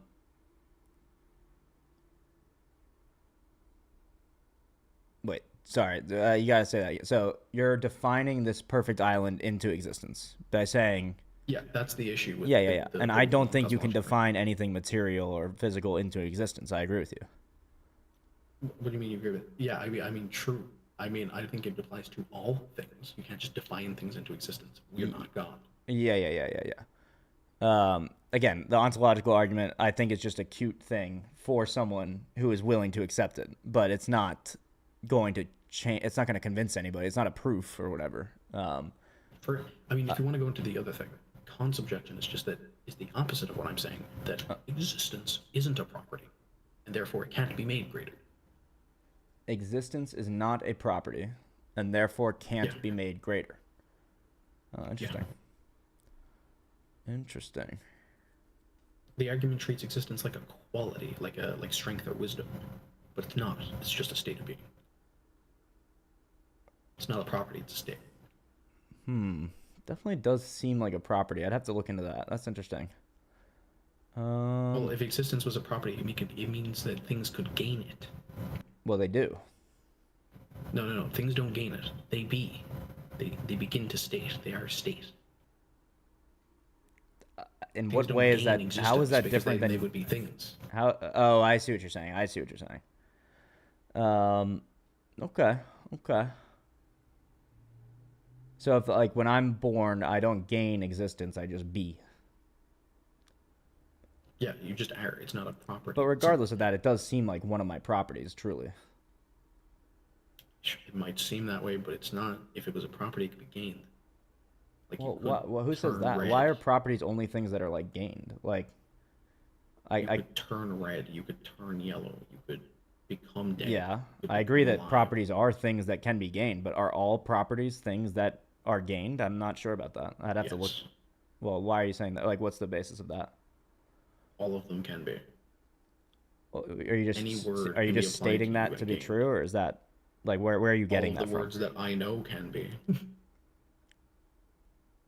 All of the words that I know can be. Anything. Can be gained. Interesting. Humanness, You gain that. but not before you were a human. Correct. It would be an emergent property of existence because you exist as a human. Interesting. Okay, this is getting a little too heady, and I'm a little too tired to get into the to the fine details of the ontological argument. But that's interesting. Okay, I'll have to think about that, and I'll have to brush up. I'm gonna see if there's a stronger formulation for next time of the. Oh, we just got Toe in the chat. Should we see if he has anything to say? Welcome, Toe. Yo, what's up, man? Welcome, brother. Welcome. You caught us on the tail end here, but I wanted to get you involved and see if you had anything to add or talk about or anything you wanted to do. Yeah, so I got in here a little late. Are you guys still talking about free will, or you guys were talking about attributes that humans can get? He said that you can get all attributes. Did I understand that correct? I think so. I think you Infamous, can does that gain sound? all properties? Yeah. Well, except for omnipresence, right? I don't think it's a property. Okay. Well, I didn't know if I was confused or not. Yeah, I don't think they need the omnis or properties because you would have to instantiate their existence, and you can do that. Oh, okay. That seems like a presupposition that you have to instantiate a property's existence, but How would you not do that? well, I mean, you're talking about it like in terms of like time, like at a certain point in time, like it happens. That's how That- you gain things. Yeah. Yeah. can we So go for on something this that's topic timeless, this you time? wouldn't gain anything. But does that mean it doesn't have properties? I'm gonna say no. I mean, that goes back to you just defining him into existence. Like, oh, he has no I know, but you're just simultaneous defining. You're doing the same thing. Anyway, what's up, Toe? This time thing brings up one of my questions. Yep. How can something both be begotten and uncreated? Oh, that is a great question. And you mean in terms of the Nicene Creed, begotten, not made? I'm not. I don't know that one too well. I mean, I know of it. Oh. I know some of the stuff, but I haven't like read it. Okay, cool. So what is the question in reference? How can something be begotten but not made? Yeah, begotten means to put forth, as in like an act of like creation, pretty much. Like if I beget Whoa. a son, that means I have a child. Well, put forth to me doesn't mean creation. In fact, I I'm don't pretty sure see- it means move things, right? Yeah. Well, So begotten in this sense, at least the way you're defining it, and again, it's like we're at the tail end of a 4.5 hour stream, but anyway, and so I'm trying to stay with you here. But when I hear begotten and I hear put forth, that would line up with how Jesus was begotten perfectly because he's uncreated, it existed eternally, and then was moved into material existence. Does that make sense? Sure, but it says typically a man, sometimes a woman or whatever, bring a child into existence by the process of reproduction. Uh-huh. So, this doesn't apply to this. Jesus was not brought into existence by reproduction, right? No. He was just, but he was brought into existence at some point. Wait, No, he Jesus was brought no, into he was existence by reproduction. What? okay, yeah, we have to separate Jesus' divine nature and his human nature. Just Are you because talking about just his because human magic his sperm the exists, the historical human Jesus, was he brought into existence? Well, Yes. wouldn't you say that he also existed in the Old Testament? Yeah, I say he existed uncreated as part of the uncreated, uncaused triune God for all of eternity. But it's so also begotten. yes. But that's what happens when you have two natures, a divine nature and a human nature. I'm just wondering, how can someone be begotten without like creation or time? Because he's begotten in time, but also existed outside of time, or exists eternally. Oh my god, that reminds me of an old argument about how existence is necessarily tied to time. Okay, yeah, this is a little too confusing for me, but do you want to go back to your free will real quick? No, we my did God. that for so long. We got so Oh, in the weeds actually- on the free will. Unless there's What is a, your? Do you believe in free will? I do personally. Infamous does not. Okay. Well, we don't have to go into it too much, but I just have one question. We can, yeah. how No, do what's you up? What's up? believe- How do you believe in free will when it says that God is affecting people by sending evil spirits, causing them to harm themselves? changing Because I their don't believe hearts, that you are. causing them- Yeah, I don't believe that you are. That you have no influences. I Wait, don't with the believe that there's changing hearts thing, nothing is that determined. With the What's up? changing That's hearts fine. thing, is that the hardened heart verse? Oh, there's so many, but yeah. Yeah, there's a lot. That I mean, literally only there's a means, ton. that literally only means strengthens your heart. It means give you the conviction to do what you really want to do. That's all that means. Right. It doesn't mean it doesn't mean it sets you in your ways. It means You're that it neglecting the literally strengthens context. you. You're neglecting the context. Are you talking about the well- hardening of the hearts of Pharaoh? We can go into Pharaoh, exactly. That's what I was about to Because do. the He classical- literally went to him and Yeah. told him to do what his heart meant, like what his heart made him feel. Yeah. Like, you know when you go up to someone and go, like you're trying Okay, to plead with sure. them and you're like, do what your heart wants you to do, please. And it just made Pharaoh be more evil because he's evil. Sure, but if he's already on the fence, why would you make him worse? He was No, not on the because he fence. wasn't on the. So that exact. So God pushed. If he was on the fence and leaning towards one side, God basically said, "Make a decision," right? And then he made the decision that he was leaning towards. Is a loose analogy for what you're talking about here. Sure. Okay, we can say that he's not doing a 180 to our will, but He's definitely you cannot say affecting that. his will, though, yeah. You can't say will is. But yeah, no. I mean, I completely agree that God affects your will. I don't think we'd have any desire to seek Him if He didn't. So we don't have free will. We don't have perfect free will to do absolutely anything that you can possibly imagine. Like, I don't have the free will to fly. I don't have the free will to not be an American from South Carolina because I was born to the parents. You know what I mean?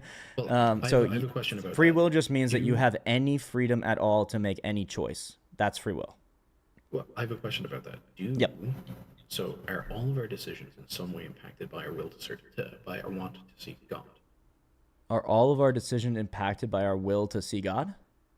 Seek God, yeah. To seek God? All of our... Like that's a want in the back of our head, right? I would guess that that's a want in the back of our heads. Obviously, there are people that actively seek, the exact opposite. So, Right, I might want a burger, but I don't always get a burger. Sorry, you might want a burger, but what? But I don't always go get a burger. It's like a want in the back of my head. Right. Sure. Yeah. Okay, so if that's affecting every decision I make because I do at some level want to seek God, and He imposes that on me, I have no free will. Because all of my decisions are necessarily changed by that want in the back of my head, even a little bit. Yeah, but just there again, it's like influences. It's the exact. I'm surprised you're bringing this up because it's the exact same thing. I'm not saying there's no determination. I'm not saying there's no influence on you, but ultimately, Can we agree on I'm the not even saying in definition? every situation you're free to make two choices that are even presented before you that seem like maybe you could. I'm just saying if Right, there but they're is any free always that choice way. at all, then you have free will. Right. What? But you It's not free. always want to seek God. That's the thing. You always want it. It's always in the back of your head, affecting every decision you make. Well, even this the is tiniest amount. counter to your argument because obviously, if you always want to seek God and so many people freely choose not to, then how do you explain that? Because I'm okay. If I want a burger, that doesn't mean I'm going to get a burger. True. Agree. You have Right, the if I freedom want to not see to go get God, that it burger, doesn't- even though you want it. I mean, what are you talking about? If I want a burger, doesn't mean I'm going to get a burger. If I want to see God, doesn't mean I'm going to see God. But will the want affect my actions? Absolutely. Yeah, of course. It just I'm might not not saying result in me getting a burger. I'm never gonna say that want doesn't, or that other things even more like, material than want is.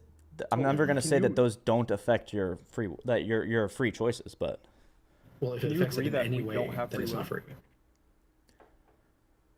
if it affects them in He's any gonna way, agree then with it's it. not free. I just disagree with that. But sorry, what's Yeah, up, because Toe? it affects.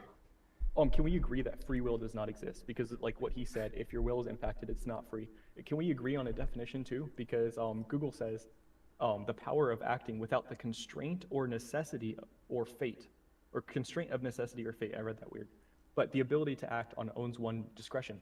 So if something's influencing us, there is a constraint there, so it's not free, right? No, it's not constraining you. It's just influencing you. A constraint would be like you absolutely have no ability to go against your influences. Right, but on a micro level, that's true. On a micro level, you have Yeah, no that ability. decision- What? Yeah, like that decision, you are not decision. That like limitation of you wanting to seek God in some way all the time is affecting my choices in a way, even if it's so small as to nudge me over the fence in one direction over another, that it would 100% negate my free will. At least in certain scenarios, and that means in all scenarios, because those decisions affect my free will. No. I mean, what? That's like saying that's like literally saying, because I have the desire, like I always have the want to, not be enslaved or something like that, that I'm going to resist being enslaved. So, do I have the free will to like not be enslaved? You know what I mean? Yeah, Like, slavery is a That's good not- example. But that's not what I said. I said specifically, right? yeah. What did you say Thank you. specifically? Help me out. So, okay, the specific example didn't work, but like, if you were to say, I want a cheeseburger at all times. Actually, let's say an alcoholic. I want a drink at all times. Yes. Would you say that addiction affects even the choices that have nothing to do with me drinking? Yes. Okay. Same thing with God. Same influence. Yes. Now I don't have free will because all of my decisions are impacted. All of my life choices are impacted by that want. But I agree that It's all a of want your life. instilled in me, not by me. Well, it's also hilarious that you're using want and saying there's no free will. But anyway, so yeah, of course, all of your decisions are impacted by other things, and especially by God, or especially by alcoholism, or whatever. If they're infected by anything, then you don't have free will because you didn't want that environmental change. If they have to just touch something you don't determine, and now your whole future is skewed off. Because you'll be in situations you didn't choose, you'll be in times that you didn't choose, at places you didn't choose. Your at certain life is a times. situation you didn't choose. That doesn't say anything about free will. But I'm not talking about my life because I don't make any choices about my life before I'm born. No, I know, but I'm saying all this stuff, like, just I don't see how you guys are conflated. Like, you're the one with the view of determinism. So, from my perspective, if there's any element of non-determinism, then there is free will, right? You're I'm saying using if there's random- any element of determinism, or if there is. Wait, I might have said Randomness that. or I might have said that determinism. backwards. But you're saying if there's any element of determinism, if there's any influence on you at all, then you just don't have free will. Is that what you're saying? So let me put it to you like this. Yeah. This will explain it better. Let's say you have situation A. Now, let's say that if I'm influenced, situation B will happen. If I'm not, situation C will happen. Okay? Okay. God is always influencing us in some way. Therefore, changing the path we take. I missed the last part. Changing the past. What'd you say? Changing the path we Oh, changing take. the path. Yeah, Okay, let's so- say I want option C and option B equally. Yeah. God is influencing me to pick one or the other, whichever one is in accordance with his will. Therefore, I pick that one.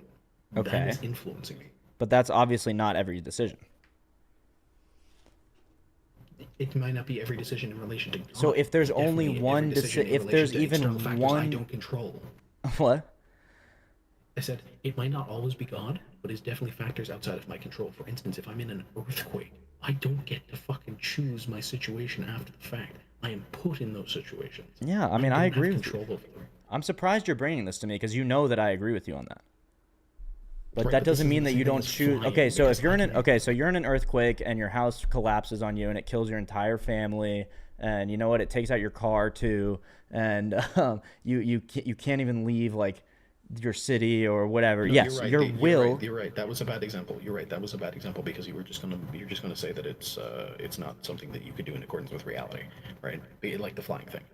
I was more putting to the fact that if I make a decision that puts me in a situation, right? Let's say I make a decision that puts me in situation B. I'm in jail. And Yep. there's another decision that puts me outside of jail, right? And there's some outside influence that I have no control over Yeah. that forces me to pick option B. Okay, you're assuming That's that not would my free will. but you're just sneaking that in that it would force you to pick option B. I'm saying no. Your that's why it's choice. a that's Your why it's a choice is hypothetical. I'm asking part- if that's the case.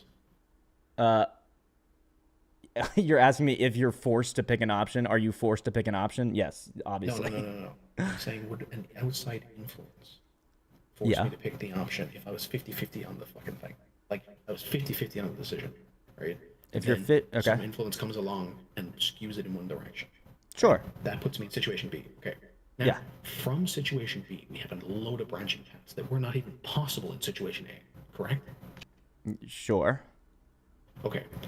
That whole decision, that one decision, changed the course of that person's life. Sure did. Funny you're using the Yeah. word decision, but okay. Yeah, I mean, I'm using the word decision pragmatically. Yeah. Yeah. Yeah. We're Okay. assuming your worldview. Yeah. Decisions still exist. Just will is not free. Yeah.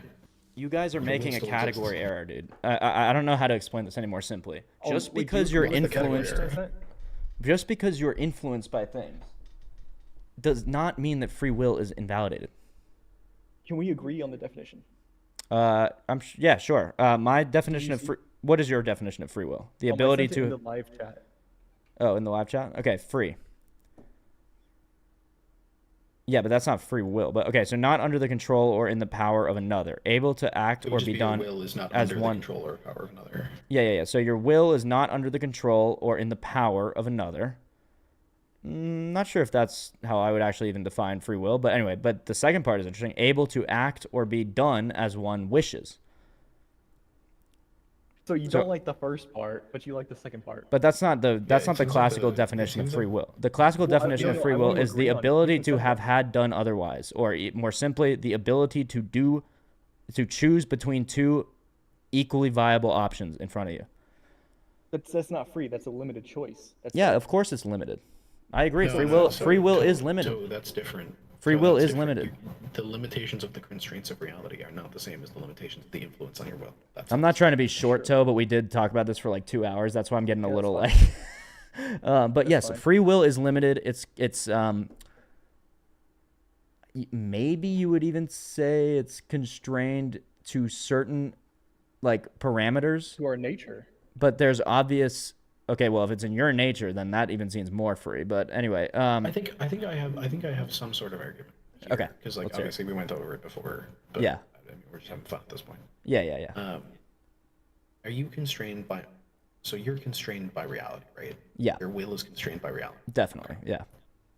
Okay. Well, I guess my will isn't necessarily like I could want to fly. Okay, my like pragmatic will is constrained by reality. Yeah, Okay. Yeah, as in to wait, you're not free to make decisions that don't conform. to exactly. I'm not free to make decisions that are impossible. Yeah, reality. Okay. and I'm not even free to That's make a one lot of limitation. decisions that are possible. To be honest. All right. Wait, hold on. You're free to believe things that are not real Yeah, absolutely. and to make choices based on those. So I don't Yep. see the difference. What? What don't you see the difference between? You're saying you can't do things that are impossible. I mean, that's just like what you need superpowers or something. Right. But you can believe things that are impossible and make actions based on those beliefs. Right, but that's within the constraints of reality. Yeah. Sure. Believing those things is within the constraints of reality. Yeah. So- Again, I'm never gonna say that you have freedom to do absolutely everything, or even most things. I just need to hold the belief that you are free to do absolutely any, no, not absolutely any, to have any instance of freedom of choice is what You free keep will is saying defined free, as. What's but that? that's the point. That's the problem. The free part, because Yeah. going back to the Bible, God influences your will. Yes, he does. Do you see how you use the word influence? Who makes the final Yes. decision? Oh, so you're saying based on the okay? So if you deceive someone into joining ISIS, Yes. um, They freely that's like chose to that's join ISIS. their fault. Yes.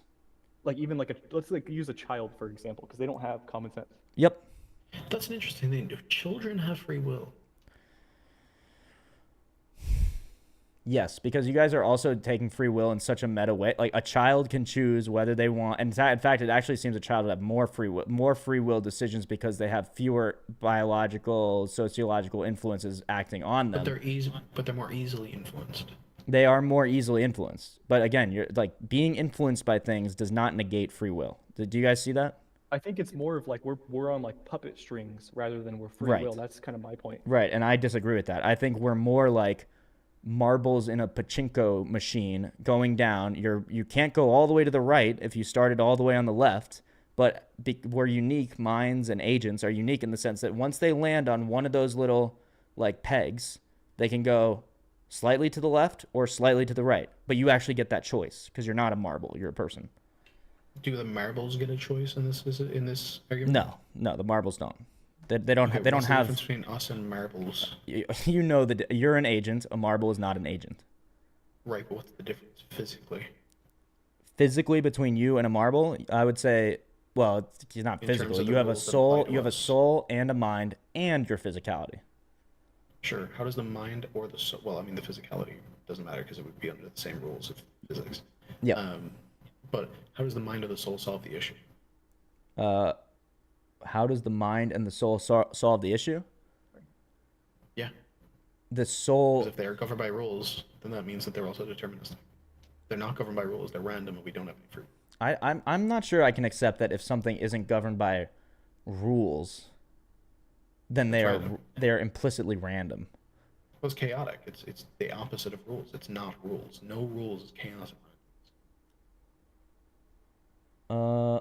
What if the rules are like defined by you or whatever? That's still rules, Right. which is deterministic. I can only make certain things, whether it's self-imposed or not, doesn't matter. Because I would have been determined by my physical state to make those rules. Well, what if you're determined by a non-physical state, like a weird thing like a soul that just gives you this supernatural ability to have a choice? So what if magic said yes? Yeah, literally. Then that's a presupposition that you can't. I agree. We already talked about this. Toe, do you have No, do you have a point about this? I just got toe there. I'm still just reading up on the Pharaoh thing. It seems like he did show at least some will to let the people go. Yep. But the point of the heart in the heart is that it was ultimately his will not to let them go. So the hardening of the heart, The free will. the hardening of the heart was the process. strengthening of Pharaoh's own free will to not let them go. Sure, let's just agree with all of that. Okay. But if we go back to the definition of free, it says not under the control or power of another. Toe, I just got into a presup argument. There is no need for this. Well, regardless, I'll respond to Toe's point. Free is not under the control. Say it again. Oh wait, I have it here. Not under the control or in the power of another. Able to act or be done as one wishes. I mean, yeah, Yeah, that so if wasn't God who can who change our will. whose That power. means it's not free. Who other than Pharaoh had the control or the power to let them go? What, God? Is that what you're saying? Well, I don't think God did. What do you think? Actually, Wait, you said besides Pharaoh. I don't know. Yeah, that's what I'm saying. So it's under his control. It was under his control and it was within his power. So he did what he willed. Okay. I have a question. Is God in control of everything? Is God in control of everything? It's not logically inconsistent, right? He can do it. I certainly This is think he divine could. Simplicity versus essence energy. Yeah. Right, but would you say all of existence is necessarily housed in the mind of God? All existence is necessarily housed in the mind of God. That's a good question. That's actually a very popular thing that evangelicals say. It's definitely what I believed when I was like a new age like weirdo. But now I'm not sure if there's a separation between, like, I'm not sure if God created a pocket of non-control, which is our material universe, for himself. But yeah, but as him to be all powerful, I think he would have to be necessarily in control. I think he would necessarily have the ability to be in control, but also if he's all powerful, he could also restrain his own power to not be in control in certain situations. I think that does actually fall under the How is that too logically heavy, he inconsistent? can't live. What's that? You're saying he can restrain himself. How is that logically possible? Well, obviously he can restrain himself. That's how he'd have to create anything. Is it? Yeah, I mean, because if he didn't restrain himself in some sense, then just his perfection would permeate every. There would be nothing to create. Like for instance, So- evil. For instance, evil. If you believe evil exists, right? That is a privation of the good. That's him Well, I mean, I restraining absolutely believe that in the reach. Christianity, he created evil because he created sin. That's a Calvinist view. I don't believe that, but I could see where you would get that from. But Isn't it literally in a text? I'm pretty sure it's actually in the Bible that he created sin. But he created all things, including sin. he takes Lucifer, who he created takes sin or something. responsibility for all things, but no, he didn't choose for Lucifer to fall. Is what I'm thinking. Is what I'm saying. Well, I knew mean, he was gonna created the do it, he universe in created it which. anyway. Yeah. He made it possible for Lucifer to fall again, restrained Yeah, himself. but if if I make a gun that I know is going to shoot a person in the face, I'm responsible for that person being shot in the face. That's why he takes responsibility for it. But that doesn't mean you shot the person in the face. I'm not saying he did it. I'm saying he's responsible for it. Yeah, I mean he does take responsibility because he takes all the responsibility. But this doesn't invalidate free will. I don't understand how that invalidates free Okay, will. can we? I still have not gotten a good answer for this. Okay. Okay, let's hear it. It's just like there's so many different examples, so we can move on from Pharaoh. When it goes to Saul, it says an evil spirit came to Saul, then he raved his house, so he like destroyed his house or something. And it says that Saul goes from vowing to spare David to attempting to murder him in a single scene, driven by the spirit of Yahweh. His intent flips a whole 180 degrees because of the evil spirit that God sends to him. Wait, By it the says way, real quick, where is this? It says God sent him the evil spirit, or is there room for Saul to have invited the evil spirit in? It just says then an evil spirit from the Lord came upon Saul. So it's like the Lord willed it at least. That's fucking weird. And plus, I blame God for everything that every evil spirit does. So even if the spirit wasn't directly from God, God still allowed it to happen. Yeah, God, everything happens by God's permission. I agree with that. Real quick, I do want to give you this because I think it's cool and you'll appreciate it. I looked up if the sin thing being created by God because I thought the thing existed. I'm still looking for it, but someone said sin is not a thing. Sin is a perversion of the purpose of a thing. To say God created sin is like saying people who invented the car invented bad driving. Yes. I think that's solid. Yeah, I agree with that. I think that's fine.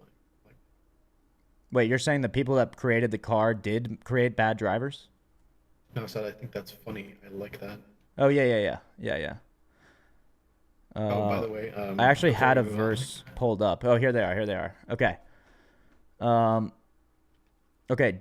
Wait, here we go. Deuteronomy 30:19. I have set before you life and death, blessings and curses. Now choose life so that you and your children may live. Joshua 24:15. Choose this day whom you will serve. But as for me and my house, we will serve the Lord.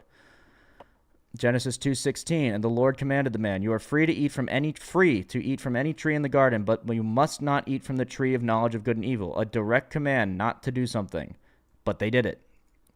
Do not be deceived. God cannot be mocked. I don't know. That one's not really relevant. Yeah, I would just say the garden reflects negligence. I know you would say that, but you Like have if to. I let my kid walk out in the street and he gets hit, I'm not going to blame my child. Okay, but would you not create the streets? Would you not create the child? Would you not create the car? Because you have to I would not remember create what the tree. the tree of life. Let me show you. Actually, let's go back to paint for a second. I can show you what these Actually, things I'd are. still create the tree, but I'd put it on the other side of the universe. Okay, you're just seeing the garden in this like literalist, fundamentalist way. This is We how can take it as a metaphor.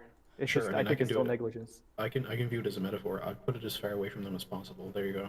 But he did. I didn't. Talk Yes, you about did. If you Big are alphabet. if you are a unsinful perfect person and God gives you a command, the absolute farthest thing you can do from your nature is to disobey God's command. Unless God gives you free will. Unless God makes you disobey your own promises, like in 1 Samuel Yeah. 19. But he doesn't make anybody disobey his. Yes, he So, does. how so? It says, Saul listened to Jonathan. He says, as surely as the Lord lives, David will not be put to death. But an evil spirit from the Lord came to him, and then he tries to kill David. So God makes him break his own promise and try to kill David. I think that's not him saying he won't do it as in I'm gonna make him not do it. I think it's just him predicting he won't do it. Saul makes an oath. Okay. Yeah. So he makes a promise that he won't do something, and then God sends an evil spirit, and then he tries to do the thing he just promised not to. And this is within like 3 verses of each other. Pretty sure that's Samuel just 19. God testing his conviction at that point. Have you read 1 Samuel 19? We can get I into don't it if think you you're want. reading it to me. Yes. So this is, I don't see any other interpretation. Okay, mean, just because you don't see any other That's interpretation why doesn't I'm mean saying, there aren't that's why I'm other asking you to go interpretations. to it. I'm happy to. I Wait, was just drawing the garden for you. Hold on. Do you guys see my paints? Is that? Oh no, it's not still up. Sorry. No, you're not streaming. Okay.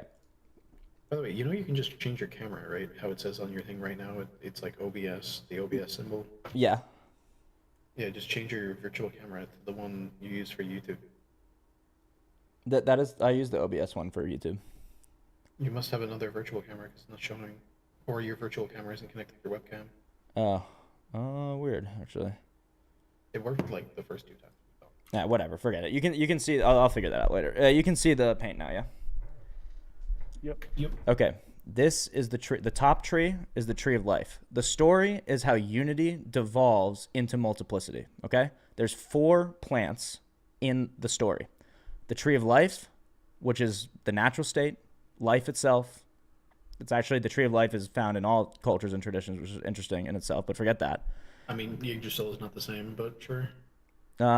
It's not the same, but it's whatever. It's just interesting how these things line up. Tree give food, you know. The knowledge of good and evil is the first instance of duality. So to go from one into two-ness. Now there's 2 things, good and evil. Now they've tasted this multiplicity, and they're thrust into greater multiplicity. The leaves, they cover themselves. Or not the leaves. That's how it's depicted, like in whatever. But the skins, right? Actually, I think there are fig leaves in Genesis. So that's just neutral, but that represents neutral multiplicity, right? And then the Wait, curse comes, how is and we this- get thorns. Wouldn't there be 4? What, 4 leaves? Yeah. It's Yeah, sure. multiplicity. Yeah, whatever. Fine. Whatever. So unity moves into duality, moves into neutral multiplicity, moves into harmful multiplicity. That's what the story's about. It's not about people walking around a garden and being like, I mean, yes, that's a beautiful and perfect image for that, a great symbol for it. But the point of the story is not like God put these trees here. The point is, if you want to have any creation at all, which requires multiplicity, there must be 2 different things to choose. Do you think There the must be garden is a real duality. place? What's that? Do you think the garden was a real place? You have to say no, because you believe in evolution, right? No, you can say yes and somehow make it work, but I also want to, like, because you're saying this from a narrative standpoint. We are not. Do you believe the garden was a real place? If so, then basically all of its other shit is real. Do I think there's a situation in which the garden is a literal physical garden? Yeah, let's ignore all the contradictions to reality. I don't give a fuck about them. You could say that, like, I don't know, fucking Adam and Eve were cast down into fucking apes. Right, they sure. evolved from there. Like they evolved from primates and then they were like put in this perfect garden or whatever it is. Yeah, Sure. I don't think it was a physical place because it's described as being Heresy. the top of a mountain from which 4 streams. This is also a really interesting image. So this is what the garden is in its most in its most true symbolism. If you're just saying it represents the divine connection between humanity and God, then I mean, I don't care. That's Yeah. fair enough. I mean, that is the most important way for it to Oh, you're just manifest. envisioning it as the original Tower of Babel. No. It is actually in tradition, and if you read closely in the Bible and exegete, it is a mountain. It's the top of the mountain. Yeah, it's supposed to be analogous to the Tower of Babel, except they tried to get back too early. They were full of sin. They were not worthy. Yeah, I think that'd be an interesting way. That's a good symbolism. I like that. I don't have a problem with that. So This is yes. water right Make here. a mountain. So then, what happens when water flows down? The water is this like sort of divine flows. essence, and it flows into just vast like oceans and Water doesn't do multiplicity. that. Well, yeah, it doesn't go up, but you know what I mean. This is like spatial now, I guess. I don't know. That's an ocean, right? And so when humans were non-sinful, they existed at the top of the hierarchy of things, of nature. And then they Sure. Are we sinned. just talking narratively again? We're talking symbolically. It's more than narrative. Then that's It's fine. I don't have any disagreement with how you view it narratively or symbolically. Like that's Right. not like you can view that any way as to make it non-contradictory. I don't Right. care. So when in terms of, are you asking me, is this a physical real place? Like this Was it a mountain physical, real mountain doesn't place? exist. So I can't say that. No. I mean, Well, it doesn't exist on Earth, but do you think that it exists or exists? This is like turning into Mormonism now. We got like Yeah, does it these exist on another planet? yeah, no, I don't think it exists on a different planet. If it exists, but when it does exist, and it exists in the symbolic realm, in the like, Okay. which Jordan, is you just said more calm real down than here. the realm we live in. Symbolism is more real than what we live in now. I Okay. would just disagree Symbolism with is that so more hard. real. What? Yes, everything you understand is a symbol. Symbol, by the way, the I'm making a quotes channel. yeah, go for it.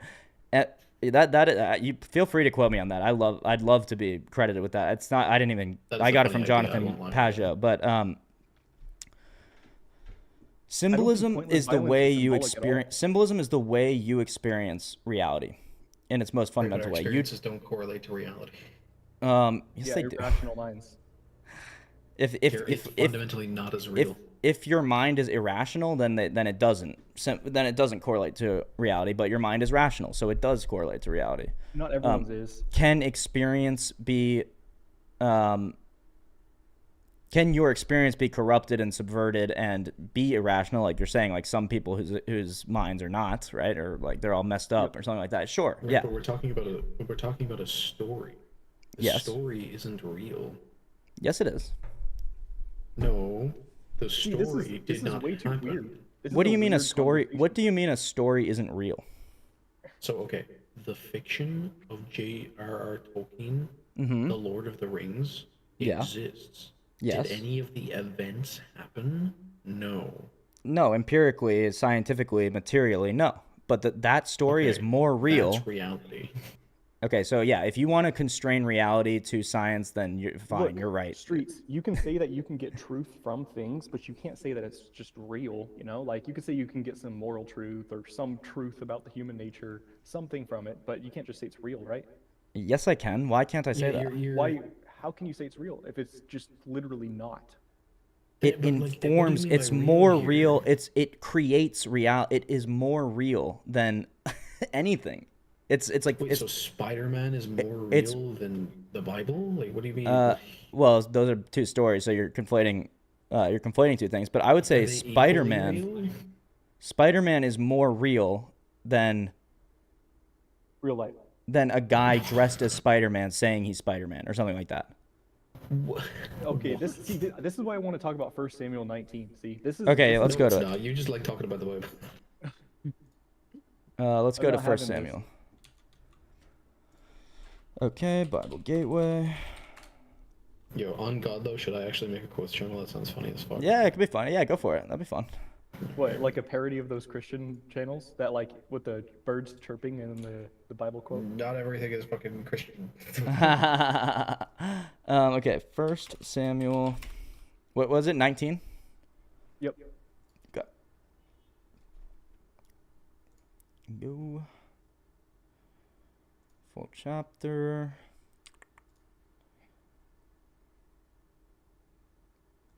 19. Okay, 19. What verses are we talking about here? First few verses. Is that what it is? You're using different translation. 1 second. It just Okay, I says can use your different order. I can use your translation. Or which one are you No, I using just click on actually? whatever. I just Okay. click on Google. So Okay, got you. So Saul looks spoke to like his son 6. John. Oh, sorry, 6. Number 6. Okay. I just want to get a little bit of context. So let's go to like 4. Jonathan spoke well of David to his father Saul, saying to him, "The king should not sin against his servant David, because he has not sinned against you, because his deeds have been of good service to you. For he took his life in his hand when he attacked the Philistine, and the Lord brought about a great victory for all Israel. You saw it and rejoiced. Why then will you sin against an innocent person by killing David without cause?" Saul heeded the voice of Jonathan. Saul swore, "As the Lord lives, he shall not be put to death." So Jonathan called David and related all these things to him. Jonathan then brought David to Saul, and he was in his presence as before. Am I missing something? Keep Go going. real quick. Okay. Again, there what was did you war. Say symbolism is more real than what? Come on. Symbolism, for the Oh, quote, your quote's not right. symbolism is more real than empirical observation. How about that? Okay. I feel like that just makes it worse. Yeah, it can be does, bad right? for you guys, but that doesn't make it wrong. Okay, again there was war, and David went out to fight the Philistines. He launched a heavy attack on them, so that they fled before them. Then an evil spirit from the Lord came upon Saul, as he sat in his house with his spear in his hand, while David was playing music. Saul sought to pin David to the wall with the spear, but he eluded Saul, so that he struck the spear into the wall. David fled and escaped that night. So is your contention that that God somehow made Saul hateful like this? That Saul swore to the Lord that he will not be put to death. Yep. He's like, I'm not gonna kill him. Okay. So are you familiar with when the devil enters Judas and makes, quote unquote, makes him sin against Jesus and turn him into the Well, so are you agreeing that it's contradicting his own will? no. Doesn't wait, hold on. In that moment, doesn't God allow the devil to alter his will?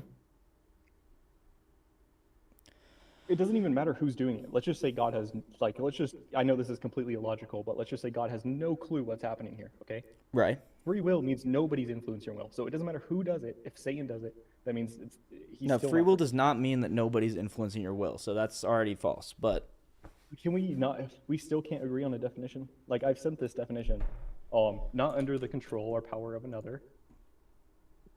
yeah, I mean, I never agreed to that definition, first of all. But so not under the control or in the power of another. Yeah, that's just wrong in regards to free will. Of course, I'm So in the you saw control. free will while being I'm in a the slave. control and in the power of like my government. That means I don't choose whether I wear a green shirt or a blue shirt. Oh, that makes this even But your worse. will also I didn't isn't even being think about changed that. by the government. What's that? Your will is not being changed by the government. Yeah, exactly. It's not. It is in Yeah. this case. No, my will isn't being changed. I'm just constrained to do certain things or not. This guy seems to completely 180 flip from I'm not going to kill him to literally just attempted murder. Like chucks a spear at him and he dodges his spear and the spear goes in the wall. It's Yeah. like a Okay, so fight scene. you also have to recognize that an evil spirit is very common, sort of like From the Lord. It's from God. So yeah. But everything is from God. So God takes responsibility for everything. But this doesn't mean that Saul didn't well, this one invite. says he like handpicked him. You know. But well, it doesn't Chuck say him out, yeah. that the Lord handpicked the evil spirit or that the Lord sent this on. evil spirit You in. read it so uncharitably. No, you are reading it uncharitably. I'm trying to read it seriously and take into account the entire context of the Bible. And so everywhere you read about an evil spirit entering someone, it always indicates, unless you can think of another example, it always indicates that the person has invited the evil spirit in. And just because everything comes from the Lord doesn't mean Saul didn't invite this evil spirit into his heart to change his mind. Okay. And the Every rest of the time- story is really important. Saul's a bad guy. The whole build up to this is that Saul is like the worst dude ever. Because one of the things, he used to be righteous and holy and good, and then he just slowly but surely started making these choices, making these decisions to do horrible things. And I then think Adam's got him beat. what's that? think Adam's got him beat in the worst man ever. Yeah, no, I don't think he's the worst guy for sure. I wouldn't say that. But Saul is not a good He man. did. Oh, okay, So whatever. I was I'm just being, asking, what I was why being. did Saul promise Yeah, not to kill him, and Because- then 2 seconds later he tries to kill him? Because that's exactly because of what his liars. That's exactly what liars and unrighteous people do. So you're saying this he is was what I'm lying? telling you. Wait, Yes, hold on. of course Saul is lying. This is what makes him such a So- bad person. He Yeah, so I swears just to would God. not interpret it that way. I know you So, didn't. this is I know this you is what I'm didn't. telling you, dude. I tell you this every time you have these arguments. He's going to interpret it in the way that makes it right. So There's what no is the way choice to- then? What is the There's even no option? choice. There's no Like other I'm giving option. him, okay. At least he couldn't do that with the Deuteronomy contradiction with the 10 Commandments. But this is so. Oh, I clear. did It's look like that there's- up, by the there's way. literally three- I did look that up, by the way. That is just not a contradiction. Bro, you see what I mean? Like, it's impossible to stop arguing the Bible. There's too much. So what is the point of a debate if no matter what I tell you, your mind will never change? You'll just. Well, he come doesn't up with believe this that. post hoc. The Everything point you of say is post hoc. the point of the debate is to explain to you that I am not a Oh. fundamentalist. Oh, so you're just gonna give me a mythical, metaphorical, non-orthodox interpretation? So you're gonna get no. This is the Orthodox. The Orthodox are never No, gonna look at this no. and say, "Oh, I guess God's evil and He sends evil spirits and completely controls everyone's will." You are the one giving the fundamentalist literalist reading. I'm telling you, none of the views you've given me are orthodox. So going back to the Garden of Eden, the Orthodox say that is a very literal event. It is a literal Everything. place. Yeah, yeah. Like it's every single, they don't No. dismiss things the Bible says. So, I mean, no offense to you, but Okay, there is no what- point in debating you if you don't hold any positions. Like you just kind of go as you go. You know? No, this is the. I am drawing directly from Jonathan Pajot, a esteemed Orthodox scholar, symbol creator. He literally makes images for the church. The interpretation of Genesis that I gave you is his interpretation. It's not mine.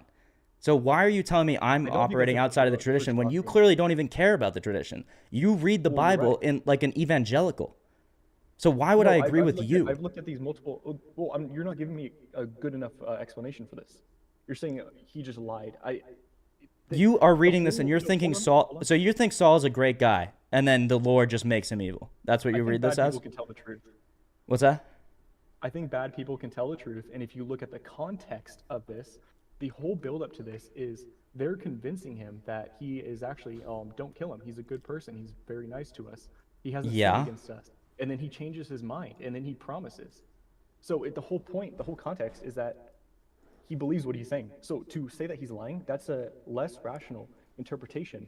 And it's I'm the sorry. only- Where the are only you? reason Where are we- you saying? Where are you seeing that Saul is not lying about this? Where are you He seeing that? heeded the voice of Jonathan, so it seems Yeah. like he actually took his words. It is true that if he was lying, he would probably say something like. Of course "Not he you would say lying." this. If his entire clan is looking at him and saying, "Why are you being so evil to David?" Of course the evil lying king is going to say, "No, I'm not going to do it. I'm not going to do it." And then when they're alone in the fucking throne room, then he does it. I mean, what? This is post hoc. The context reveals that he's telling the truth.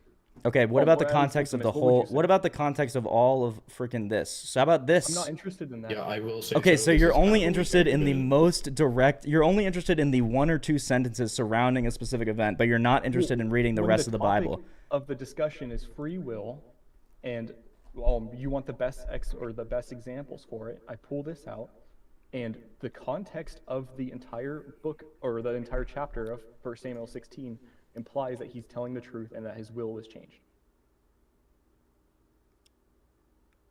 Him sending down a demon does kind of imply that. I won't lie to you. Like, I don't know about everything else, but like God sending something down to do nothing doesn't kind of make any sense. It Okay, had to I have think- done something. What's that? God sending someone again. This doesn't defeat free will for God or demons or anybody to influence your decisions. That does not mean you don't have the choice to do Let's something. say- This let's is say it very doesn't. literally influencing. But let's say it doesn't. In this one case, Yeah. right? Would you agree that at least some influence was fucking given by God? Yes.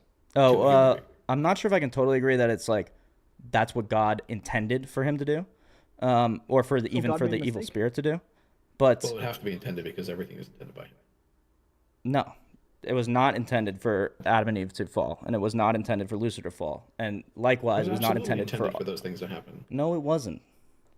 But what do you mean? Everything happens for the glorification of God. That's the whole point. No, Yeah, that's God the Bible verse right glorifies there. even the worst things. It's different. It's different than No, him he doesn't. He's intending all bad good. things to happen. What's that? No, he doesn't. He's all good. He never glorifies evil. No, he To the ones turns. who know God, they know He's that all so bad things good. happen to his glory. He's so good that he turns even evil into good. That's the point. Not that he Right, like. but that can't exist unless evil happens. Of course, evil happens. Right, but evil only happens on his whim. He created the Not on his world so whim. that evil On can happen. because free will is a greater good than puppetry. He's got me there. Yeah, I can't prove that's not very good. So to you, But, Toe, again, would you so, agree that what? it is someone influencing it? Like he's Yeah, of influencing course. them? Yes. Okay. Yeah. Can you So move on will from is not there, for its Todd? influence. Yeah. Okay. Like now I I've get this said, point. Now I like get I've this said 100,000 times over the last 4.5 hours, 5 hours now, things influence your decisions. No, this is different. We're talking about, because I've already used examples like that. You said I couldn't. I used an example like slavery. You said no, that's a worldly thing. I can't use that as an example. So those are banned. Okay. Wait. We're I talking don't. I about don't remember an saying that. internal change. What? No. Famous said I couldn't use slavery as an example, right? About what? As an example for what? About an example of no free will. Correct. Oh No, yeah, I think sure. we just all disagreed. Well, slavery doesn't Because that's a mean. being an worldly. That's a example. worldly Yeah. thing. Yeah. I mean, that's Even not though the why it's definition not would an still example. include that. Okay, fine. No, because those are just vaguely like those are not in your control, like objectively. Like you either forced to do things or you have free will to do things, or something goes through your will. Those are not will choices. Those are forced. Like Yeah. slavery is forced. A So lot of interdependent. many. I'm even willing to admit that or concede that 98% of things are forced or determined or whatever you're saying. I only Sure, need to but say that. I'm skipping those because those don't actually change your will; they just suppress it, right? Right. This Sure. seems to actually change his will. Like, what is your explanation for this? That Saul invited the evil spirit in by literally consistently being evil for the last however many chapters. All Let's these just say chapters. Didn't God send it? Yeah, but- sure, we could agree to that. Okay. And then it's still changing his will. Yeah. Well, it is So- not what changes his will. It influences him to change his will. That's how I'm He going to makes say a that. promise not to do something, and then he breaks his promise instantly after. Are you still saying that he was lying in that promise? Because Also, it says isn't the that spirit came after he coercion? promised. Wait, sorry, one thing at a time. So Oh, Saul So, is are you lying. still So if saying he's lying? I'm not allowed to say that Saul is such a bad guy that he would swear to God and lie about it. yeah, and then the evil spirit comes after he promises. So it also wouldn't Yeah. make sense that he would lie before the evil spirit came. Yes, it does, because So- he's evil the whole time. Literally, in this chapter, another evil spirit comes, and in this one, he does another evil thing, and in all the following chapters, he's the biggest dick you can possibly imagine. I know Adam's a bigger dick, whatever, but I was only joking. I know. Saul slaughters the priest. I mean, he's like a horrible person. Of course, he can swear to God and then Well, now, happily can't trust invites him an to do evil that. spirit into his heart. And Who knows if that's him doing it or if it's God doing it? Wait. So But it who- doesn't how- matter. who are Hold we on, to say? hold on. So here's the thing, right? Yeah. Even if God didn't command the demon to go into him, right? Let's say that you're right about the whole like him inviting him in. I have two What? things. One, okay. God knew that he would enter him because he knows all things. Mm-hmm. Two, he sent the demon. So I have a question for you. Yes. Am I responsible for the death of a person if I hire a hitman to kill him? Well, yeah, of course. Okay. God hired a hitman to kill his free will. There you go. I don't think that is not the interpretation of the Bible. I mean, but that's Whose the events interpretation? that happened, even metaphorically. That's what happened.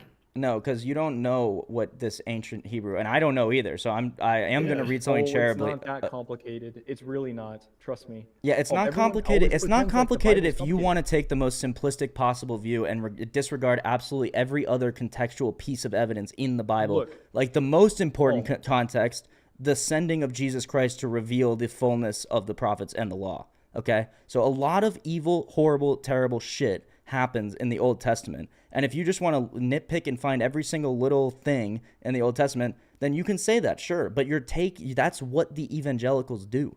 That Well, is this what a the contradiction of fundamentalists free do. will. But hold on, I got a beer back. Okay, I'm actually, Yeah, I think you should go soon, dude. But I will say to just end off on that. yeah. I will say just to end off on a nice note. Okay. You believe in the preponderance of the story. He believes in the preponderance of the contradictions. Yes, That's exactly. why. It's That- not like that- completely unreasonable.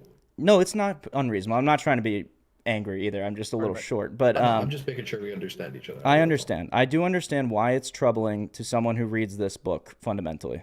And I understand why it's tempting to read it fundamentally. Or fundamentalistly, or whatever the hell the word would be. Fundamentalistically. Literalistically is a good way to say it. So yes, You I can just say understand if literally you're that way. taking a literalistic view, an uncharitable view, and the most No. simple explanation have to- for these passages, then yeah, I understand the why you would read it. orthodox But hold on. You This have is to not understand that orthodoxy. You think Orthodox actually believe that God is evil? Oh, Orthodox, So, hold on. no, they rationalize it somehow. But Orthodox reject evolution. They've always have rejected evolution. They've always believed that these things actually happened, that the sun actually stopped in the sky in one of the books. They believe that, there was a garden. They hold all of these things. to be true. Are you confusing Orthodox with evangelical? No. Well, because this is so- Are you aware of Jay Dyer? yes, I know Jay Dyer. He's a young Earth creationist. Okay, am I Jay Dyer? Am I a young Earth creationist? Well, okay, are you going to ask me who I would trust to have a better interpretation of the Bible? Sure, I'll ask you that. Some yeah. guy who spent, his whole life, arguing and debating and going from Calvinism to Catholicism to Orthodoxy. Like, I would trust, I'm not putting it down. I just trust him more. And when I take his views, I take them as, probably the more classical Orthodox position. Okay, then And I would especially historically, recommend you evolution didn't engage with exist. actual Orthodox priests because Jay Dyer's profession is to rage bait and to enter into debate. it doesn't. Have you ever watched his debates? Yes. He's Yeah, actually. I will say he does rage bait a lot. I won't He's a lie. rage baiter. can you He give me an loves to example? do that. So, look, Oh, I mean, a lot of okay, his I rage want bait okay is if his you're literal interpretations. if you're actually interested and if you're not just making sort of like specious arguments to try to catch me in some kind of gotcha, I'm gonna send you Jonathan Pajot, Genesis explanation. This is a good framework for how to read the Bible. Okay? And this is a more established, this is a longer lasting and a more established Orthodox thinker that is respected throughout the tradition. So, after that, I don't really know what to tell I you. don't understand how you guys can say that someone who has like literally thousands of hours of Orthodox theology teachings can be a rage baiter. So you're What are you you talking- don't understand that? I mean, okay, fair enough. No, I don't. Because Okay, it's I'll clear put that you his like this. I'll intention put is you like to- this. I'll put He's an you like this. apologist. Yeah, Hold but on, that I'll put you like not an all apologist, not apologists are necessarily an right. adult. Hold on. So okay, what's the forefront atheist, like the four horsemen, right, of atheism or whatever? What's the one evolutionary biologist? I can't remember his name. The old fuck. Dawkins. Dawkins. Dawkins is a PhD professional, knows a lot about science. Yep. That motherfucker is a rage baiting prick. Yes. I don't care how much you know, you can still be a rage baiter. Is he Exactly. bald? He's Exactly. not bald. Who's the bald guy? Matt bald guy is, Dillahunty. That's who I was thinking of. Oh, he's Oh, not my one of the bad. four horsemen, but he was going to replace. Oh, yeah. What's his name? I haven't watched any of them, so I don't know. Yeah. Matt Dillahunty is. Remember, He was great. Now he's shit. Yeah. I don't consider people who get angry to be rage baiters because the people you're No, talking I don't about, mean sure, get they angry. get I mean make don't inflammatory either. comments.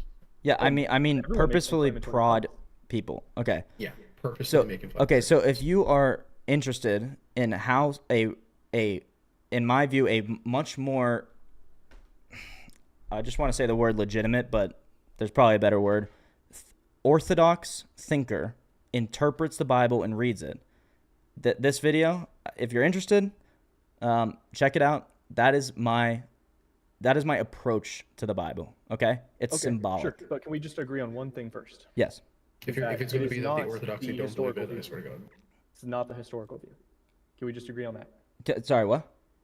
Can we It's agree not that the it's not the historical historical view. view? Yes, yes, and as long as you also agree that the Bible is not a historical text. No. I don't care about. That's not related.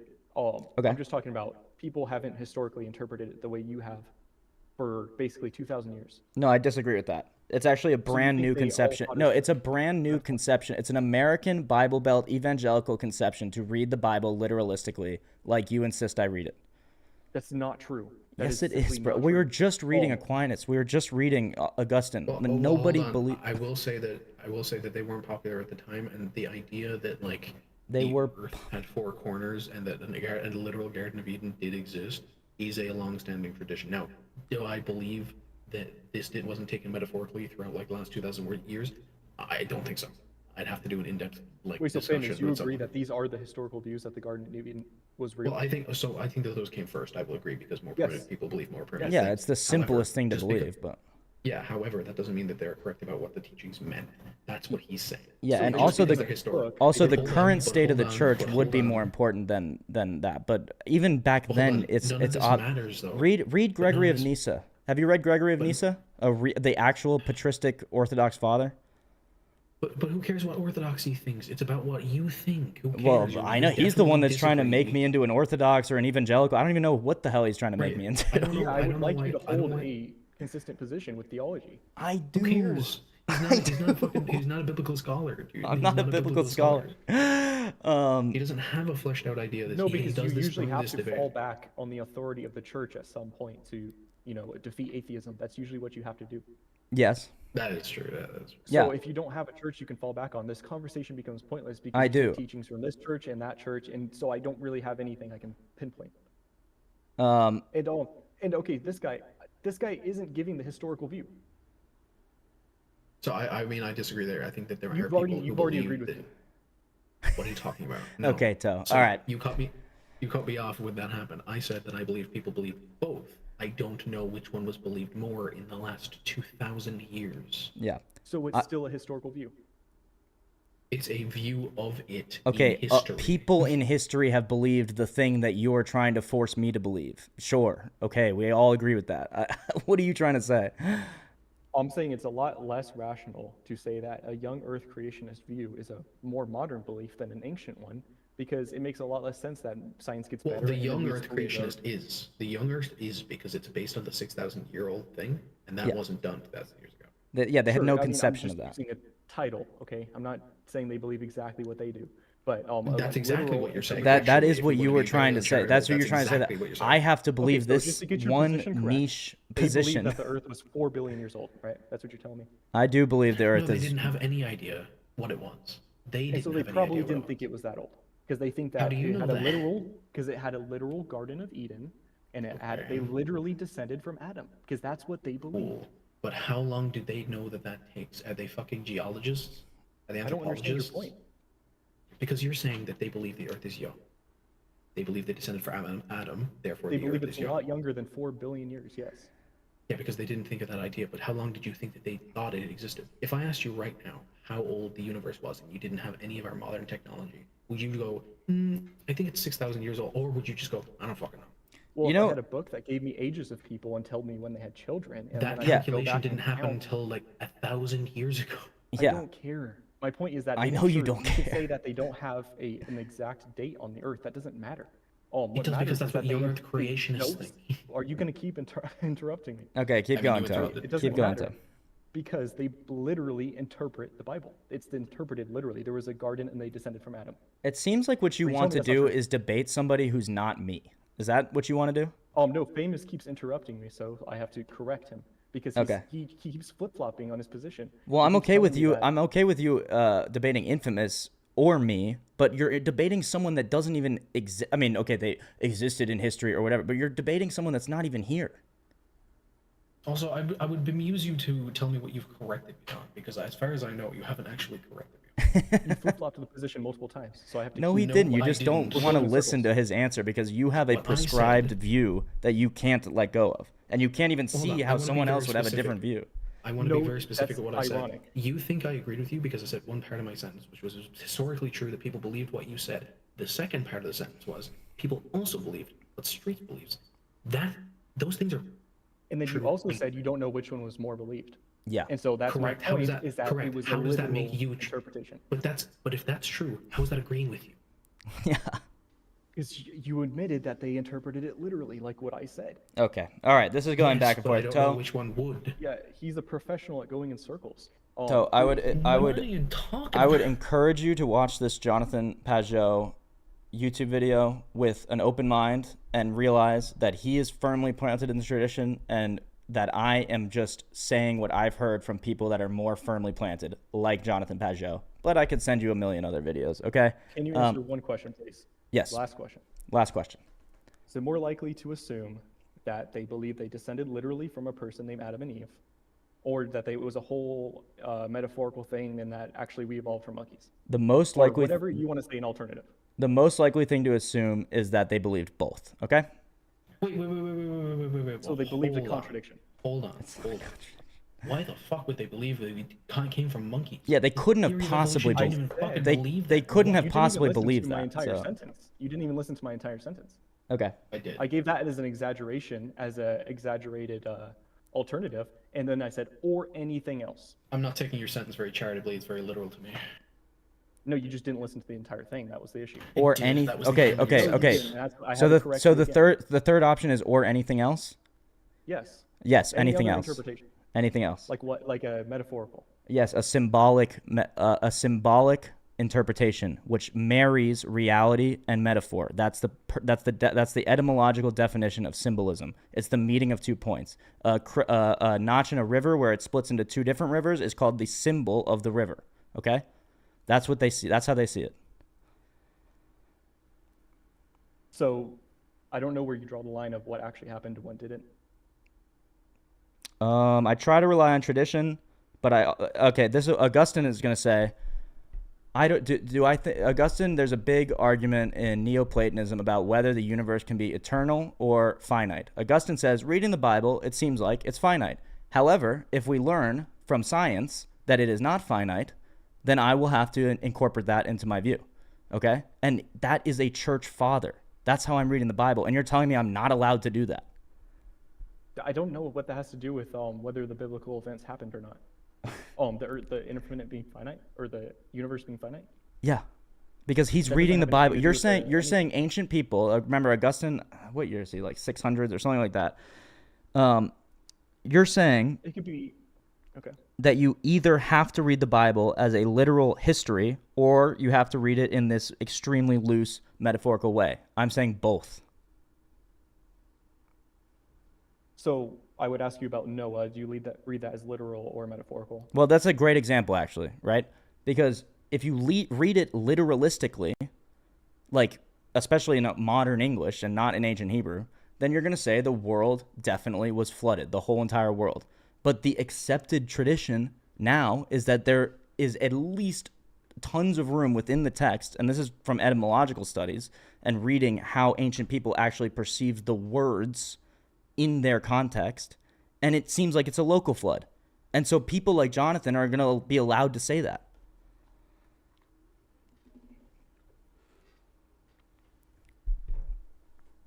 Huh. All right. Thank you, guys. I appreciate you. Great stream. I know I got a little short and tired at the end, but that's okay. That's just how it goes. I'm sorry if I got short with you, Toe. I'm just good. not a fundamentalist. I appreciate you coming in and asking these questions and bringing them up. It is really important. But hold on, real quick. When Yep. you say fundamentalism, I'm talking about orthodoxy.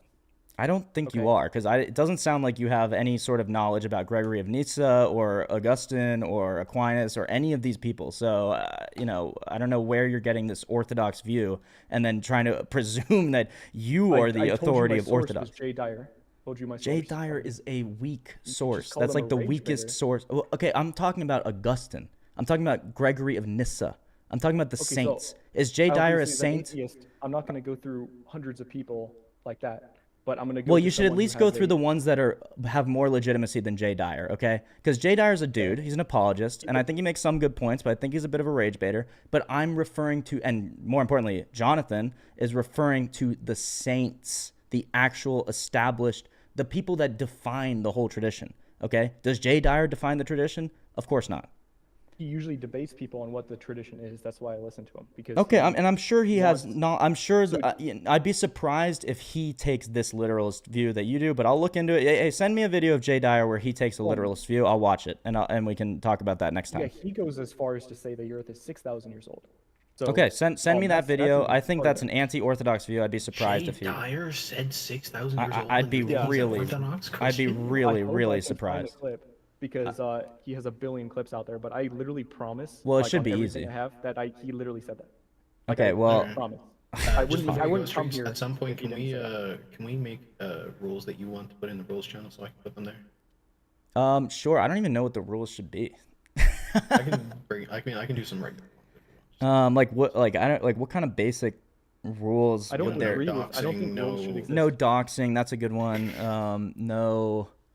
I mean, I want to No be as slurs and I want to be shit. as uncensored as possible. So I guess we can throw no slurs in there. What, just no being evil? I mean, that's pretty much. Yeah, no being, but then you're just gonna call me evil because I worship an evil god. So I mean, that's why I Oh, I want don't as think that. little. I don't think that makes you You evil. have to ban yourself from the server. I have to ban myself from my own server because I worship an evil god, according to one guy who doesn't even exercising believe in God. It's like exercising someone, dude. Yeah, exactly. You do believe in an evil God. You just don't think he's evil. Right. So now So that you're wouldn't telling make me you what I evil. believe in and all yada yada yada. I got you. I got you, brother. It's all good. I get you, man. I know you got problems with the evangelical view. I do too. I know you think it's the Orthodox view. It's not. I challenge you to send me any video where an Orthodox priest or anyone established in the Orthodox tradition, even Jay Dyer, even though I think he's less Yeah, established than he's most a people. catechumen. Or I don't know what he is, but he's in the church. He's in the church, So fine. he's fraudulent, is what you're saying. If the thing you're telling me is true, then he is. So send me that, and I'll evaluate Right, it so based on that. you- I I'm haven't just gonna seen get him this say that. clear. I've You know never more seen than an Jay Dyer, Orthodox right? person or priest or anybody say that the Earth is 6,000 years old. So of course I'm gonna have trouble believing that. If he said that, just then to yes. In clarify- that case, he's corrupted. Absolutely. Okay. Okay, that answers my question. All right. I'll see you. I'll go. All right. See you guys. See you guys. Good stuff. Bye. All right, cool. Yeah, Infamous, if you want to throw in, just throw in, I guess, some basic rules. I don't want to have too many rules, honestly. I want it to be sort of like Yeah. free swinging. But yeah, if you can think of like no doxing is a really good one. Yeah, no doxing, no I showing guess, off your yeah, no, thumb we don't camera. want people throwing around slurs, even though I don't think they will in like the chats or whatever. So I guess, yeah, you can throw that Yeah. in there. Also, like, no turning on your camera without permission. I think I might have to change that in the permissions. But Oh, that might be good. I wish more people would turn on their cameras, honestly. I don't know what any of I you do wish fuckers that look too, like. but I don't. Yeah, but I don't need people fucking like, you know. Oh, like doing Show weird their shit, like dick around. Omegle, Yeah. like jerking off. Yeah, Yeah. yeah. Okay, that's good. Yeah, no cameras. Especially without- if you're on live stream at the time and you're streaming. the Discord, Exactly. like, I don't want to get banned or anything weird like that. Yeah, so shit like that. Yeah, Also, just when, really basic stuff like that. yeah, when that happens, I'm gonna put up the rules, and then there's gonna be a reaction to it that gives them the member role. So it essentially is them agreeing to the rules. Okay, cool. That's good. That's a great idea. Yeah. Then and before then they can't see anything, so they can't join no PC. Right. Okay, I like that. That's really good. Yeah. Okay, thank you, brother. Thank you for sticking with me through that. That was a little infuriating with Toe trying to tell me what I believe, but whatever. It doesn't matter. I'm very good at debating. I know. Especially theology. Yeah. No, I know. It was I all know. over the place. Yeah. It's like it's just a little bit ironic when someone's like, "You must read the Bible the way that I'm reading it." It's like, Are you okay, still streaming, by the way? I am still streaming, but I can turn it off. Probably should. All right, peace, guys.